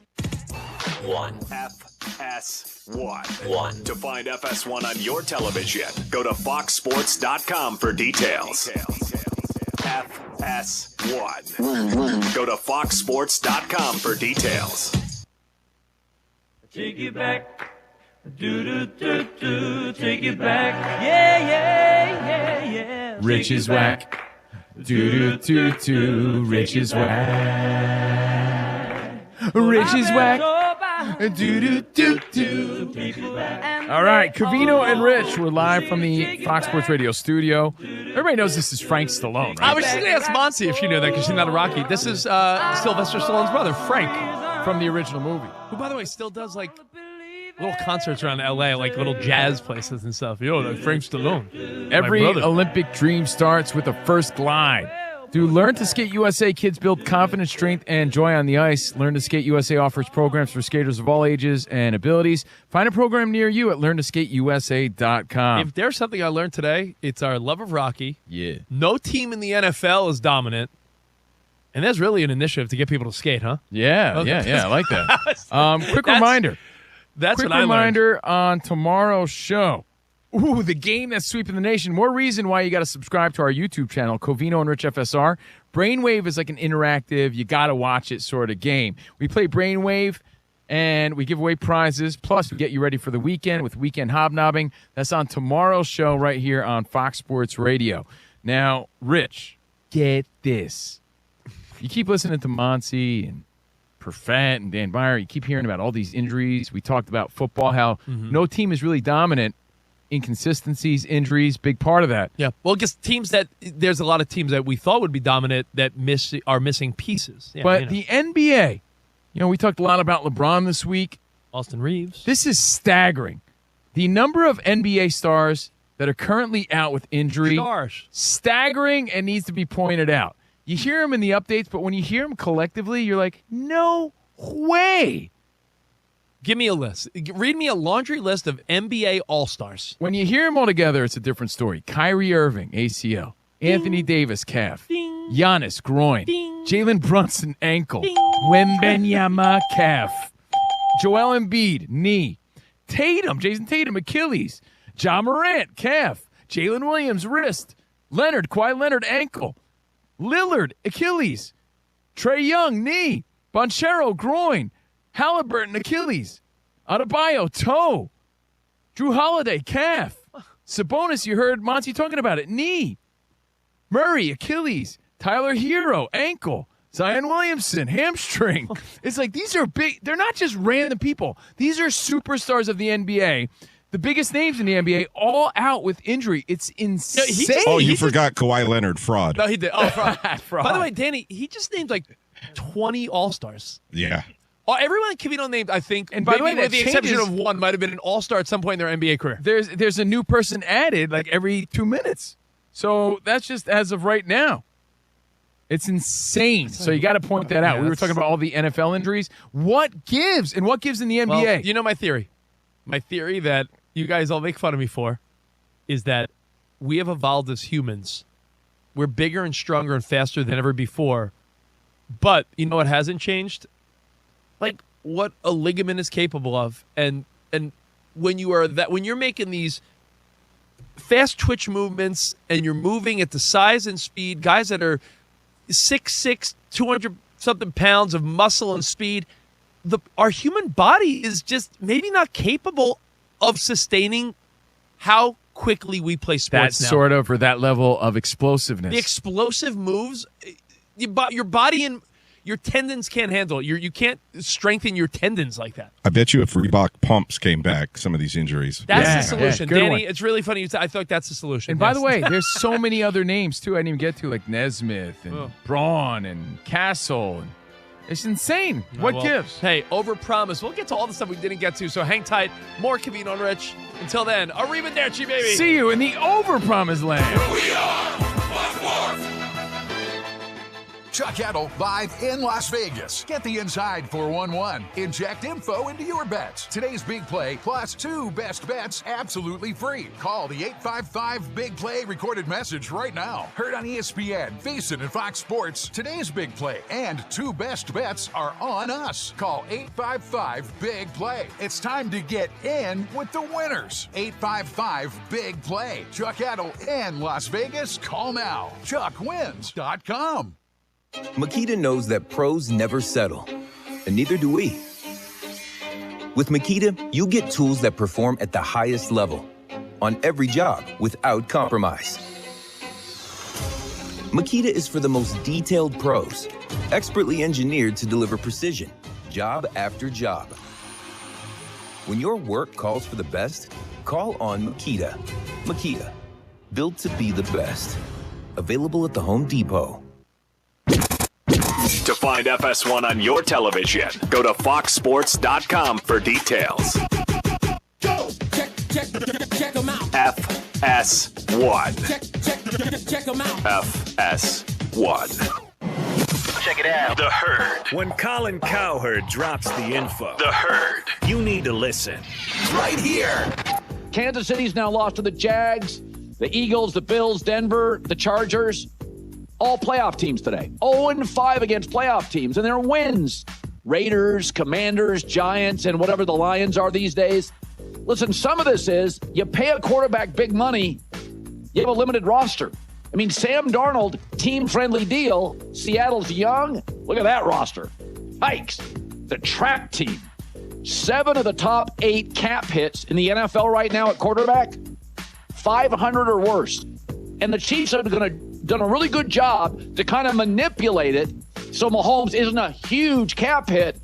But Travis Kelce, he's on his last legs. Chris Jones is like the 62nd ranked defensive lineman. Everybody at the top of that salary chart there doesn't feel the same. Mahomes doesn't feel the same. So Denver's offensive line, clearly better. Denver's run game, better. Denver's pass rush, not close, better. Denver's secondary, pretty good. Denver's wide receiver group, I think it's underrated. I like their wide receivers. Can be Franklin now and Bo Nix connect. Mims, Cortland Sutton, the young kid out of Illinois. Like, they got dudes. I watched that game and you watched that game. It felt like to me, when Denver got the ball at the end, they, with Bo Nix on that rookie deal and all that length at wide receiver and that dominant offensive line and that pass rush, they had more options. If you're eager to find out what Colin said next, just podcast it by searching The Herd. And as always, you can listen live to Colin Cowherd weekdays at noon Eastern, 9 a.m. Pacific on Fox Sports Radio. This is the Jason Smith Show. Check this out. Pay attention. With Mike Harmon. I got to give credit where credit's due, right? I always say I do.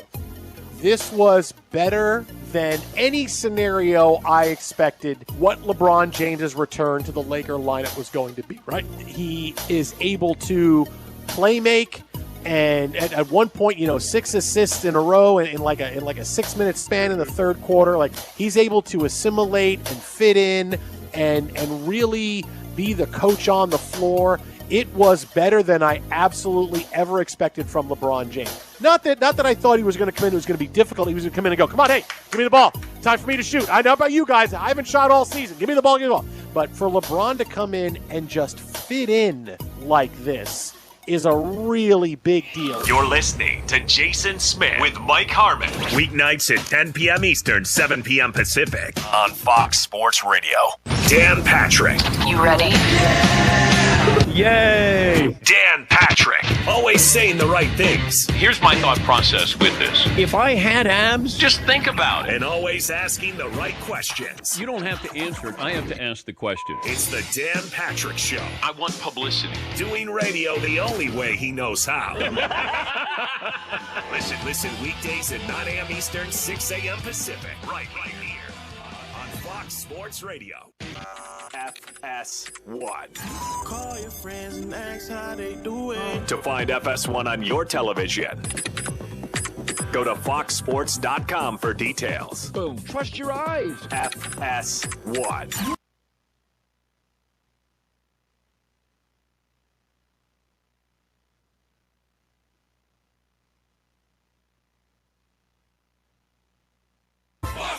And here's what you need to know. Thursday Night Football kicks off Week 12 of the NFL, and it all starts from Houston as the Texans will be hosting the Bills at 8:15 Eastern Time. Bills wide receiver Keon Coleman is a healthy scratch for a second consecutive game. Also, Buffalo has elevated wide receiver Gabe Davis to their active roster for tonight's game. For a second consecutive day, Bengals quarterback Joe Burrow was a full participant in practice. Cincinnati hosts the Patriots this Sunday. Colts have added quarterback Daniel Jones to their injury report with a calf injury. Ravens quarterback Lamar Jackson returned to practice today after missing yesterday's practice with an ankle issue. Packers running back Josh Jacobs, who's dealing with a knee injury, returned to practice as a limited participant. Browns and defensive end Alex Wright have agreed to a 3-year, $33 million extension with $21 million guaranteed. And in the NBA, Kings star center Domantas Sabonis has suffered a partially torn meniscus in his left knee. He's going to be reevaluated in 3 to 4 weeks. I'm Monty Bolaños. One guy is happily divorced. One guy is happily married. One guy gets called daddy by his 3 beautiful daughters. One guy gets called daddy after a credit card approval. One guy won a state high school basketball championship. One guy only covered a state high school basketball championship. One guy does voiceovers for fast food chains. One guy only eats fast food. Does this seem weird to anybody else? Crazy! Can this sports writer and this sports fan share a radio show without driving each other crazy? Now, live from the Fox Sports Radio studios, here's Fox Sports Radio's Odd Couple, Rob Parker and Kelvin Washington. Password. Ack, a dack, dack, a ack. Enter, brother. That's right. Come on in. Pull up a chair. And with that password,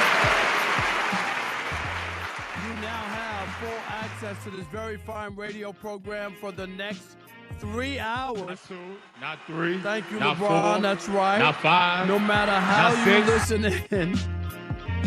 Fox Sports Radio. FoxSportsRadio.com. The iHeartRadio app. SiriusXM Channel 83. And now, live on YouTube. We'll do it live. We'll do it live. That's right. Do it live. I'll write it and we'll do it live. That's right. Thank you, Bill O'Reilly. Live on YouTube. Say my name. Rob Parker. Say his name. Kelvin Washington. And we are indeed the Odd Couple here on a TV theme song Thursday. And you'll need our telephone number because without question, we are the most listener-friendly national sports talk radio show on the planet. Ben Maller. At least when people are still awake. Sorry about that, Ben. Write it down. Committed to memory, 877-99 on Fox. For you laymen, that's 877-996-6369. And if you hear feedback on the line, it's your own fault. It means only one thing. Got to turn down the radio. And if you call in here and have a problem with what we say to you, you know what? Tough, because... Well, I'm talking to you the way I want to talk to you. Do you have a problem? Turn off your station. With that said, always remember... The Odd Couple was filmed in front of a live audience. Sweet-o-beat-o, yeah. That's right. Let's go. Big show. Big show. Oh, Even look, all he get the back rain. from injury. Now he acting extra, Rob. I know. LeBron get back. Now he don't know that. Okay, LeBron. Okay, we got Cleveland! it. Let me welcome in my co-host. He is... Kevin! Washington. I never thought I would say this, but I think I want to hear Stephen A. Smith instead. Let me hear Stephen A. Oh, my. Kelvin. There we go. Washington. Let me hear Stephen A. Let me stop before he Kelvin. put the camera on me. My boy Rob got a partner I want to talk to. Why your boy been going at everybody, Rob? Who's he going after now? I don't know. Every time I open my app, somebody getting it. Somebody getting it. He ain't playing around with people. I guess not. Are you on his list? Me and Steve? Nah. Nah, you good? Yeah. We ain't got nothing. We've been friends for a long time. We ain't got nothing. You hear me? Like years, zero. No, that's zero. Great. Yeah. No, that's great. He just been letting everybody have it lately. I've been cracking up. Like, he ain't playing around. I'm glad I'm cool with him. Just cool enough. Feeling good, man. TV theme song Thursday, people's favorite day. We got Tyson Tower trivia. Their reason why they show up. It's going to be a good show. I'm ready. Yeah. A lot to get to, no doubt about it. And, man, so much to talk about. College kids coming up in hour number 2. We'll get to that. But first, let's welcome in the Odd Couple crew because we wouldn't be able to do this fine radio program without them. Alex is our engineer. Pay no attention to that man behind the curtain. That's so good. Oh, my goodness. Oh, God. Oh, God. Are you going to say that every time? Yes. Oh, God. Because it fits. It just fits, Alex. It fits everything that we do. That's here. what she said. Thank you. Yes, thank you. Okay, wow. Okay. What? You should have the button for you, Alex. Yes. Right? I think you. Can I hit the Alex, button? caution. Caution. What are you doing? Do you want to still stay employed? Alert. Exactly. Caution. Right. There you go. Rob G is our producer. Bud Mexican. Brandon is also here. Never heard of him. Yes, producing. Brandon. Never heard of He didn't him. hear that, but yes. What is that, a 49ers hat you got on? Man. Me? No, Brandon. Oh. Not that. I see what you have on. It obviously means that it's cold out because he's got on the 49ers hat. Ski hat. Everybody has a hat on in here. I know. It's unbelievable. Listen, usually we overreact in LA. It actually is cold. It's it was cold 44 today. degrees. I took my hat off for the show, but I had a hat on as well. It's raining out. Monty Bolaños is at the anchor desk. She'll keep us updated up throughout the program. Yeah. And Sagar is our social media guru. He does a great job. Who? He's all right. Sagar. He ain't got us no headphones. So there you go. We're all good. Well, you got Alex got the headphones from Elijah. Hey, Steve. He's golden. There you go. Yep.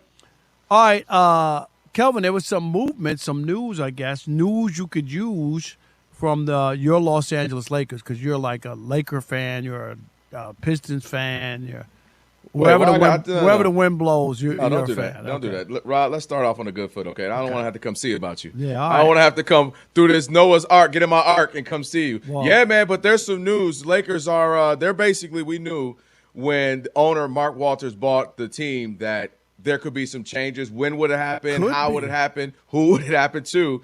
And now there's some big changes. So they're reshuffling the deck there in the basketball department, and they fired executives Joey and Jesse Buss from their respective front office positions that they have, effective immediately.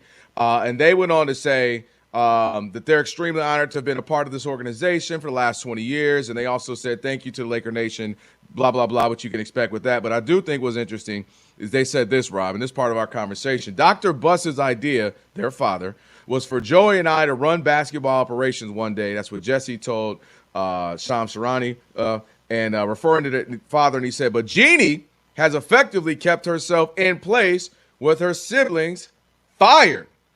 So we got a little succession going on, like the TV show, in real life. I'm just going to say this. The Lakers didn't do enough for me because Jeannie Buss should have been fired with her brothers as well.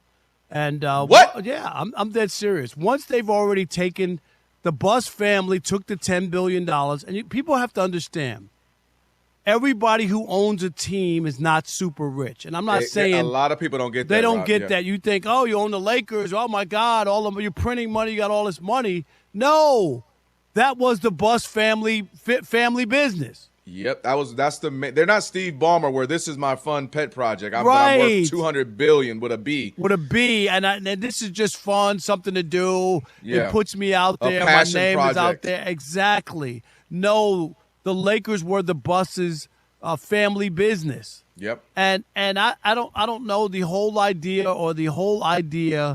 that you sell a team to somebody and you expect to still have a job there or work there or collect money as pay. You got paid. Your family got paid. They got the $10 billion. If you want to be in the basketball business, then you shouldn't have sold. Just like Mark Cuban. I want another seat at the table. What? That doesn't make any sense to me. It really doesn't. Dude, what'd you sell for? The Buss family, enough. The people who run the organization, who bought the team, right, are the Dodger people.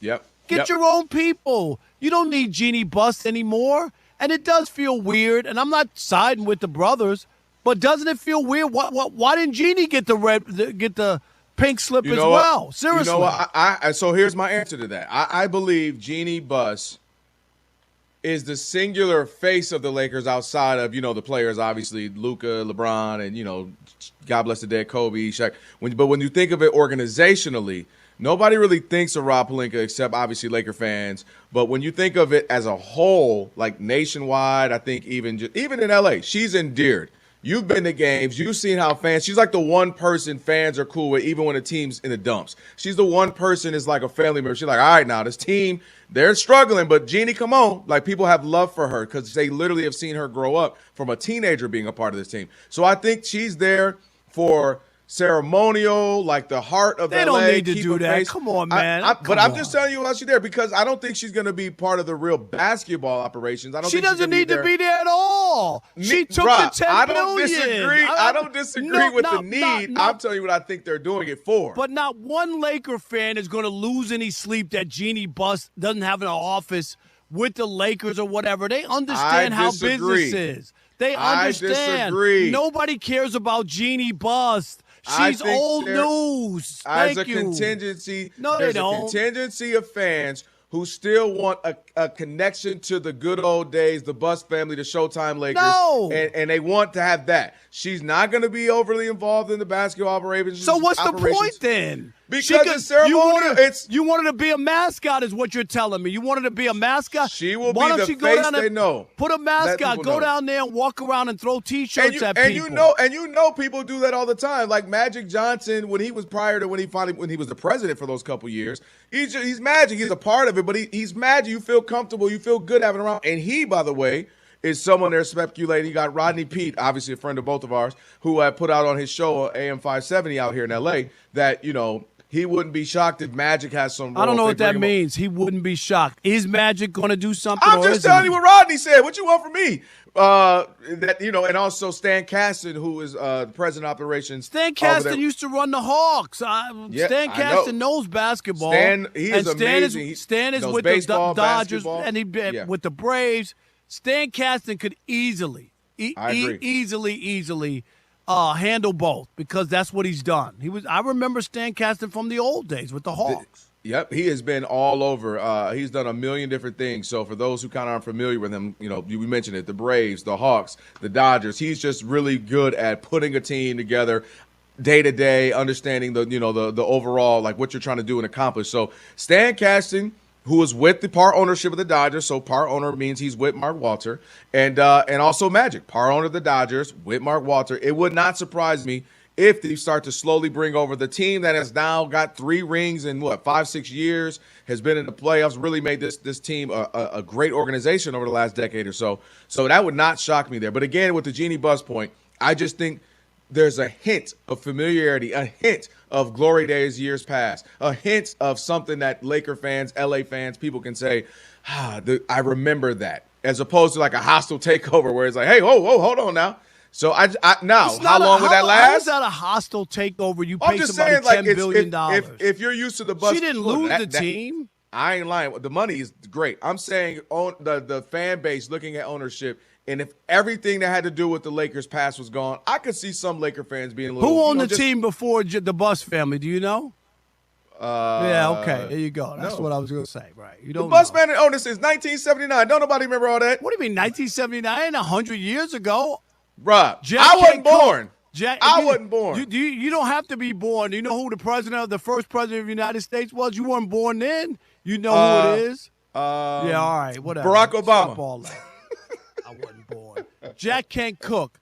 And when the Buss family took over, he didn't have to stay on. He sold the team. Come on. Because they bought it because he wasn't doing nothing with it. They wasn't winning.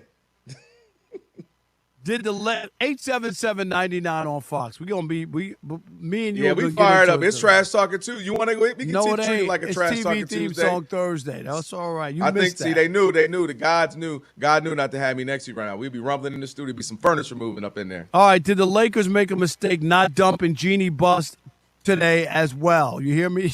They make a mistake. We'll continue that conversation next with you. You didn't want no buses in crypto no more, huh? No, Jeannie Bust as in B-U-S-T. I'm sorry. 877-99 on Fox. 877-996-6369. Where are you on this? Jeannie Buss not shown the door with her brothers, or should she have been? It is The Odd Couple on a TV theme song Thursday. Rob Parker, Kelvin Washington, right here on Fox Sports Radio. Stick and stay. Unless you two might get dumped by Jeannie Buss in the US of A. Hi, everyone. It's Rob Parker from The Odd Couple, and you fixed your diet, dialed in your sleep, and climbed the ladder at work. But your ED, that's a tough one. For everything else, you've got the morning routine, the supplements, the standing desk. You've optimized everything, well, almost everything. There's one issue you still haven't been able to crack. It's a tough one because ED isn't just about mindset. Sometimes your body needs actual support to get there, and that's where Rugiet comes in. Rugiet combines clinical expertise with fast-acting treatments that work, helping you to have a peak performance. That's right, and one of the best places to have it. You've handled the rest. Time to handle this. Visit rugiet.com/FSR to get 15% off your first order. That's rugiet.com/FSR. Rugiet.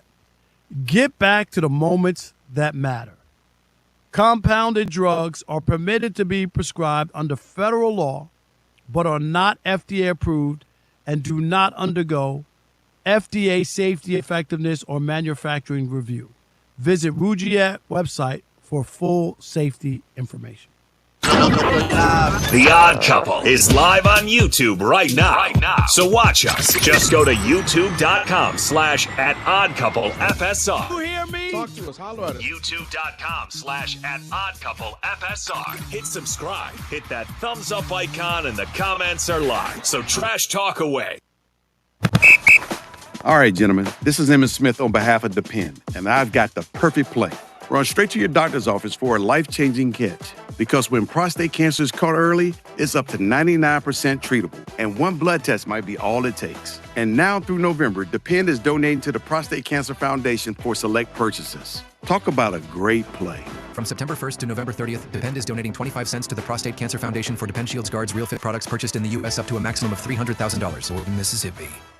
Makita's built for the pros who show up early, who don't do shortcuts, only precise cuts. With tools built to last, job after job, year after year.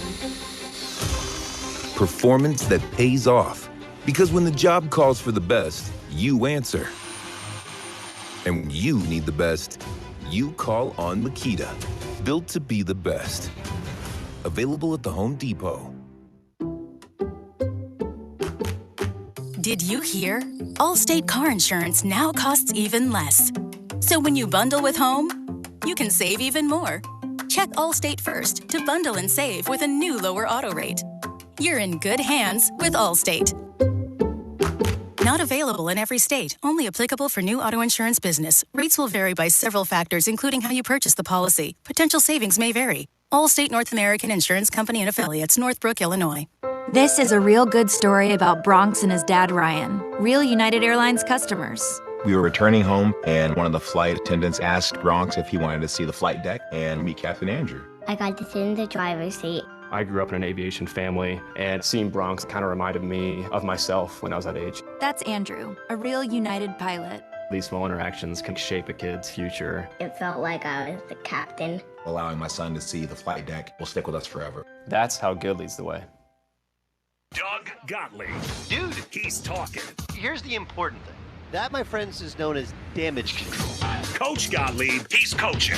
Full disclosure, I'm watching this as a basketball coach, and I've lived some of this. This guy. I'm a smartass. Yeah, he does it all. That's the crazy part about this. It's the Doug Gottlieb Show. What happens is you'll get the, oh, you're a hater, you're this. Shut up. Listen every weekday at 3 p.m. Eastern, 12 p.m. Pacific on Fox Sports Radio. Accessing. Give it up! The one and only. When Dan Patrick speaks, you better stop and listen. I must have missed this. This is the Dan Patrick Show. Lane Kiffin's family is taking a private tour of Florida and LSU. Once again, Lane is not, but his family is. And to me, the first time I heard this was, is somebody leaking this for negotiations? Because you want leverage, and Lane has leverage. You got the best year Ole Miss has ever had. They're going to be in the playoffs, and all of a sudden LSU and Florida open up. I know it'll never happen, and in this case it doesn't make sense. But one time I'd love for an athletic director to say, are you looking at other jobs? Are you looking at other jobs? Does that violate your contract? Like I would say, decide. Like if you're sending your family, why is your family going there? Now I know, the athletic director is going to say, no, we don't want to lose Lane Kiffin. But I wish one time somebody would just say, you know what? We hired you. We pay you. Okay? We're in this together. What? Is Ole Miss that confident they can get someone as good, if not better? By how far can they push the, I need to know by this date, or why don't you just take that other job? Are they in a position to really say that to them? It's weird when you go, hey, we want you here. We're doing really well here. We're going to give you a bigger offer. but you're going to go and talk to these other schools? I don't know. It's like, hey, I'm happily married, but you know what? I'm going to go see somebody in Louisiana and somebody in Florida. And then I'll get back to you if I'm still really happy. If you want to know what Dan Patrick said next, just podcast it by searching The Dan Patrick Show. And as always, you can listen to Dan Patrick live weekdays, 9 a.m. Eastern, 6 a.m. Pacific on Fox Sports Radio. It's Jason Smith. Oh, you're that bloke on the radio. It's Mike Harmon. I'm kind of a big deal. And they talk sports. The one person that this playoff is not fun for is my wife. Amongst other things. I had an incredibly long dream about Jerry Jones last night. Really? Did I mention they're best friends? You're hateful, and I'm positive. It's the Jason Smith Show with Mike Harmon. Bang. Weeknights at 10 p.m. Eastern, 7 p.m. Pacific on Fox Sports Radio. Yeah! When you call yourself the premier sports lineup in the nation, you have to back it up. Well, my friends, we do. Check these names. Dan Patrick, Colin Cowherd, LeVar Arrington, Brady Quinn, Jonas Knox, Doug Gottlieb, Spectacular, Cavino and Rich, Rob Parker, Kelvin Washington, Ben Maller, Jason Smith, and Mike Harmon. Is that premier enough? Listen to all those names right here. Really? On Fox Sports Radio. FS1. To find FS1 on your television, go to foxsports.com for details. FS1. Go to foxsports.com for details. Thank you for being a friend. Travel down the road and back again. Your heart is true. You're a pal and a confidant. Party, invited everyone. Who you invite? Who you invite? Who you invite? You would see the biggest gift would be from me. And the card attached would say, thank you for being a friend. Boom, boom, boom, boom, boom. Boom. That's how you start a TV theme song Thursday there. It is the Odd Couple, Rob and Kelvin, on a TV theme song Thursday. And we got, of course, a big show lined up for you on this Thursday. But don't forget to check out the YouTube channel. We're on it now, simulcasting as always. You can always check it out. Again, just search Odd Couple FSR, Odd Couple FSR. Like, subscribe, thumbs up, share it, comment. Shout out to the Odd Mob and everybody. We love when you guys talk to us, so please do so. And we'll get some comments on throughout the show as well. All right, Rob and I, 877-99 on Fox, talking about the Lakers. Some big moves made. They let a couple of the Bus brothers go. Jeannie still has a gig. I say it's for ceremonial, for make sure the fans of LA still feel a connection to the past. Rob says, let her go. 877-99 on Fox. What say you? Who we got? Harold in Florida. You're on the Odd Couple Fox Sports Radio. What's up, Harold? How are you?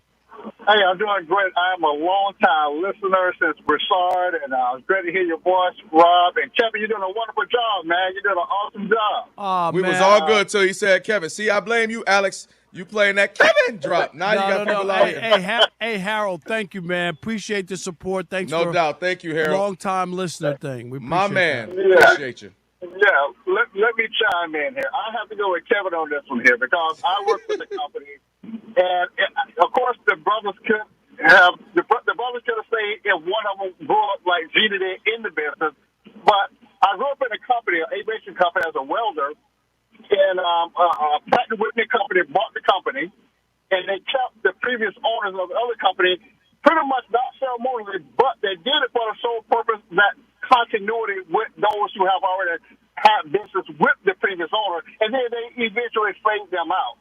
So I can see what Kevin's point is. They want to keep Gina Bus, which has been a space of the Lakers since Dr. Bus left, but eventually she'll get phased out. But they're playing it smart. That's a smart business move. You don't want to just clean house like Jerry Jones did. He ousted Landry, which I think was disrespectful. They're doing it really smart. And Jerry Jones got ripped for it. All they did was put together a dynasty. and they didn't need Tom Landry. And I know. Yeah, but if you watch the documentary, Okay. Jerry Jones talks about that. He shouldn't have did it that way. He even talked about it. What did they do? Though? But what did they do? They still succeeded. I'm just saying, you can stand on ceremony. Thanks for the call. Appreciate you, Harold. But it didn't stop them from doing their business because they put the right people in place She back not, then. I don't believe she's gonna be here long, Rob. Okay. I think it's it's another I couple would have years. just been the whole kit and You caboodle. wouldn't have poo king, did Yes, you? I wouldn't would have. have. Sean No, you in wouldn't. Maryland, you're on the Odd Couple Fox Sports Radio. What's happening? Hey, how you doing, Rob? How you, Calvin? What's up? How are you? I'm doing good, man. I'm a longtime Lakers fan, and I think they should have cleaned house with everyone. Everybody needs to go. LeBron James and his son. That's my mother. She a lifetime Lakers fan since the 70s. I grew up Lakers fan, and we just think everybody just need to go.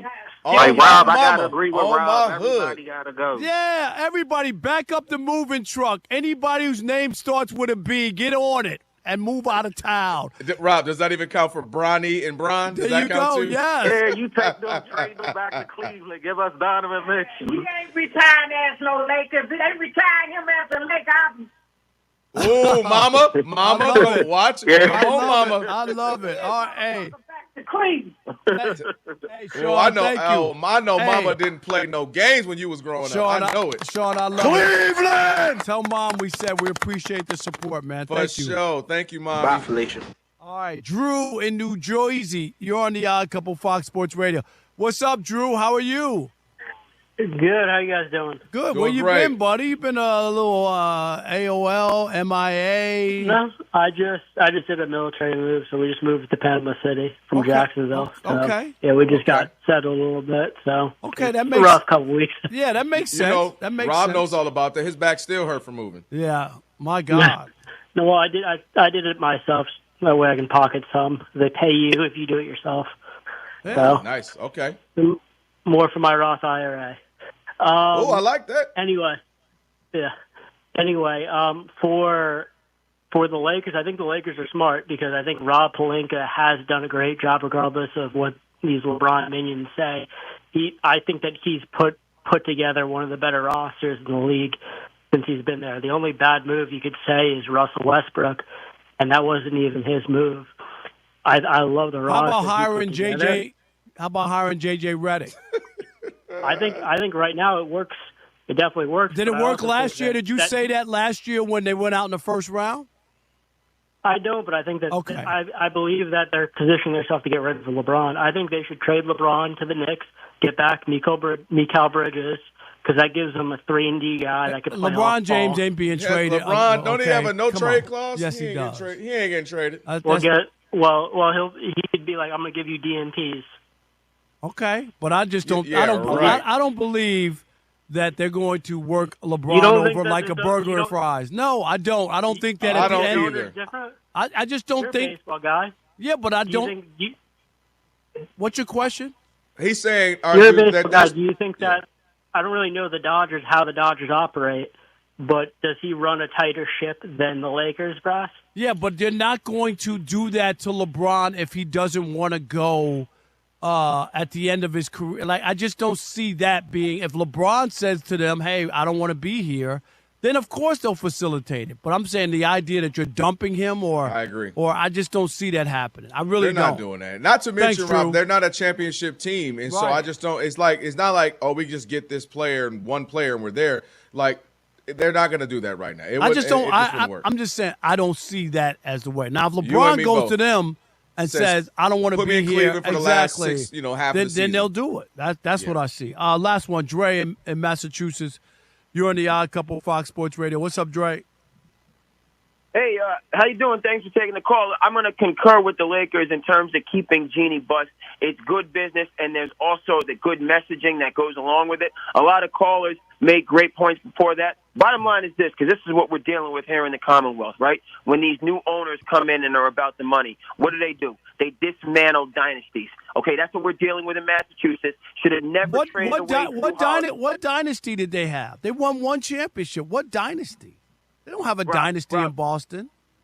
Rob, you traded away Drew Holiday. No. who was I'm the just X asking you, factor. what dynasty do they have? And what am I missing? They won one championship.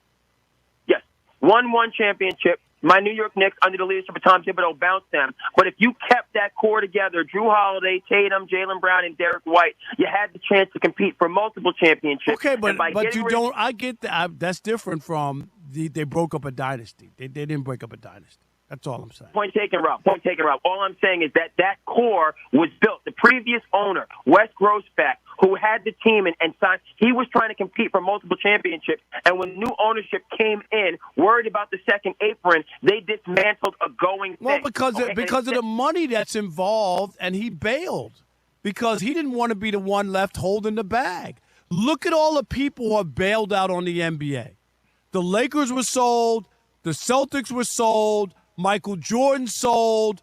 Mark Cuban sold. Cuban got out. I could like seriously listen to the names and the teams that have been sold. It's incredible to me. Point taken, Rob. They sold, they cashed out, and what's left for those organizations? Dallas is a dumpster fire. Boston now needs to find themselves. Back to the Lakers, why I agree with keeping Jeannie Buss.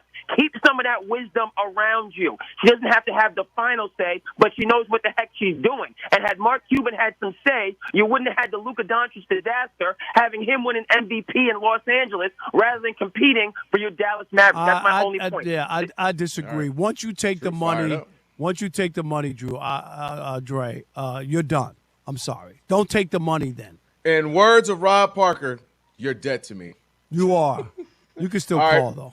Yeah. No. Oh, yeah. No. Not y'all. I'm not talking about y'all. I'm talking about if I sold the team. All right. If you sold the team, you would be dead to me. Jeannie Buss would be dead to me. See, no, I think it's a slow roll, Rob. She's going to probably 1 to 2 more years, and she'll phase out, and she'll be some great big thing. So she really doesn't matter. So it's just she could be. You wanted to be a mascot. Is that what you wanted to be? You're putting that name on it. I'm saying she's going to be a ceremonial elite, like face of the franchise. Absolutely. Then 2 more years, and she'll be gone, and they'll be rightful smack in the middle of their game plan, whatever that may be. All right, on the way, some more drama in Philly. We'll get to that in a second. Right now, it is Monty Bolaños. She's going to get you updated. Hey, Monty. Hi, guys. Happy Thursday. Yeah. It's a TV theme song Thursday. It is a TV theme song Thursday. It is Thursday Night Football, which kicks off Week 12 of the NFL. It all starts in about 45 minutes from Houston as the Texans are going to be hosting the Bills. Bills wide receiver Keon Coleman, a healthy scratch once again for a second consecutive game. Also, Bills have elevated wide receiver Gabe Davis to their active roster for tonight's game. For a second consecutive day, Bengals quarterback Joe Burrow was a full participant in practice. Cincinnati hosts the Patriots this Sunday. The Colts have added Daniel Jones to their injury report today with a calf injury. Ravens quarterback Lamar Jackson returned to practice after missing yesterday's practice with an ankle issue. Packers running back Josh Jacobs, who's dealing with a knee injury, returned to practice today as a limited participant. Cowboys wide receivers CeeDee Lamb and George Pickens were, benched for the first series in their Monday night game against the Las Vegas Raiders. It was because they missed curfew after having dinner and a few drinks at Red Rock Casino. Social media uncovered this because they didn't want to say why they were benched for that first, opening series. Well, the internet has also uncovered. They claim that they saw Lamb vomiting at 7:30 in the morning on Monday. He has denied that he was throwing up, saying that it's disrespect to even suggest that he did that because he knows how to hold his liquor. No. He heard that Jeannie Buss was staying with the Lakers. He threw up in his mouth, Rob. Is that what it was? Calvin Watkins, who covers the Cowboys for the Dallas News, has the details on that. When it comes to the NBA, Kingstar center Domantas Sabonis suffered a partially torn meniscus in his left knee. He's going to be reevaluated in 3 to 4 weeks. One NBA going on right now. Magic are leading the Clippers 26-24 late in the first quarter. Jalen Suggs 10 points. James Harden 11 points. In men's college hoops, in the second half between Memphis and number 1 Purdue, Purdue is up 55-48 with about 12 minutes to go in the game. Late in the first half, number 14 St. John's leading Bucknell 23-20, and also late in the first half, number 20 Tennessee on top of Tennessee State 29-6. When it comes to the NHL, the Capitals are leading the Canadiens 1-0 late in the first period, just like the Islanders, who are leading the Red Wings 1-0 late in the first period. Back to you guys. Thank you. Appreciate it, Monty. It's the Odd Couple, Rob Parker, Kelvin Washington, on a TV theme song Thursday. And for over 40 years, Tire Rack's been helping customers find the right tires for how, for what, for where they drive. Ship fast and free. Backed by free road hazard protection with convenient installation options like mobile tire installation. TireRack.com. It is the way tire buying should be. Rob, you and I have talked about it a handful of times, and it's just something that won't go away. That is all the drama happening in the Eagles. You got that report from The Athletic. You got reporter Derek Gunn talking about there's frustration with players that is growing around Jalen Hurts and his approach to the season. And you got players saying that they feel like he's trying to play his game instead of taking what was discussed in the actual game plan between the coaches and the players and throughout the week transitioning into game day. Jalen Hurts, I'm going to tell you what he said, then we'll jump into it. He said, I'm not surprised by anything. This is kind of the nature of the position. And then he said, but I put my energy and my focus on trying to go out there and do my best and trying to learn, trying to build, trying to take in things that I can try and improve. I guess a lot of that attention happens when things are going well, when things are not going so well. I never run away from holding myself accountable, and I think that's exactly what I've taken the approach of doing. And then he goes on to say he takes pride in the offense and all the work and all that good stuff. Rob, you know what? This is interesting to me because you and I have talked about it. Even I've been critical of the offense, but I concede and agree with you in that, hey, they're winning. 22 of the last 25. He's been to 2 Super Bowls, won one, played outstanding even in the one he lost. So the thing that makes it interesting to me, Rob, you've been covering this in sports 30, 40 years. I've been doing this now 20 years. It seems like usually there are times where media can blow things up, especially once the debate shows started and podcasts. You know, people take one little inkling of something and make it a thing. That happens in media. This is the weird one for me, Rob, because it's coming from inside. Like we have A.J. Brown. It's not like he's literally saying it while in the locker room. Like, you know what I mean? It's not like we randomly heard some tape or something. He's saying it on Twitches and tweets. Devontae Smith said something last year. Sirianni and Jalen Hurts got into it last year early. Like, I'm actually confused on what is going on, why they don't see it as, hey, as long as we're winning and keeping the rest in the house. They're publicly saying it. They're talking to reporters about it.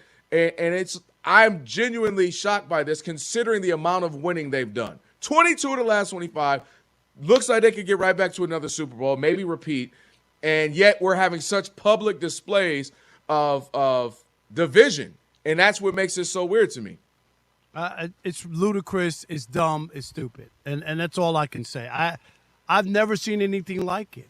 That's sure, what I mean. Can the offense play better? We know it can. We saw it in the Super Bowl. Stop it. It's not like they've scored 7 points or 9 points for 3 years. We've seen this offense score. It's about winning. People just need something to complain about. That's where we are. They're boring because they win. Oh, my God. Yes, go ahead, Jalen. Throw the ball around the yard. Pick up 3 interceptions and we lose, and then people will be happy. Is that what you want? I don't even understand. Jalen knows he wants to score more than 16 points. I just saw the numbers with the Lions. When they lose, they score 16 points, right? Yeah, yep, the offense gets stifled, yeah. Okay, but somehow, some way, Jalen's making the right plays, making the right situations, and they're still winning games. It's about winning. Small sports has a short menu. I can't say it enough. Sure, they can work on the offense. Sure, they can play better. It ain't like they're at a ceiling and this is the best that they can play because we've seen it. And even the Super Bowl, he played great in the Super Bowl. They lost. He had the 1 turnover. But he played better than Patrick Mahomes. He played his butt off. I don't care what anybody says. You know what, Rob? And I think, you know what? I'm glad you brought that up. I'm wondering if that's part of what's making this. Rob, you there? I'm here. Oh, my bad. I'm sorry. I couldn't hear this. I'm wondering if because they saw the highest of the highs with him, airing it out in the Super Bowl, outdueled Patrick Mahomes, even though they lost, but outdueled them, looked fantastic. And I'm wondering if that's in the back of their brain. You know what I mean? Like, this is what we should be or could be, that right now they are 25th in total yards, 28th in passing, 29th in third down conversions. And I'm wondering if that is, you know what I mean? Like, they're looking at this is what we should be. And if he has fallen, like I talked about this the other day with you, in love with that he only has one interception this entire season, that his QBR is really high. I think he's 5th in total QBR. And I think he's like, I'm playing sound and disciplined, even though he's not letting that thing rip. And I think But my only argument with that is that just doesn't make any sense to me. If you told me his QBR was 14th or 18th, or you told me he was number 1 in turnovers, and all those numbers, and they were barely winning, that would make sense to me. You know what I mean? Like he's not playing well, and the offense has to play better. Like, I get it. You want to score more points. You want to do stuff. Also, look in there. A lot of those carries and handoffs, or the tush push, right? That's a part of their offense. Yeah. Not looking for other plays downfield, right? Like we saw it on a 4th down in their own territory, right, against the Lions. What are they doing? They got the Lions the ball back, and that. But do you see what I'm saying? Yeah. Like that was a tush push. I do believe some of this, Rob, to your point, some of this, and they were breaking it down. We had there were some experts breaking down their offense. They are Manila, meaning away from just Jalen, like the schematics of it all. It ain't all on him when our overall scheme is very Manila, very basic when you look at some of the other top teams in the league. So I do think there's an element of Jalen is just doing, a lot of what, hey, this is what we're trying to do, and this is, kind of the game plan. But it does baffle you. And if I was an Eagles fan, I would be hyped that would win. I know a couple friends of mine who are. I don't know how you lose to what team. They're like, this is a weird season where we're so happy we're winning, but we're also nervous that why aren't we playing well? So it's a weird season for them. And again, their own division within the locker room. Not one time, Rob. Not like, we had, arguments happen. This is a continual thing. But it's just really strange for a team that's won 22 or 25. Yeah, it makes no sense that this is a public story. They should go to the offensive coordinator and to the coach and say, hey, we need to open this up or whatever. I just, to me, this is just another one of those people who are more worried about their stats than anything. That's what it feels like to me. Because it's not enough to win. It's about they want stats. Well, the only one caveat I add to that is maybe there's concern that we're winning now. Can we win in playoffs if we're not producing? That will be my only thought. But I don't even understand. It's the same quarterback who's balled out in the playoffs. Right, but we were running like crazy last year. It's one thing if he had never done that and you're worried about his first trip to the Super Bowl, are we going to have enough points? We've seen him play and ball out. And maybe that's working to the kryptonite, and that they're like, well, why aren't you that right now? Maybe that's why it's, you know what I mean? I've seen you be that. I've seen you be dynamic, airing out. Why aren't you that? All right, on the way, play of the day, Shekel City as well. Plus, somebody might be asking for a way out of their city in the NBA. We'll tell you what we're talking about. It's the Odd Couple, Fox Sports Radio. Football fans, it's the pregame show you've been waiting for. Don't miss Fox Sports Radio's Countdown to Kickoff, presented by BetMGM. Make it legendary. Every Sunday morning at 10 a.m. Eastern. There's no better way to get ready for football every Sunday than with us, right here on Fox Sports Radio. Did you know Medicaid plans change from one year to the next? And this year, it's important for you to review your current prescription drug and health coverage and compare all your options during Medicare open enrollment. Compare health plans, drug coverage, and costs. See if you can save some money, and don't forget to make sure your drugs are covered. Open enrollment ends December 7th. Compare plans now at Medicare.gov or call 1-800-MEDICARE, paid for by the U.S. Department of Health and Human Services. This is the story of the one. As a custodial supervisor at a high school, he knows that during cold and flu season, germs spread fast. It's why he partners with Grainger to stay fully stocked on the products and supplies he needs, from tissues to disinfectants to floor scrubbers. All so that he can help students, staff, and teachers stay healthy and focused. Call 1-800-GRAINGER, click Grainger.com, or just stop by. Grainger, for the ones who get it done. The Herd. When Colin Cowherd drops the info, The Herd, you need to listen. Right here. Kansas City's now lost to the Jags, the Eagles, the Bills, Denver, the Chargers. All playoff teams today. 0-5 against playoff teams, and their wins. Raiders, Commanders, Giants, and whatever the Lions are these days. Listen, some of this is you pay a quarterback big money, you have a limited roster. I mean, Sam Darnold, team-friendly deal. Seattle's young. Look at that roster. Hikes, the track team. 7 of the top 8 cap hits in the NFL right now at quarterback, 500 or worse. And the Chiefs have done a really good job to kind of manipulate it so Mahomes isn't a huge cap hit. But Travis Kelce, he's on his last legs. Chris Jones is like the 62nd ranked defensive lineman. Everybody at the top of that salary chart there doesn't feel the same. Mahomes doesn't feel the same. So Denver's offensive line, clearly better. Denver's run game, better. Denver's pass rush, not close, better. Denver's secondary, pretty good. Denver's wide receiver group, I think it's underrated. I like their wide receivers. Can be Franklin now and Bo Nix connect. Mims, Cortland Sutton. The young kid out of Illinois, like they got dudes. I watched that game and you watched that game. It felt like to me when Denver got the ball at the end, they with Bo Nix on that rookie deal and all that length at wide receiver and that dominant offensive line and that pass rush, they had more options. If you're eager to find out what Colin said next, just podcast it by searching The Herd. And as always, you can listen live to Colin Cowherd weekdays at noon Eastern, 9 a.m. Pacific on Fox Sports Radio. This is The Herd. You got to be consistent. With Colin Cowherd. Mic check. The last night LeBron made his season debut, and it was a perfect night. And LeBron appropriately did not insert himself into the offense much. In fact, the usage rate is what I want to see going forward. Luka had the ball 44% of the time. I'd be happy at 46, 47. Austin Reeves had it 25% of the time. LeBron had it 13. And it was all smiles.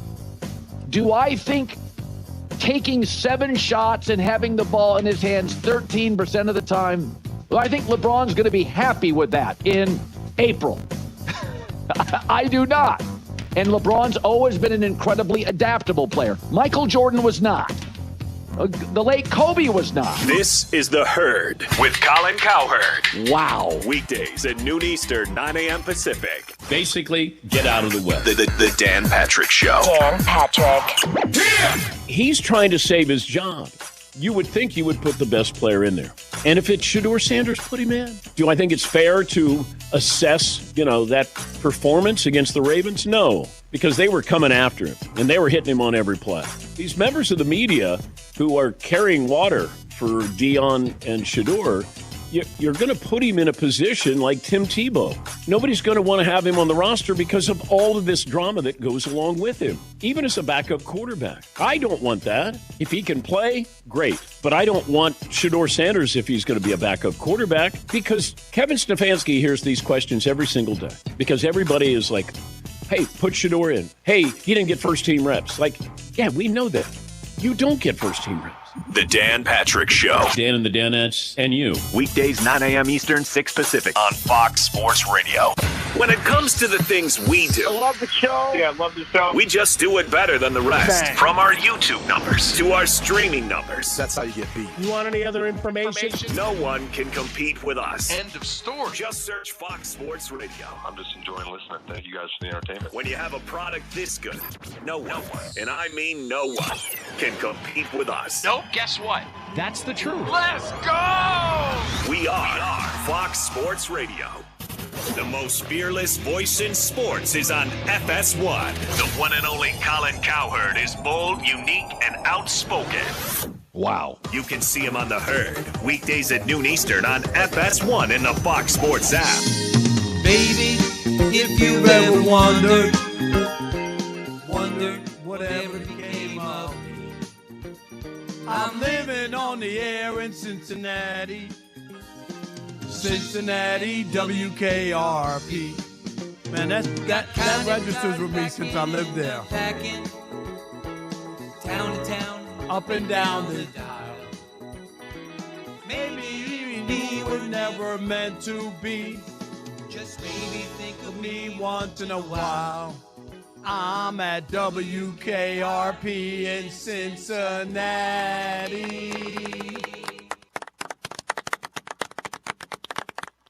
It is the Odd Couple. Rob Parker, Kelvin Washington, right here on Fox Sports Radio. And guess what? It's time for Shekel City. Welcome to Shekel City, the home base for Rob Parker's daily picks against the spread. All right, here we go. 2-1 last night. 79-70 is the record. 79-70. Here we go. Tonight, I'm taking the Bucks plus 1.5 at home, hosting the 76ers. I got Memphis minus 3.5 at home, taking on the Sacramento Kings. And I got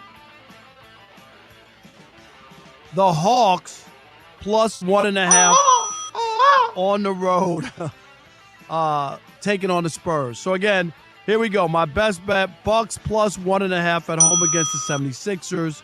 I got Memphis minus 3.5 hosting the Kings, and the Hawks. I want to say Falcons. Hawks getting 1.5 points and beating, taking on the Spurs in San Antonio. And remember, Kelvin, I'm not telling you who to bet on. I'm telling you who I bet. Okay. Kevin! You feel good now? Yeah, I do. I'm just every now and again you got to get it out.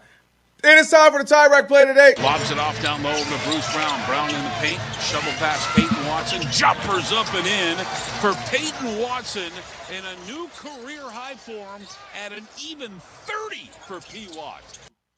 30. That is Nuggets Radio right there, and that's your Tire Rack play today, brought to you by Tire Rack. For over 40 years, Tire Rack has been helping customers find the right tires for how, for what, and for where they drive, ship fast and free.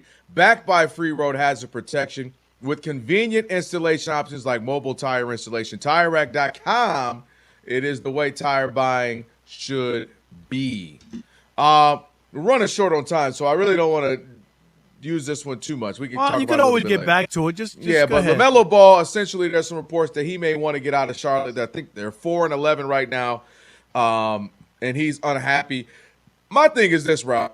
I think he's a fantastic player to watch as far as entertainment. Like him in the All-Star game would be crazy, but I don't think he is playing winning basketball. Like I don't think. Okay, you go to Minnesota, you go to Atlanta. We were just talking about. Like I don't automatically think the grass will be greener because I think he has to learn how to play winning basketball. And I don't know if he's going to stay healthy, Rob. Him and Lonzo have been hurt their whole entire NBA careers.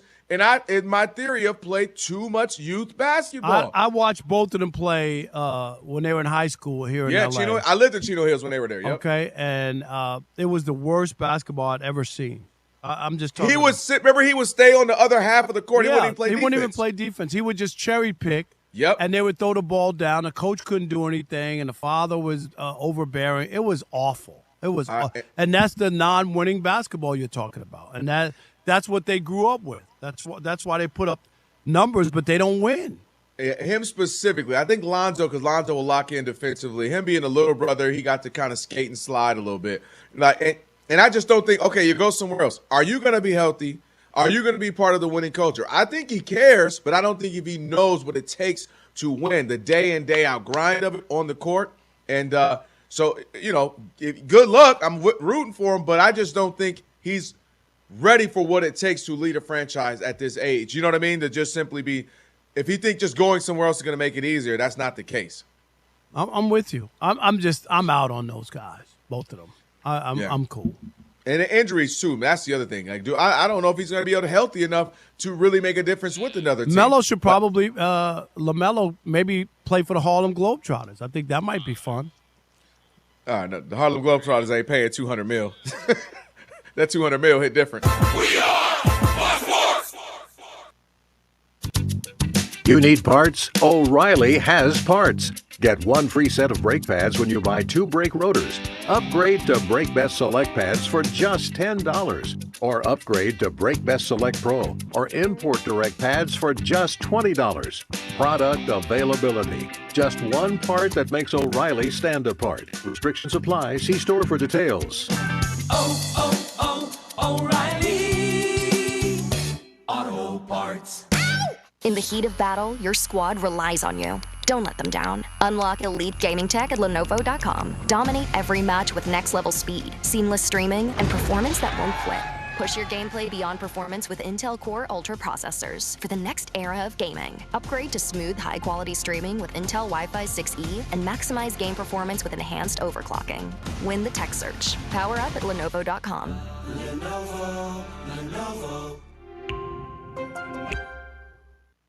Fearless voice in sports is on FS1. The one and only Colin Cowherd is bold, unique, and outspoken. Wow. You can see him on The Herd, weekdays at noon Eastern on FS1 in the Fox Sports app. Jason Smith and Mike Harmon are dropping knowledge like this. Those guys are sick, man. According to reports, all right, now we've kind of heard some whispers about this over the course of the past few weeks, but according to a report by The Athletic, some players on the Eagles have grown frustrated by Jalen Hurts' approach this season. They feel like he generally plays his game instead of what's discussed during the week and transitioning it to game day. So in other words, hey, they spend all week working on a game plan. They get to the game and Jalen Hurts decides, no, I'm just going to do my thing. Some of it is not throwing the ball in tight windows, holding on to the football a little bit too much. And look, you look at the offense this year and you could say, yeah, it's been a disappointment. Now, you can point to the fact that maybe Saquon Barkley was able to cover up a lot of those ills last year when he ran for 2,000 yards, and we're seeing it now because Saquon Barkley's not going to run for 2,000 yards this year. So this is not surprising, right? Again, this is a non-surprising headline, and when I see this, for most teams, this would just make them turtle. They would fall off a cliff, and all of a sudden, look at the worst thing in the world in the back page of the newspapers. And when people read newspapers, and now it's the back page of the online version of the newspaper, it would just be an absolute mess and get me to the end of the season. But no. What do we say? This is not even a blip in Philadelphia. Oh, they don't like the quarterback? You think Jalen Hurts is really concerned about that? You think this is something brand new that all of a sudden they love Jalen Hurts and then now he's playing his game and now I don't like him? Yeah, I think Jalen Hurts is going to be just fine. I think the Eagles are going to be just fine. And it's stuff like this. To get the rest of what Jason Smith and Mike Harmon said, podcast it by searching The Jason Smith Show with Mike Harmon. And as always, you can hear The Jason Smith Show with Mike Harmon weeknights at 10 p.m. Eastern, 7 p.m. Pacific, right here on Fox Sports Radio. Hey! This is The Jason Smith Show. Check this out. Pay attention. With Mike Harmon. I got to give credit where credit's due, right? I always say I do.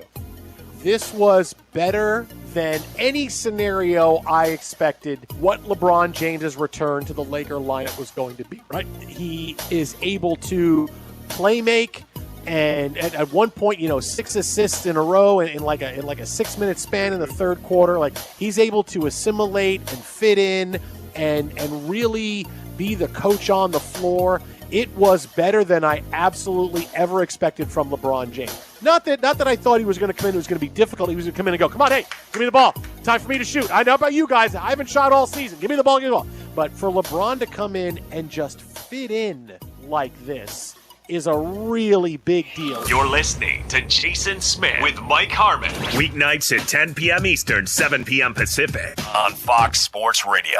The Herd. It's Colin Cowherd. Here we go. Weird sometimes works in sports and in life. The Herd. The Herd. Yeah. It's poetry. Outline your life in pencil, not pen. Yeah. Things change. It's sports. College football fans are freaking out. Oh my God. Need I say more? Total class, understated, just does his job. Yeah. It's The Herd with Colin Cowherd. The public is always right.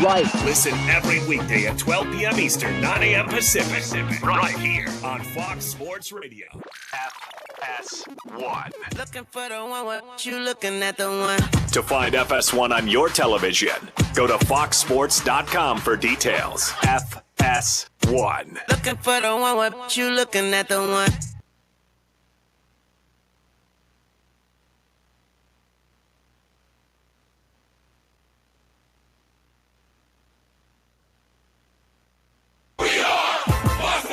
And here's what you need to know. Week 12 of the NFL kicks off soon from Houston as the Texans will be hosting the Bills. It all starts at 8:15 Eastern Time. The Bills have elevated wide receiver Gabe Davis to their active roster for tonight's game. Also, wide receiver Keon Coleman is going to be a healthy scratch for a second consecutive game. For a second consecutive day, Bengals quarterback Joe Burrow was a full participant in practice as Cincinnati hosts the Patriots this Sunday. Ravens quarterback Lamar Jackson returned to practice after missing Wednesday's practice with an ankle issue. When it comes to the NBA, James Harden has 16 points, but the Clippers are losing to the Magic in Orlando 49-41 late in the second quarter. In men's college hoops, down to the final 4 minutes, and number 1 Purdue has taken the lead from Memphis. They're up 68-64. At the half, number 14 St. John's leading Bucknell 41-25, and number 20 Tennessee on top of Tennessee State 43-21. I'm Monty Bolaños. One guy is happily divorced. One guy is happily married. One guy gets called daddy by his 3 beautiful daughters. One guy gets called daddy after a credit card approval. One guy won a state high school basketball championship. One guy only covered a state high school basketball championship. One guy does voiceovers for fast food chains. One guy only eats fast food. Does this seem weird to anybody else? Hey, I heard that. Can this sports writer and this sports fan share a radio show without driving each other crazy? Now, live from the Fox Sports Radio studios, here's Fox Sports Radio's Odd Couple, Rob Parker and Kelvin Washington. Hour number 2 on a TV theme song Thursday. Number 2. Yes. I think he misremembers. Thank you, Tom. Rob Parker, Kelvin Washington. Rob Parker. Kevin! Here on the Odd Couple, Fox Sports Radio. Be sure to check out the brand new YouTube channel. You see us right there, no doubt. Do it! Yes. Watch us live. You can simulcast all of that video. Tell us about who's more odd, who's the odder one. Just search Odd Couple FSR on YouTube. Again, that's Odd Couple FSR. Be sure to hit that subscribe button. And don't stop there. Hit the thumbs up icon and comment away. Let us know which one of us is the best. All right, you don't have to do that to Kelvin. Check us out on YouTube and watch us live right now. Search Odd Couple FSR and subscribe. Don't forget, coming up in about 28 minutes, it's the College Kids. Sierra Clark is coming by, host of the SECT podcast, Sierra Clark. And we got a little shop talk. Is Thanksgiving the worst major holiday of the year? Wow. Yeah. Rob G wants some smoke today, huh? I guess so. So we got all of that coming up in hour number 2. And don't forget Thursday Night Football. I don't know. Are you we the talked about it Buffalo last week. Bills and Texans. and the Texans? Like, I don't want to be a killjoy, but are you hyped? There's a reason. I'm glad you asked me that because you lead us to our topic here. The reason I think anyone will be hyped today is specifically Josh Allen. Josh Allen is spectacular, reigning MVP. Last week did some stuff that no one else does at the rate he's doing it. 3 touchdowns through the air, 3 touchdowns on the ground. It's just been, he's spectacular. So if anyone's excited, it's because he's in it. The Texans are great defensively, but don't necessarily bring a bunch of I expect the game to be close because of their defense. But leading to our topic, there's a discussion that is Josh Allen the greatest running and passing the dual threat quarterback ever. And he enters tonight, Rob, Thursday Night Football, tied with Cam Newton for the most regular season rushing touchdowns by a quarterback in NFL history. They both have 75. So one more, he's going to break the record. And then, of course, you start to look at the stuff that he's been able to do. He has 10 rushing touchdowns so far this season, trailing only Jonathan Taylor, who's a running back, and Green Bay's Josh Jacobs, who's a running back. So he's doing stuff at a rate as if he's a running back when you're talking about getting in the end zone. So the question becomes, is he the greatest dual threat quarterback ever? And the answer is yes. And it's literally because of what I just mentioned there. If you're asking me who's the most exciting, effortless, video game looking, that is Lamar Jackson. If you're just talking about a guy who can get the yardage, because Lamar has way more yards than him when you're talking about just total yards rushing. Lamar Jackson is ahead of him in that range. But when you're talking about excitement, I think of Michael Vick. I think of Lamar Jackson, as I mentioned. But productivity, as far as getting your running butt in the end zone, that is Josh Allen. Jumping over people, running people over, and then still have the ability to turn around and throw 3 touchdowns. Josh Allen has become that, simply edging out Lamar in the sense of productivity in the end zone. As far as aesthetically, that's still Lamar for me. Like, as far as just pure, when I watch this person play, I go, okay, this is just, he looks like he's playing against college players or high school players. Lamar still has that. But as far as getting it done on the productivity side, specifically with the running in the end zone, Lamar just edges him out for Josh just edges him out for me. And the stuff that both of them have done, by the way, at the ages they are is crazy. It's not like they're at the end of their career. They're going to set records so far ahead of everybody. When it comes to Lamar with the rushing yards, when it comes to Josh Allen with the touchdowns for a quarterback, he's on a trajectory at the end of the 2028 season to have triple-digit rushing touchdowns. That's insane. So that's where I am. He's the greatest when you're talking about getting the job done in the end zone, whether it be passing, whether it be running. Where are you? I have a feeling you're more Lamar. Yeah, I don't think it's close. And I you just putting up the issue I have is to think it's just about numbers, okay? And it's not just about numbers, because that's a style of play that the Bills have decided they want to go with Josh Allen. And unlike that, everybody criticized Lamar when he was running the ball in, and he obviously decided that he didn't have to do that anymore, right? He didn't have to give up his body and wind up getting hurt. And I'll give you a couple of examples on why Josh Allen isn't the best dual threat. It's Lamar Jackson, and it's not even close. John Stockton is the all-time assist leader. Nobody thinks he's a better passer than Magic Johnson. No, zero. Even though he has more assists, right? He's done it better than, he got all the assists. Nobody thinks he's better passer than Magic Johnson. Another one, Tom Brady. Tom Brady has all the stats, all the stuff you want. You talk to anybody in the NFL and take away the Super Bowls, because that's what puts him on everybody's list, and say who's the best quarterback, skill, arm strength, accuracy, all that. Tom Brady is not the best quarterback. He's the most accomplished quarterback. Would you agree with that? He's not the best quarterback. No. You There's 5 guys Marino, that you would John pick. Elway, Aaron Rodgers. Right. You could pick 5 guys easily ahead of Tom Brady.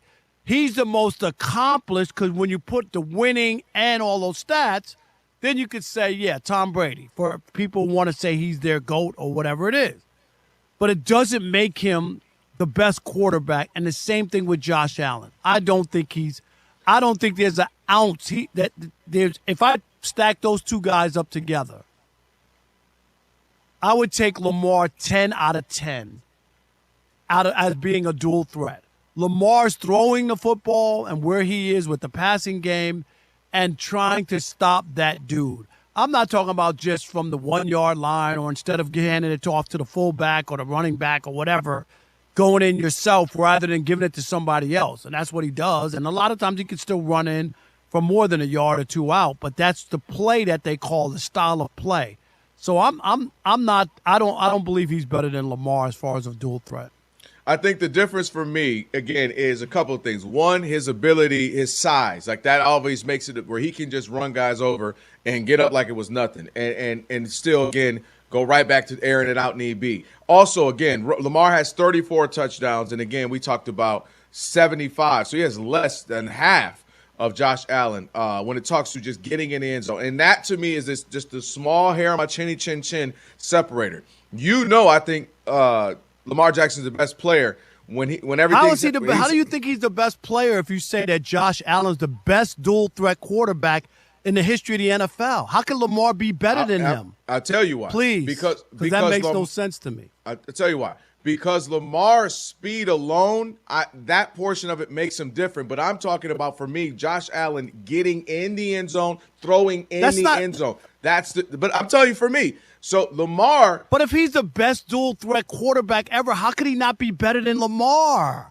Because we're saying dual threat. Yeah, is he the greatest dual threat quarterback? So if he's the greatest dual threat quarterback, he's not better than Lamar? How? No, because Lamar's passing ability right now, because of the way he plays, he's getting. We already talked about it. His winning percentage. right? We talk about the way Lamar, his style of play, his winning, I think he's at 72% of his games or something crazy like that. Lamar, and especially the early part of his career when he was more run-centric. Lamar right now, both of those guys are video game players, which is why the last 3-4 years is going to be pick your choice of who's going to win the MVP. So Lamar makes it look so effortless. It looks like a video game, as does Josh, but Lamar makes it, he's a little bit more trickier to game plan for, and he's just a little bit more unique. But when I'm saying just simply dual threat, and it's close. If you say Lamar, I'm not mad at you. I just think for me, his ability, his being Josh, to get in the end zone both ways is the small separator for me. That's the only difference I'm saying. It's illogical that then Lamar is the better player. Because what? I don't know. But okay, let me tell you why. Seriously, hold on. Let me respond to that. Because it doesn't make any sense. But see, this is where we're differing. Okay. Patrick Mahomes had been the best player for years, and he's nowhere near as dynamic as either. He can run, but nowhere near as dynamic. So it's not just being a great runner doesn't simply make you the best player. Aaron Rodgers was the best player, and he wasn't the most running quarterback. So best player doesn't equate to just simply running. No, but it says the great. All right, I'm just trying. When you say, you get what I'm saying? Like, no, I don't. Lamar being the best doesn't mean he has to have better legs or like. Peyton Manning was the best player for some time. He wasn't running nowhere. No, but the idea that you're talking about the same two guys, you're saying. You've said Lamar's the best player in the league, but yes. Josh Allen is the best dual those quarterback. Are two separate things. No, they're not, because they both do that. They both do that. They both are dual threat. No, these two guys are both dual threat. Right. So what I'm Would saying you agree with that? Yeah, absolutely. Okay, but they're probably the best two at it. Okay, so but you say Lamar's the best quarterback, but he's the best dual threat. Because Lamar's escapability is more so maybe getting out the pocket, some scrambles, I'll run around. Josh is just a lot of times I'm getting in the end zone. So it ends in the result of him getting in the end zone.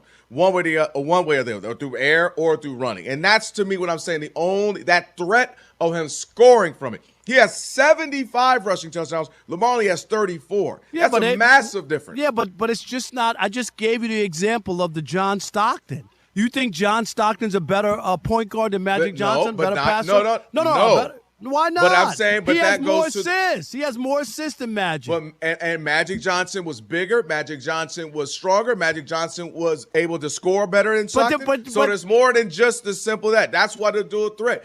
Both of them have gotten really good as passers over the years. They both had concerns. But would you acknowledge that the Ravens have gone away from Lamar they got Derrick Henry, they had other that's not what they want Lamar to do at the goal line. Currently, it's not that he can't do it, it's that they don't want him to do it, and it's a style of play. That's what I'm trying to say to you. And so if we had the same conversation 2 years ago or in 2 years from now, I might, change it then. But as of the last couple of years we've seen, Josh Allen, and I told you that's what I think singularly won him that MVP last year when he was running all over the place, jumping over people in snow, doing literal Superman stance in the air. But he wasn't the NFL first-team All-Pro quarterback. Hey, they changed their vote. What you want from me, Rob? What you want from me? None of this makes sense to me. All right. They changed their votes. 877-99 on Fox. Maybe you understand, Kelvin, because I don't. How don't you get it? I don't get it. I don't know how. If Josh Allen is the best dual threat quarterback of all time, he should be the best player right now, too. Oh, God. I just think they go hand in hand. Is Josh Allen the greatest dual threat quarterback of all time? Kelvin says yes. I say hell no. Oh, God, no. Hell yeah. We'll continue that conversation next with you. We want to hear from you. 877-99 on Fox. Oh, God. 877-996-6369. It is The Odd Couple on a TV theme song Thursday. Rob Parker, Kelvin Washington, right here on Fox Sports Radio. Stick and stay. Especially if you can make sense of this Josh Allen thing in the US of A. It's Rob Parker from The Odd Couple.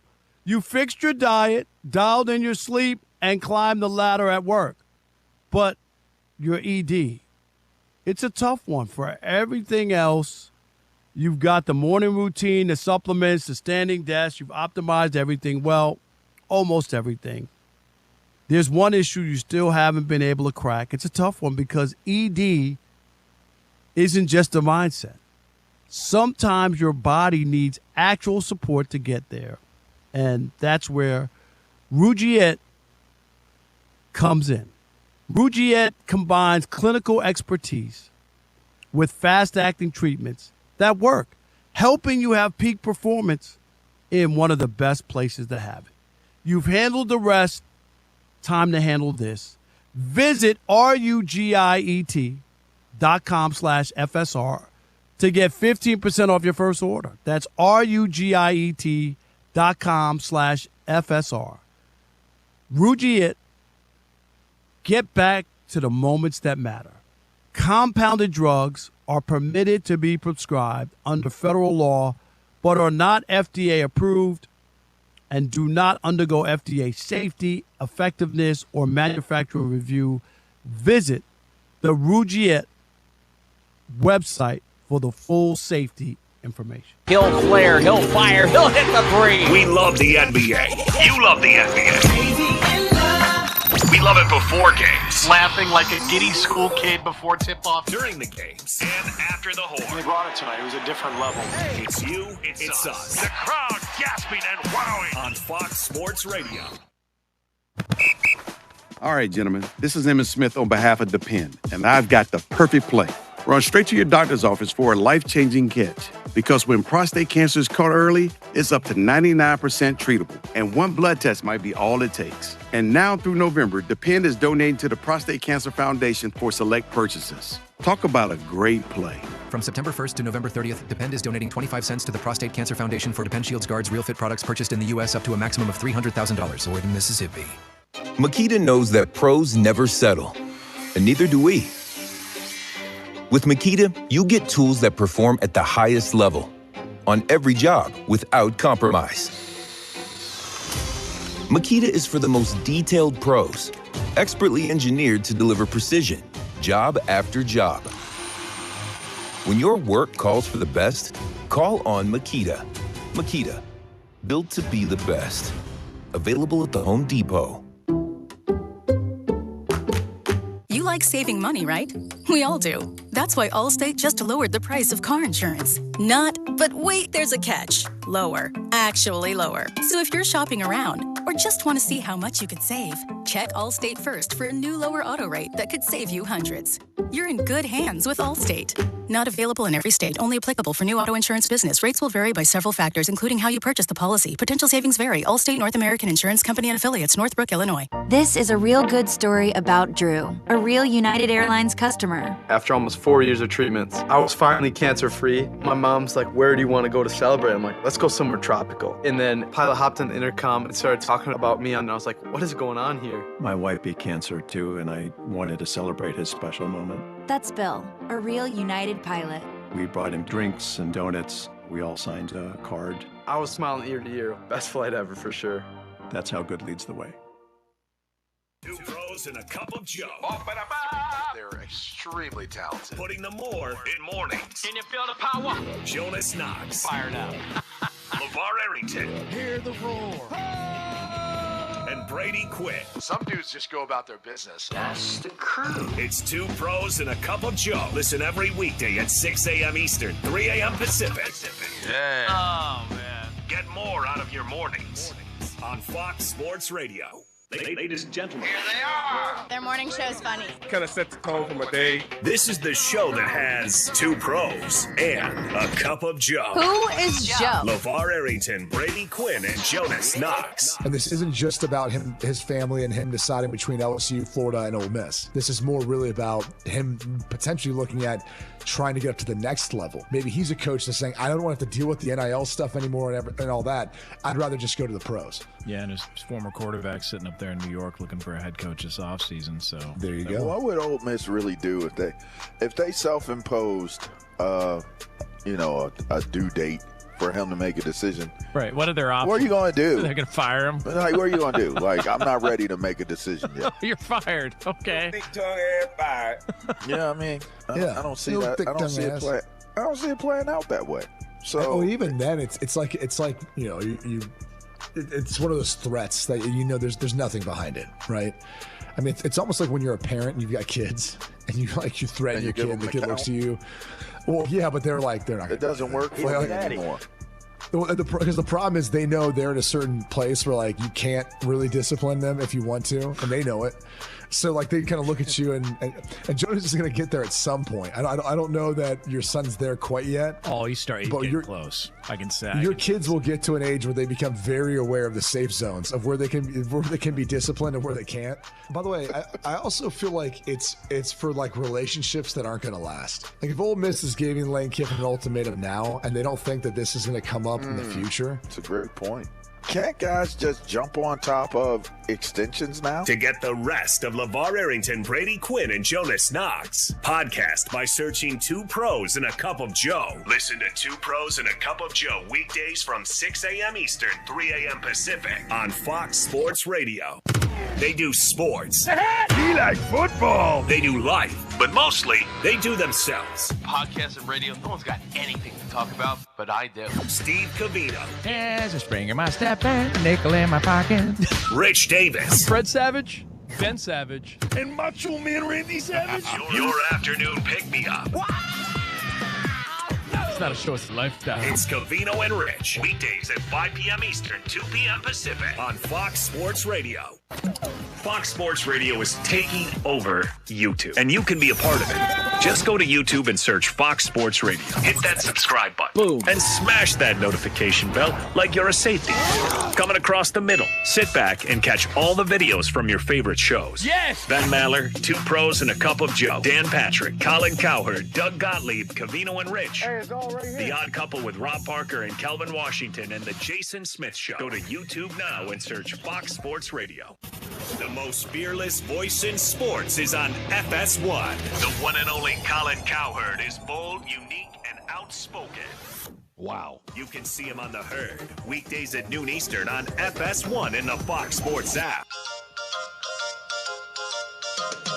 Shoot. I don't know if your phone is ringing, Rob, or if this is the song. It is definitely a TV theme song Thursday with this one. Go ahead and say it. The Odd Couple with Marvin, 19 da-da-da-da-da. Say it. This is just the instrumental. Very nice, Alex. Okay. It's the Odd Couple, Rob and Kelvin on the TV theme song Thursday. Oh, God. Oh, God. This What are you show doing with changed those my life. glasses on? I can't see you, Rob. Wait a minute, are those my glasses? Put Alex yours has my on. glasses on. Look at me. You know I can't read anything.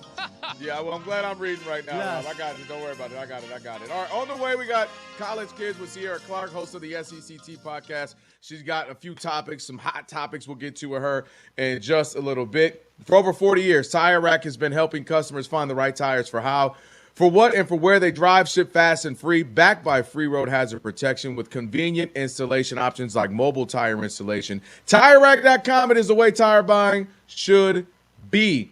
All right, 877-99 on Fox. Josh Allen, the greatest dual threat quarterback of all time. You say no, you say yes. Is it somebody else? 877-99 on Fox. Who we got? How about Ben in Miami? You're on the Odd Couple Fox Sports Radio. What's up, Ben? Hey, guys. How's it going? Ben, what's up, Ben? Not that bad.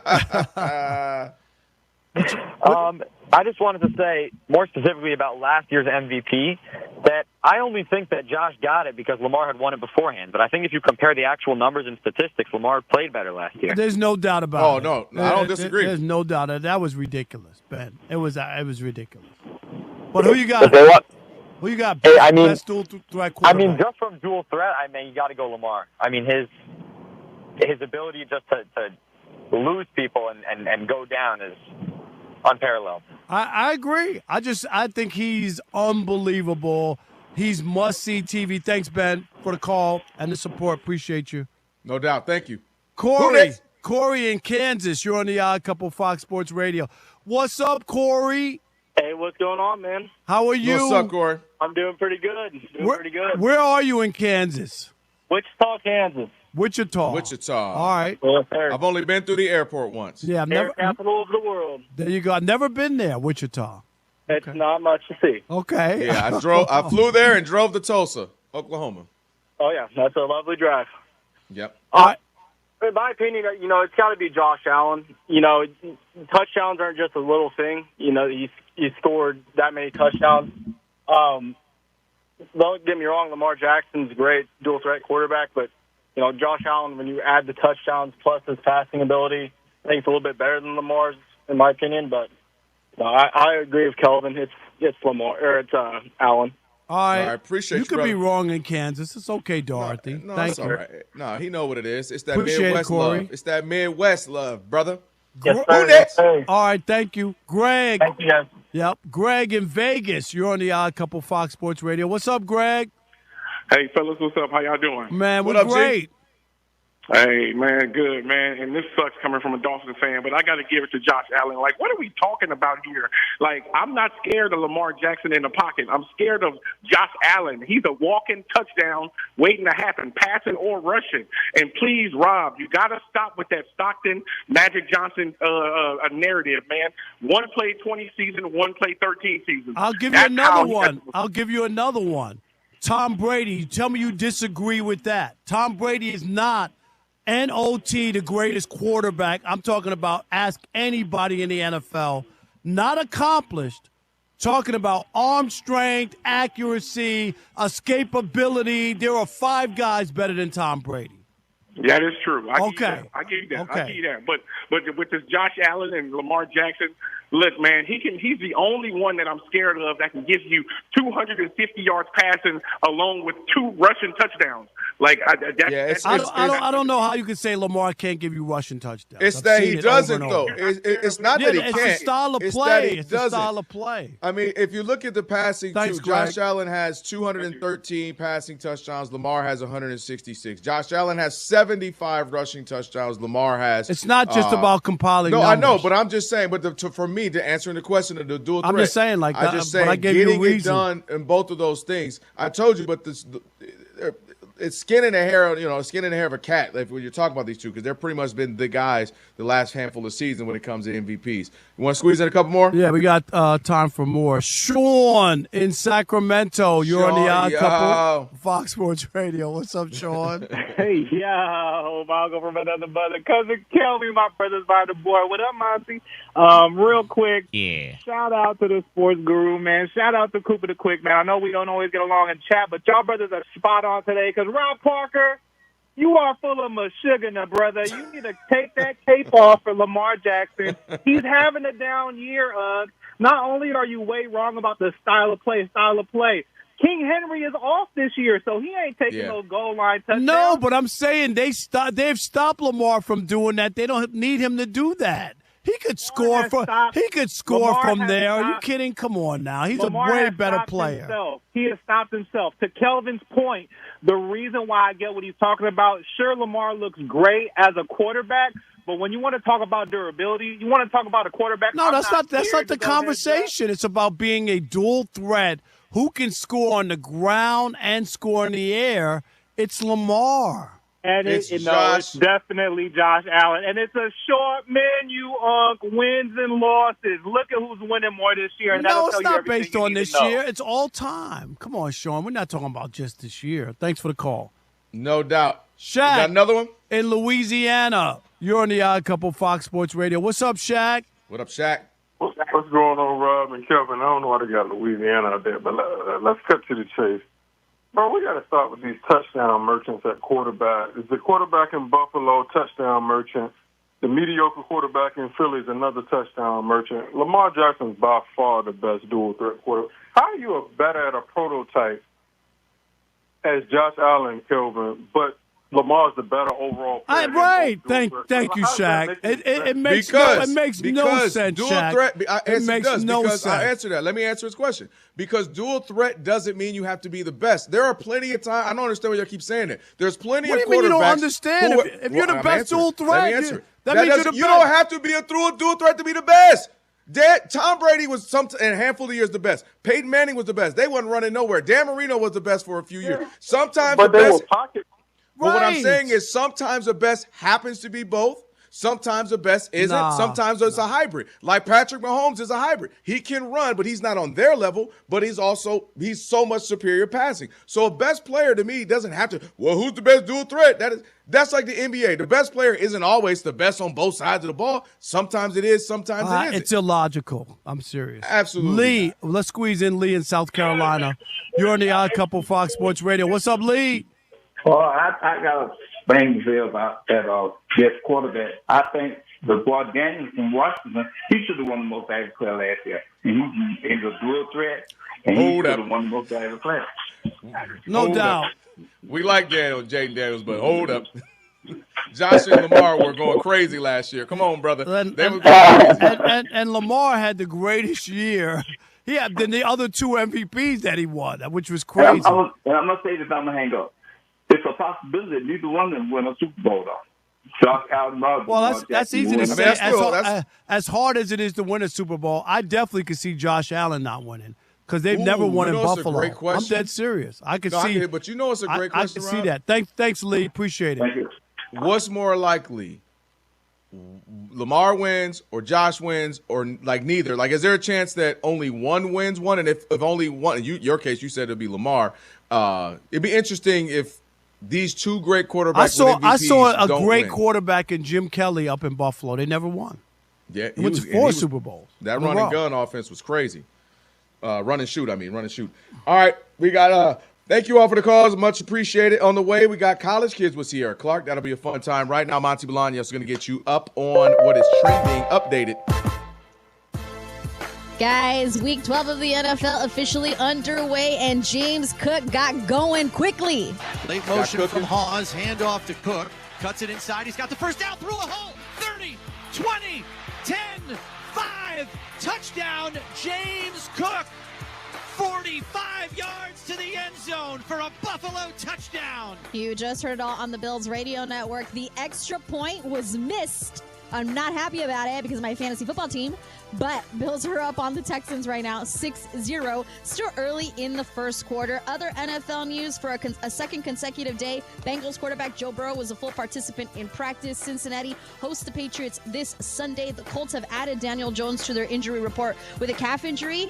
Ravens quarterback Lamar Jackson returned to practice today after missing yesterday's practice with an ankle injury. And Packers running back Josh Jacobs, who's dealing with a knee issue, returned to practice today as a limited participant. When it comes to the NBA, Jalen Suggs has 23 points, and the Magic without Paolo Banchero are leading the Clippers 75-64 halfway through the third quarter. Late in the first quarter, the Grizzlies are on top of the Kings 30-18. Also, Kings star center Domantas Sabonis has suffered a partially torn meniscus in his left knee, so he's going to be reevaluated in 3 to 4 weeks. Late in the first quarter in Milwaukee between the 76ers and the Bucks, where the 76ers are up 20-13. Paul George 11 points so far. Late in the first quarter between the Hawks and the Spurs, where Atlanta is up 28-26. In men's college hoops, number 1 Purdue survived against Memphis 80-71. They were losing for a majority of the game. Right now, number 14 St. John's is crushing Bucknell 60-32. Still halfway through the second quarter, just like Tennessee State and Tennessee, where number 20 Tennessee is up 62-34.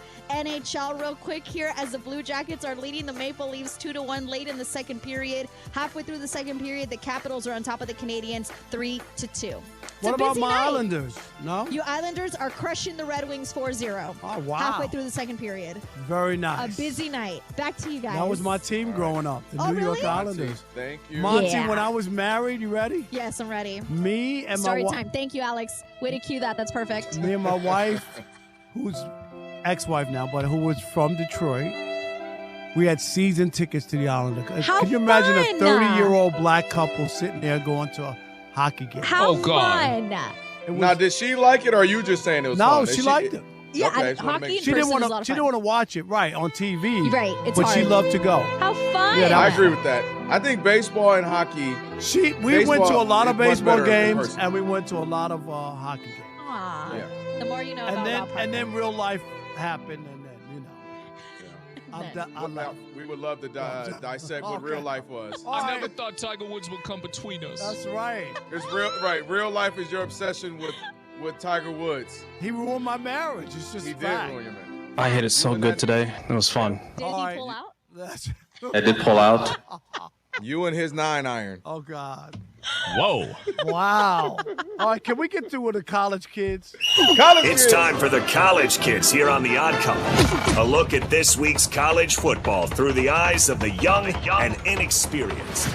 The rookie in the vet. But they swear they know college ball. Takes it into the end zone. Yeah, right. Fundamentals are going to show up. Are their takes sophomoric or graduation worthy? Rob and Kelvin will decide.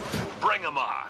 That's right, baby. I know you're tired of Rob Parker and Kelvin Washington, a.k.a. Kevin, telling you all the stuff you already know. It's time to go deep into the college football world, and no one better to bring in than an absolute pro. Her name is Sierra Clark. She is the host of the SECT podcast. Sierra, how you doing today? Good. How are you? We are doing We fantastic. are. Great. Yeah, Sierra sounds full of energy. We love it. Yeah. She better bring it.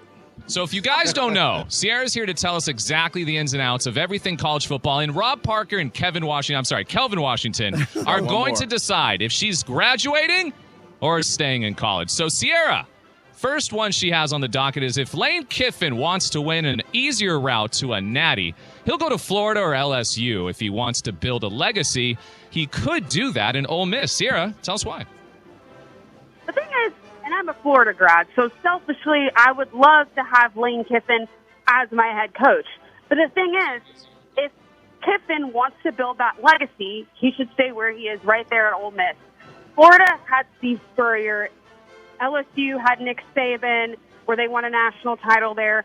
Ole Miss has never won a national title in the modern era. I mean, the last time they won one, it was in the late 1950s, and Mississippi looked very different than it does now.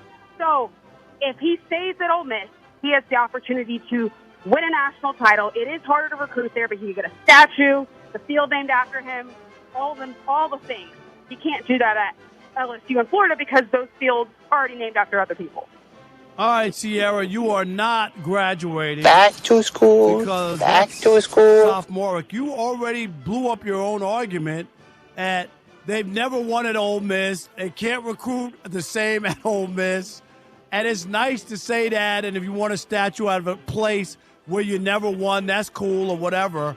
But the idea of being a head coach in college football and eventually, getting across the finish line and finally raising that championship trophy, I think he goes what's best for him money-wise and gives him the best chance to win. Sierra, you're graduating. Now they always say congratulations.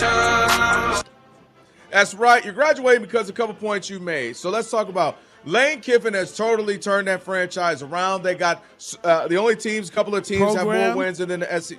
Yeah, the program. That's right. And you're talking about Georgia and you're talking about Alabama. He's right there with them in wins in the last 5 years. And because of the transfer portal and because of the NIL, he can absolutely have a chance to sneak in a natty in the next couple of years. Hey, maybe even this year. So you stay there, create a name for yourself. You have been one of the more fumbling your way up in your career is Lane Kiffin. He's fumbled into a great position. I don't know how he's done it. And he talked about how this school's changed his life, helped him get back on track. Stay there, marry up that team, that organization, that program, and then you can go ahead and maybe win something. But it makes no sense for him to leave. And then, Sierra, you'll be ripping him saying how he never won a national championship because he stayed at Ole Miss. Remember that. Okay. Leave it to Professor Parker to not graduate somebody. I'm sorry. Who would have ever expected? It is College Kids with Sierra Clark, host of the SECT podcast. And so Sierra's second take, may I say, I'm excited to see what she has to say. Timing of the transfer portal window needs to change. Sierra, tell us why. Yeah, one window does help. Right now it's from January 2nd to the 16th, but that just really impacts those teams that are in the playoffs, like your Ohio State, your Georgia. And players who are sitting the bench on those teams, they want to leave, but they could potentially, their number could get called if somebody gets hurt. So I just think they need to push the transfer portal date to later January, early February. However, that does kind of depend on each school's schedule, but I think exceptions need to be made for these college football athletes if they want to go to another school because it conflicts with their bowl game. Unfortunately, Sierra, you graduated. Now they always say congratulations. I got to give it to you. Here's why. And actually, this ties into Lane Kiffin as well because there's talks of him leaving LSU, as we just discussed. Talks of him going to other schools. Well, they would have to make a decision before the college football playoffs because you got the transfer portal. You got to start talking to coaches, the availability to talk to them. These schedules get so tight for schools to make decisions and players to make decisions. So they need to give it a few more weeks, stretch it out. Because you got 12 teams in the college football playoffs. Before you know it, you're going to have 24, and that'll be too many schools that have to make decisions so rashly as opposed to giving them a couple of weeks to settle down after the playoffs and figure out what they want to do.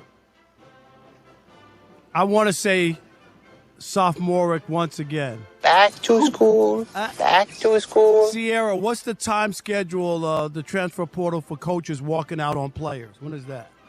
There's none. Oh, okay. I'm just saying. Like, I rest my case. Like, why did you got to be restrictive to the players, but the coaches get to walk whenever they want? I just don't. Those are the rules that are laid out. They need to figure it out. Well said. There you go. Odd Couple with Rob Parker, Kelvin Washington, the great Sierra Clark here for the SECT podcast. Now, the last take of the night, boys. She says. What'd she say? College football playoffs, they don't need to expand. Sierra, tell us why. Yes, and Rob, I know the last time I came on here, you mentioned a lot about money, and I get it. More playoff teams equals more money. But when the playoff is going on for so long and you're seeing South Florida play Georgia and Georgia's beating them by 40 points, I'm tired of watching it by then. And I love college football, but I don't want to see that. I want to see the big dogs go up against each other. 12 teams is already enough because we're seeing teams like Miami who aren't even going to play in the ACC championship but are being talked about being in the college football playoff. It just doesn't make sense to me. 12 is enough, and we don't need more teams. All right, for once, Sierra's graduating. Now they always say congratulations. All right, I know this is all about money and a big money grab, but I'm with you. Enough. I don't want to see a 3-month-long playoff because they want to put 48 teams in it. I'm with you. I don't even want 12. I don't think there's even 12 viable that can win the national championship. 4 was good for me, so I'm with you. We don't need to expand any more on college football. Man, this was your best day ever with me because you graduated again, girl. Congratulations. You know what? I don't know what you've been doing. You've been eating your Wheaties. This is why you can't teach at USC because you're an easy grader. Hey,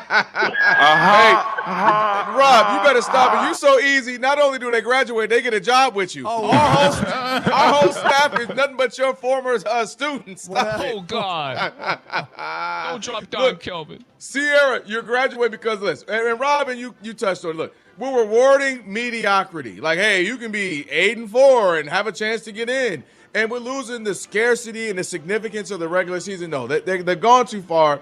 It should be 12 is already too many, but fine. If we can't go backwards, so leave it at 12. Stop messing with it for at least 15, 20 years. Then we can reassess. Not 2, 3, 4, 5 years. All right. And that's College Kids with Sierra. Thank you, Sierra. Great job. Very good. Sierra, listen. Thank you. Listen, because you're in class with us, Rob's going to offer you a job when this ends. There you go. Well, I think she's on the radio with us. How's that? Yeah, it is. Rob offers everybody. Where Ian at? All right. Thanks, Sierra. Have a great week. You, Sierra. No doubt. Sierra, she's gotten really, really good with that. She's on MLB Bro, Sierra. Yeah, she does I know. stuff for us. I know. I don't know how that feels. I don't know how that feels. Alex, you're going to be on MLB Bro. One day. Alex, I told you, we just got to update your Ancestry.com. All you need is 0.0001% black. You in there. But does it count from the waist down? Where's that? We need your Alex. Stop. Right. Caution. Alex. Caution. Alert. Alex. Caution. Alert. Shop talk on the Caution. way. That's if we still have jobs. Fox Sports Radio. Ha ha ha ha ha ha ha ha ha. Good one. Our hosts are diverse. Wow. Some are bilingual. Hi, Papa. Come here, chulo. Some have hobbies outside of sports. I was good at rollerblades, Jonas. But our hosts have one thing in common. With my shirt off, I don't feel bad. They were all heartthrobs in the 90s. Do you want to dance? This is Fox Sports Radio.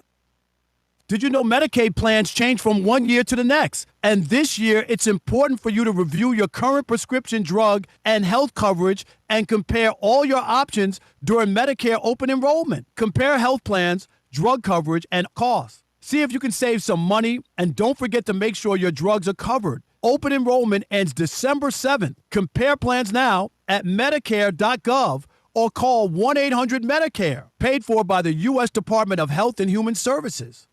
This is the story of the one. As a maintenance supervisor at a manufacturing facility, he knows keeping the line up and running is a top priority.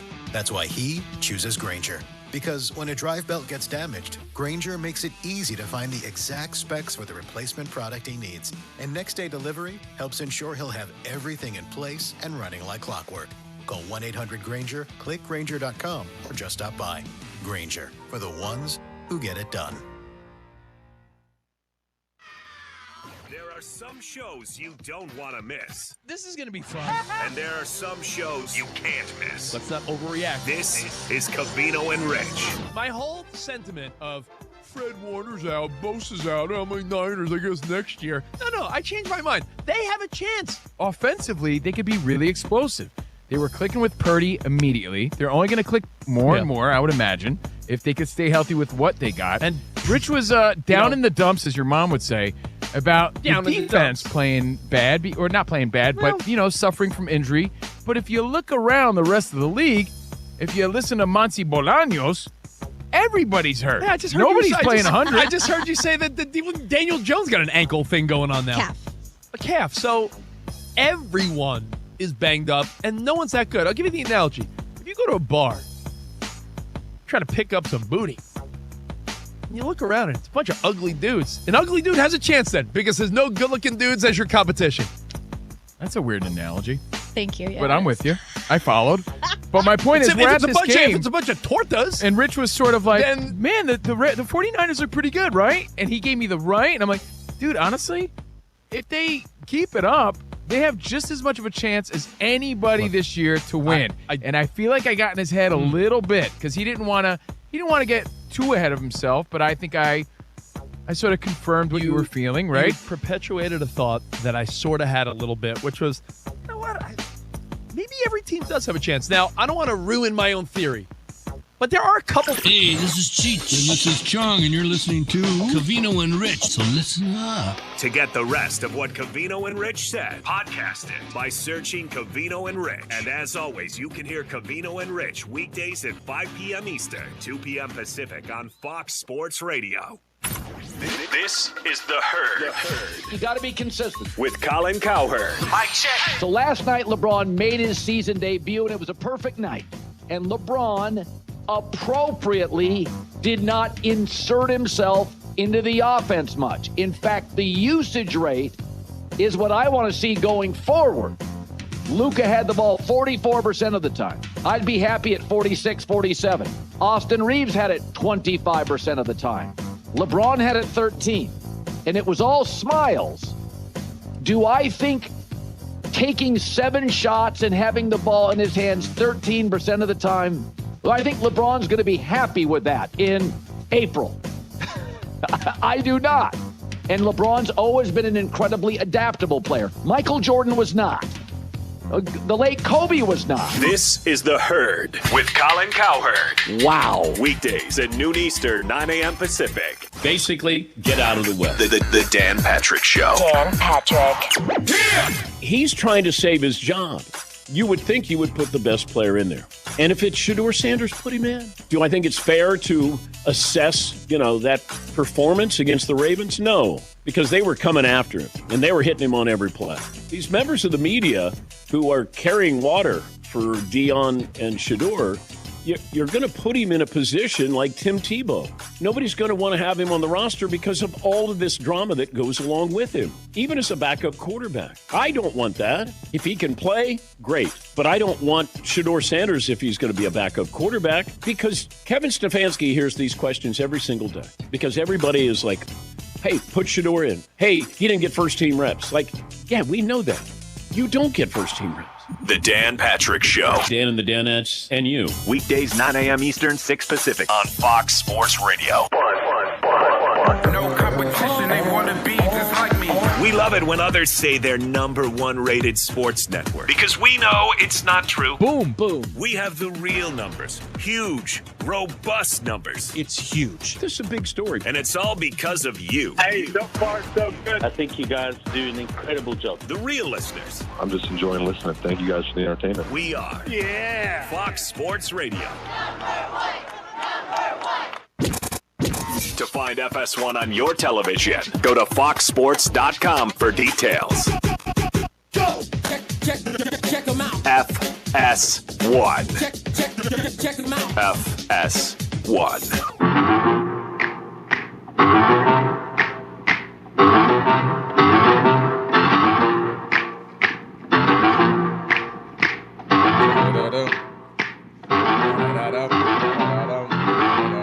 Tight pants. They're creepy and they're kooky, mysterious and spooky. It's the Odd Couple, Rob Parker, Kelvin Washington on a TV Thieves on Thursday. If you missed any of today's show, you want to catch the podcast, all you got to do is search the Odd Couple wherever you get your podcast right after the show. Today's pod is going to be posted, so be sure to follow the pod, rate it, give us 5 stars, give a review, let us know you rock with your boys. We appreciate it. And also, you're going to find the full version plus the best of version right at the end of the show. It is now time for Shop Talk. Ain't nobody exempt in the barbershop. You know that. Ain't nobody exempt. You can talk about whoever and whatever, whenever you want to in the barbershop. Now, it's Shop Talk. Ladies and gentlemen, boys and girls, and Monty Bolaños, it's time to talk about things outside of the world of sports because we are worldly gentlemen and we like to do things that don't always revolve around a pigskin bouncing ball or things that go bang.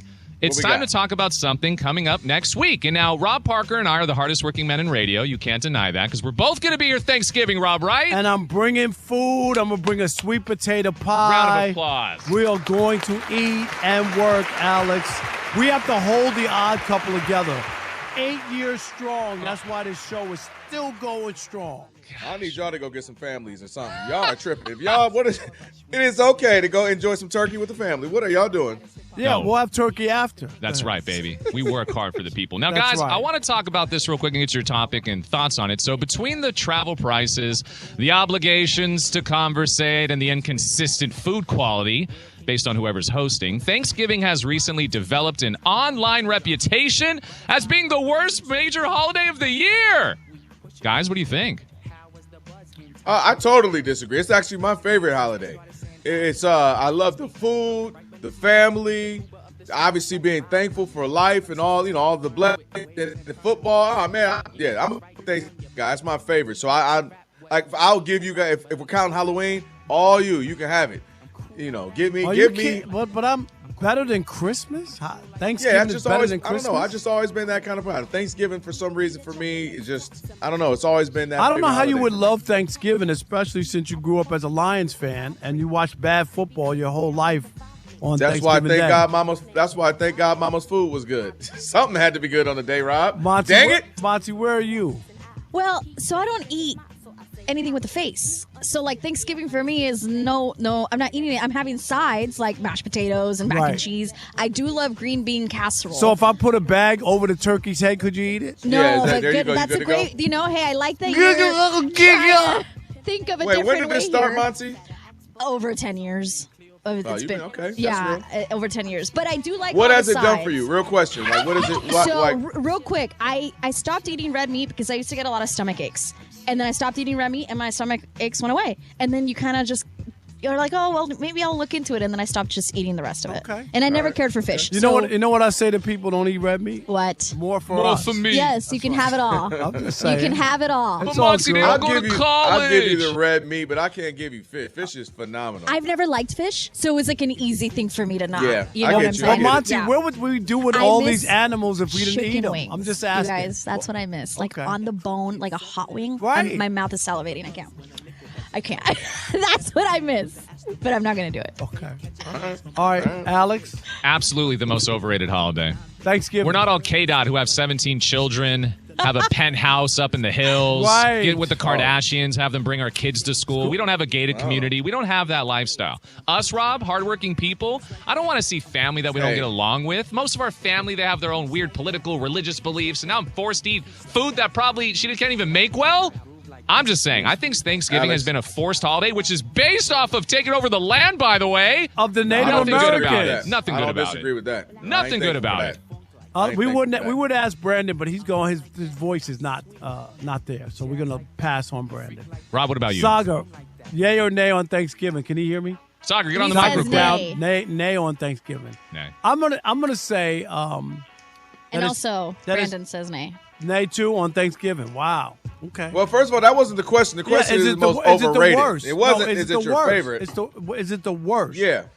I'm not gonna say it's the worst, because I gotta be honest. I'm not into Halloween at all. Oh, you're crazy. I know I'm not. Neither am I. I'm not into Neither have Halloween. Guys, Rob, get with it. Get all with the the young times. girls into outfits. Now he's got a point, Rob. Matter of fact, I thought you would be on the corner of Hollywood.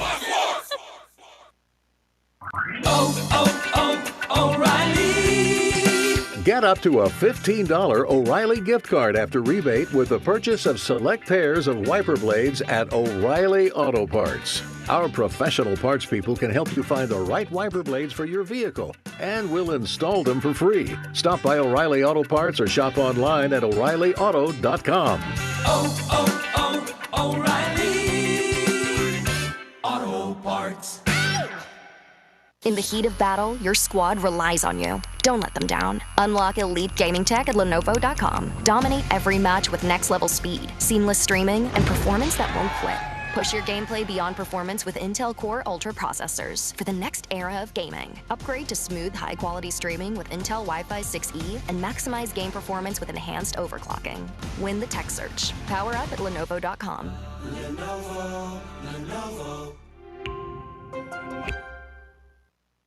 To find FS1 on your television, go to foxsports.com for details. Go! Check them out. FS1.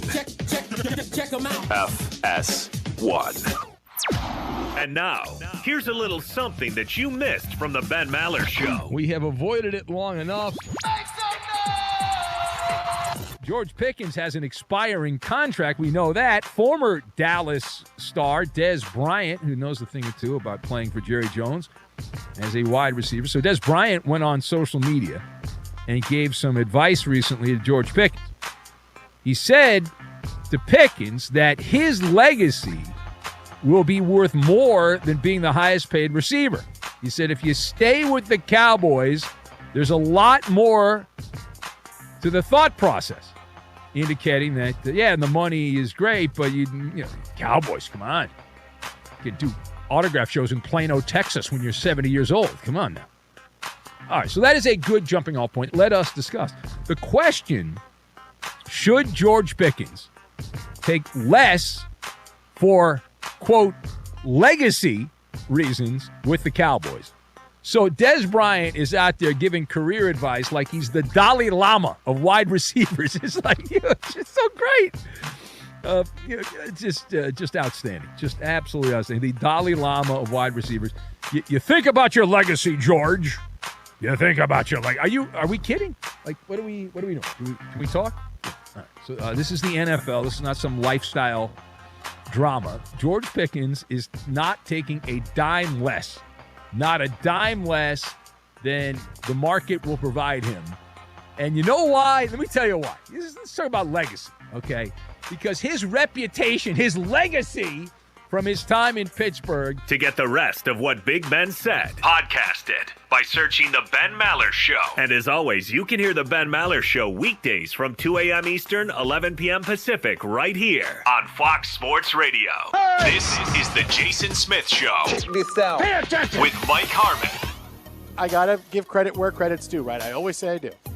This was better than any scenario I expected what LeBron James' return to the Laker lineup was going to be, right? He is able to play make, and at one point, 6 assists in a row in like a 6-minute span in the third quarter. Like, he's able to assimilate and fit in and really be the coach on the floor.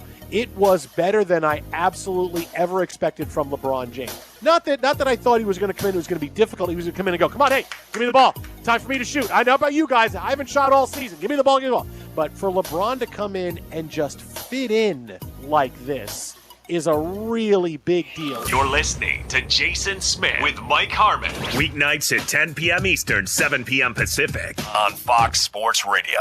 Here we go.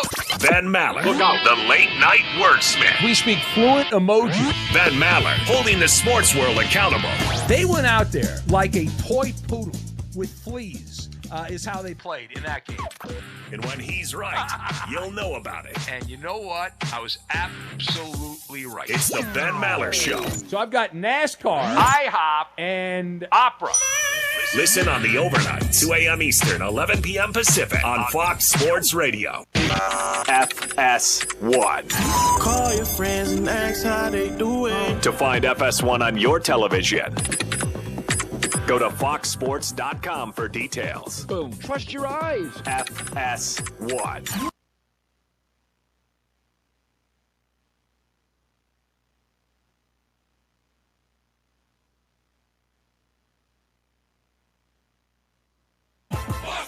And here's what you need to know. Week 12 of the NFL is officially underway, and the Bills have the early lead against the Texans. They are up 6-3. They're about to start the second quarter. James Cook with a 45-yard rushing touchdown.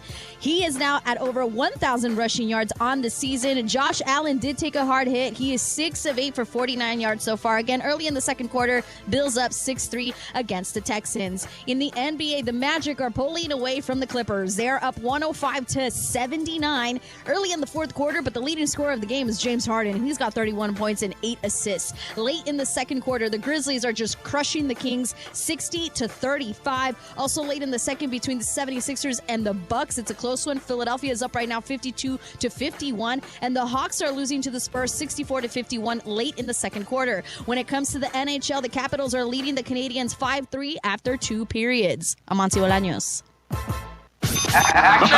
One guy is happily divorced. One guy is happily married. One guy gets called daddy by his 3 beautiful daughters.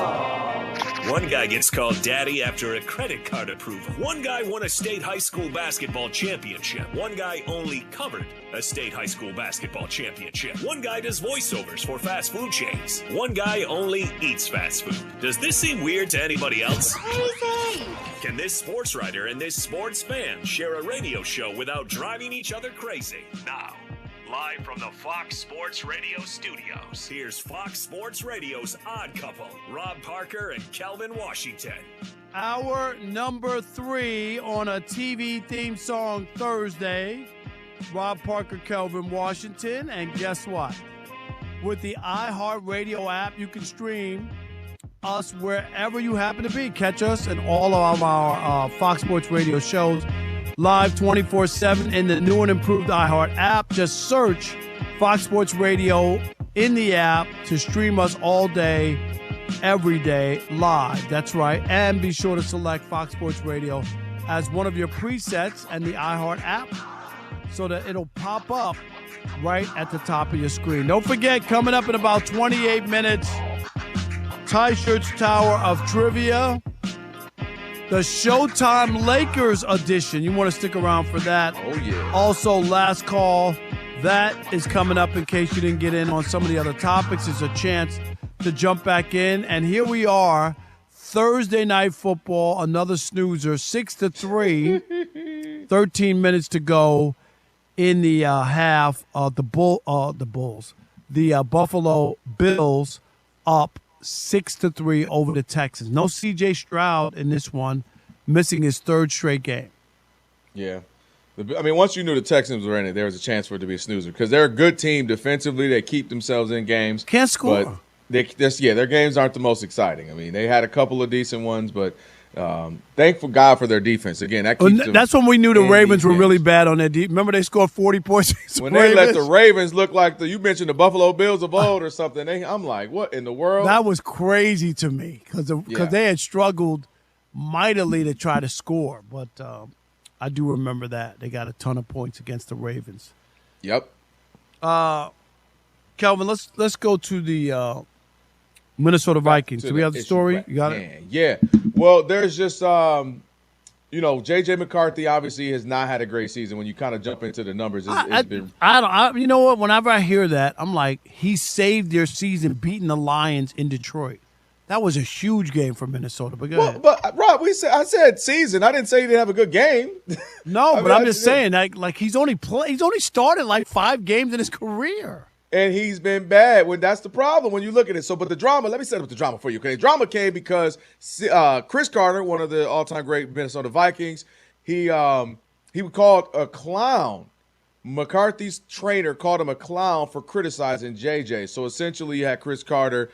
Somebody was saying, Oucho was saying that he was playing well, and then he said, "Did you watch?" He being Chris Carter. "Did you watch the first 59 minutes of the game?" And then he put a little thumbs down emoji. And so Greg Holcomb, who is the longtime trainer who's worked with McCarthy, he replied by calling him a blanking clown. So then he later, of course, deleted the post, apologized, and did the whole thing. That was unprofessional, disrespectful. But when you start the conversation becomes there's some thought process, or they're saying some NFL insiders have gotten to the point where Mike Florio's claiming the team could look to bring in Mac Jones. Who? Mac Jones to compete for QB1 next offseason. And Diana Rossini of The Athletics wondering out loud whether McCarthy will even be on the roster next season. Boy, things have escalated quickly. And to your point, my gosh, he hasn't looked great, but dang, it's been a half a season for him. I'll throw out the numbers, then you can go ahead, Rob. The numbers are he's completed only 53% of his passes, lowest among the 48 quarterbacks who have made at least one start this season. His off-target rate is 22.1%, which ranks at 47th, and his 8 total touchdowns, 9 turnovers, and a 61.7 passer rating. Basically, he has him at the bottom of every metric in the league. All right, I just for 5 starts in his career, is that where we are? Like, it's just totally ridiculous. It's just not enough of a sample size. He's been hurt twice already. Twice. He has to get under his feet. I just don't even understand this. I just think people, they say this about every quarterback. One quarterback's not winning, they want him out. One quarterback's winning every week, they want him out. Another quarterback is on his 3rd team in 3 years, and he's the next coming of the Messiah, and they make excuses for that quarter. I don't even get it anymore. I thought that Minnesota could transform any quarterback into a decent quarterback and play the system. That's what I thought it was, right? Is that out the window now? 5 games? Is that all you get? So when Shador loses on Sunday to the Raiders, he should be done, right? Like he should be done. I think this is weird. I'm going to tell you why this is weird for me, Rob. It's weird because this is the guy you thought so highly of. You went up to get him for the 10th pick. He wasn't a guy that was projected to be that high. You went out of your way to get him. You had him as a projected starter. He gets injured. Sam Darnold goes in. All of a sudden ends up having a great season. You elect to not re-sign Sam Darnold. Which was the right move.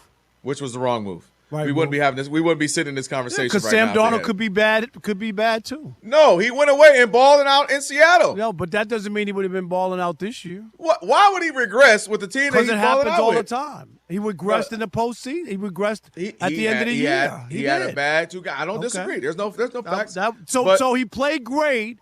Doesn't mean you play great throughout the entire season. He played great. But doesn't also mean, and when to it mattered, your point, when it mattered, a bad game means that all of a sudden he didn't have a good season. All I know is when that kid came back, he went to Detroit, who had owned the Vikings, and beat the Lions in Detroit, and played pretty well in that situation. That was a bad loss, Lions. Okay, about that.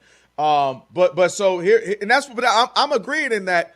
This can't be the guy you thought so highly of. That's why I was setting it up. That you went to get him at 10. You didn't sign Sam Darnold, and he goes out there and he competes, and he's not playing well. But now you're like, oh, well, we might go elsewhere. Like, you thought that highly of him. Give him a full year. Give him another season. And I've as a born and raised in Ann Arbor, was baffled. You heard me say it for months that I didn't see that type of quarterback in him. It was a product of Jim Harbaugh's running, his defense. I was going to say that was his style. That doesn't mean he can't throw the ball. Well, and not that he didn't have a place in the league, but I was shocked that they went to get him at 10th. That's why a lot of people, Martin Weiss, who went to Michigan, we're kind of like, wait, whoa, okay, we're obviously. But there's all kinds of other stuff in intel and whatnot, and what kind of guy he is. But that's what makes this conversation weird. That's why, now they would want to possibly, look elsewhere. But I don't know if it's hearsay or that's really coming from the people upstairs. Mm-hmm. You know, like you just don't know because we don't, people throw stuff out all the time, and this makes no sense to me.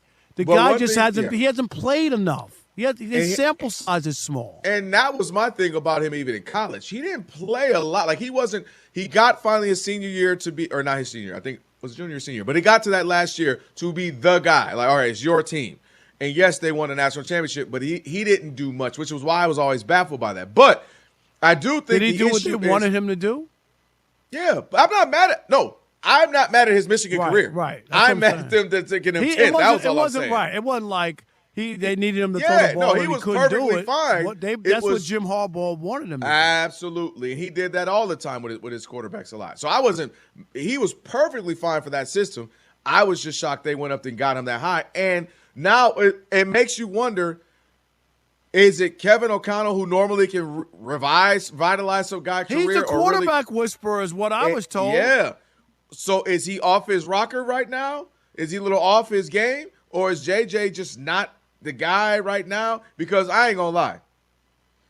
52.9% of his passes is atrocious, Rob. A game, I'll give you that. That happens to everybody. Patrick Mahomes, Lamar, anybody. 2 games, all right, they all right. For 5 games, 52.9%. With those types of weapons, Rob, that defense, meaning you're going to get more cracks at it, that is terrible. That is really, really, really bad. And then to be off target at 22% of your passes has you 47th, meaning 46 other guys are higher or better at that than you. That's bad. 6 touchdowns, 8 interceptions. So he's on a struggle bus, but they can't act like this isn't the guy that they brought in and believed in and didn't get Sam Darnold for and let some other people go too. They could have had, what's your boy, Daniel Jones. He was over there. You know what I mean? They had options, and this is who you elected to go with and roll with. They could have had Justin Fields. We might have been having the same conversation right now. I don't know. They could still have Justin Fields. He's available. He's been benched. You see that? He will. Yeah, he will be after probably after this season. But so you're still in with JJ McCarthy. I just haven't seen enough for me to make a change. He was hurt. I saw him come back from that injury. I saw him go to Detroit and win that game that at that point had saved their season. I get it. He had a stinker this past week. So it depends on what week. I don't think that you think that was a conversation after they beat the Lions in Detroit? Like we can't win with that guy, or we need to look for somebody else? I think the problem is, Rob. I'm just saying, like I doubt that was the conversation. No, I'm saying I think the issue with him is, remember that fourth quarter, game 1. He looked awful those first 2 quarters. His first start 3 ever. quarters. Right. Terrible. And then he goes crazy in the fourth. To follow that up and only score 6 points, and then obviously there were some injuries, and but for him, that was a great win versus the Lions. But then you lose to Baltimore, which that's Baltimore, it's Lamar. But it's just how bad he hasn't looked great at all. And I think that's the challenge. And by now, I think there's an expectation of you should be making progress. After 5 starts, you should be. I bet you Shedeur is not that bad if getting a full week. But that conversation should have happened after they beat the Lions. What conversation? You're saying that he's no good, or we need to make a change. I just don't. It goes week to week after they beat the Lions. By the way, he wasn't that great versus the Lions. By the way, he's 14 to 25, 56% completion percentage, 143 yards, couple touchdowns, 1 interception. He wasn't a world beater. Yeah, but he still got it done. He got 2 touchdowns against the Lions to beat them. Yeah, he was. I remember he made a big 3rd down play that gave them the first play. Was that not the game? Plays. You saw the game. He did. He fumbled. He got sacked 5 times. I mean, he wasn't great, Rob. they got the win, but he wasn't great. He had 2 touchdowns, and he had the big throw that was the difference in the game. That's all I'm saying. It doesn't have to be a Picasso every week. Nobody does that. Can I get a Picasso? Can you give me one? No, can I get a Bob Ross? Can I get a Bob Ross painting? He's only started 5 games. So can I get some accidental trees? Ridiculous. And these are beautiful clouds. Can I get some of those, Rob? That's the dumbest thing I've ever heard. I told y'all last season, I told y'all this. What time? You told me Justin Fields was a good quarterback too. No, I did not, Rob. What I said was stick with him and see what you got. You already quote said, me right. You said you're that, a journalist. No, you quote said, me right. You said, he won over the team. He They did. all What you won. want No, from me? He did not. He did not. did. What do you want from me? The man had 10 You touchdowns, been in that one locker turnover. room. He ain't win over no team. What you want from me? Come on, man. 877-99. They should have kept Sam Darnold. I told you that too. They should have kept Sam Darnold. 877-996-6369. You also told me the Lions were going to beat Washington. Didn't you tell me that? I did tell you that. What should the Vikings do with J.J. McCarthy? Does he deserve to be the unquestioned starter again in 2026? We'll continue that conversation next with you. You also told me the Pistons were going to beat the Knicks. I could go on and on, but we don't have that much time. It is The Odd Couple, Rob Parker, Kelvin Washington on a TV theme song Thursday. Stick and stay.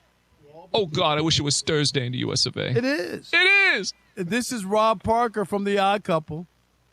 You fixed your diet, you dialed in your sleep, that's right, and you climbed that ladder at work. But your ED, that's the tough one. For everything else, you've got the morning routine, the supplements, the standing desk. You've optimized everything. Well, almost everything. There's one issue you still haven't been able to crack. It's a tough one because ED isn't just about mindset. Sometimes your body needs actual support to get there, and that's where Rugiet comes in.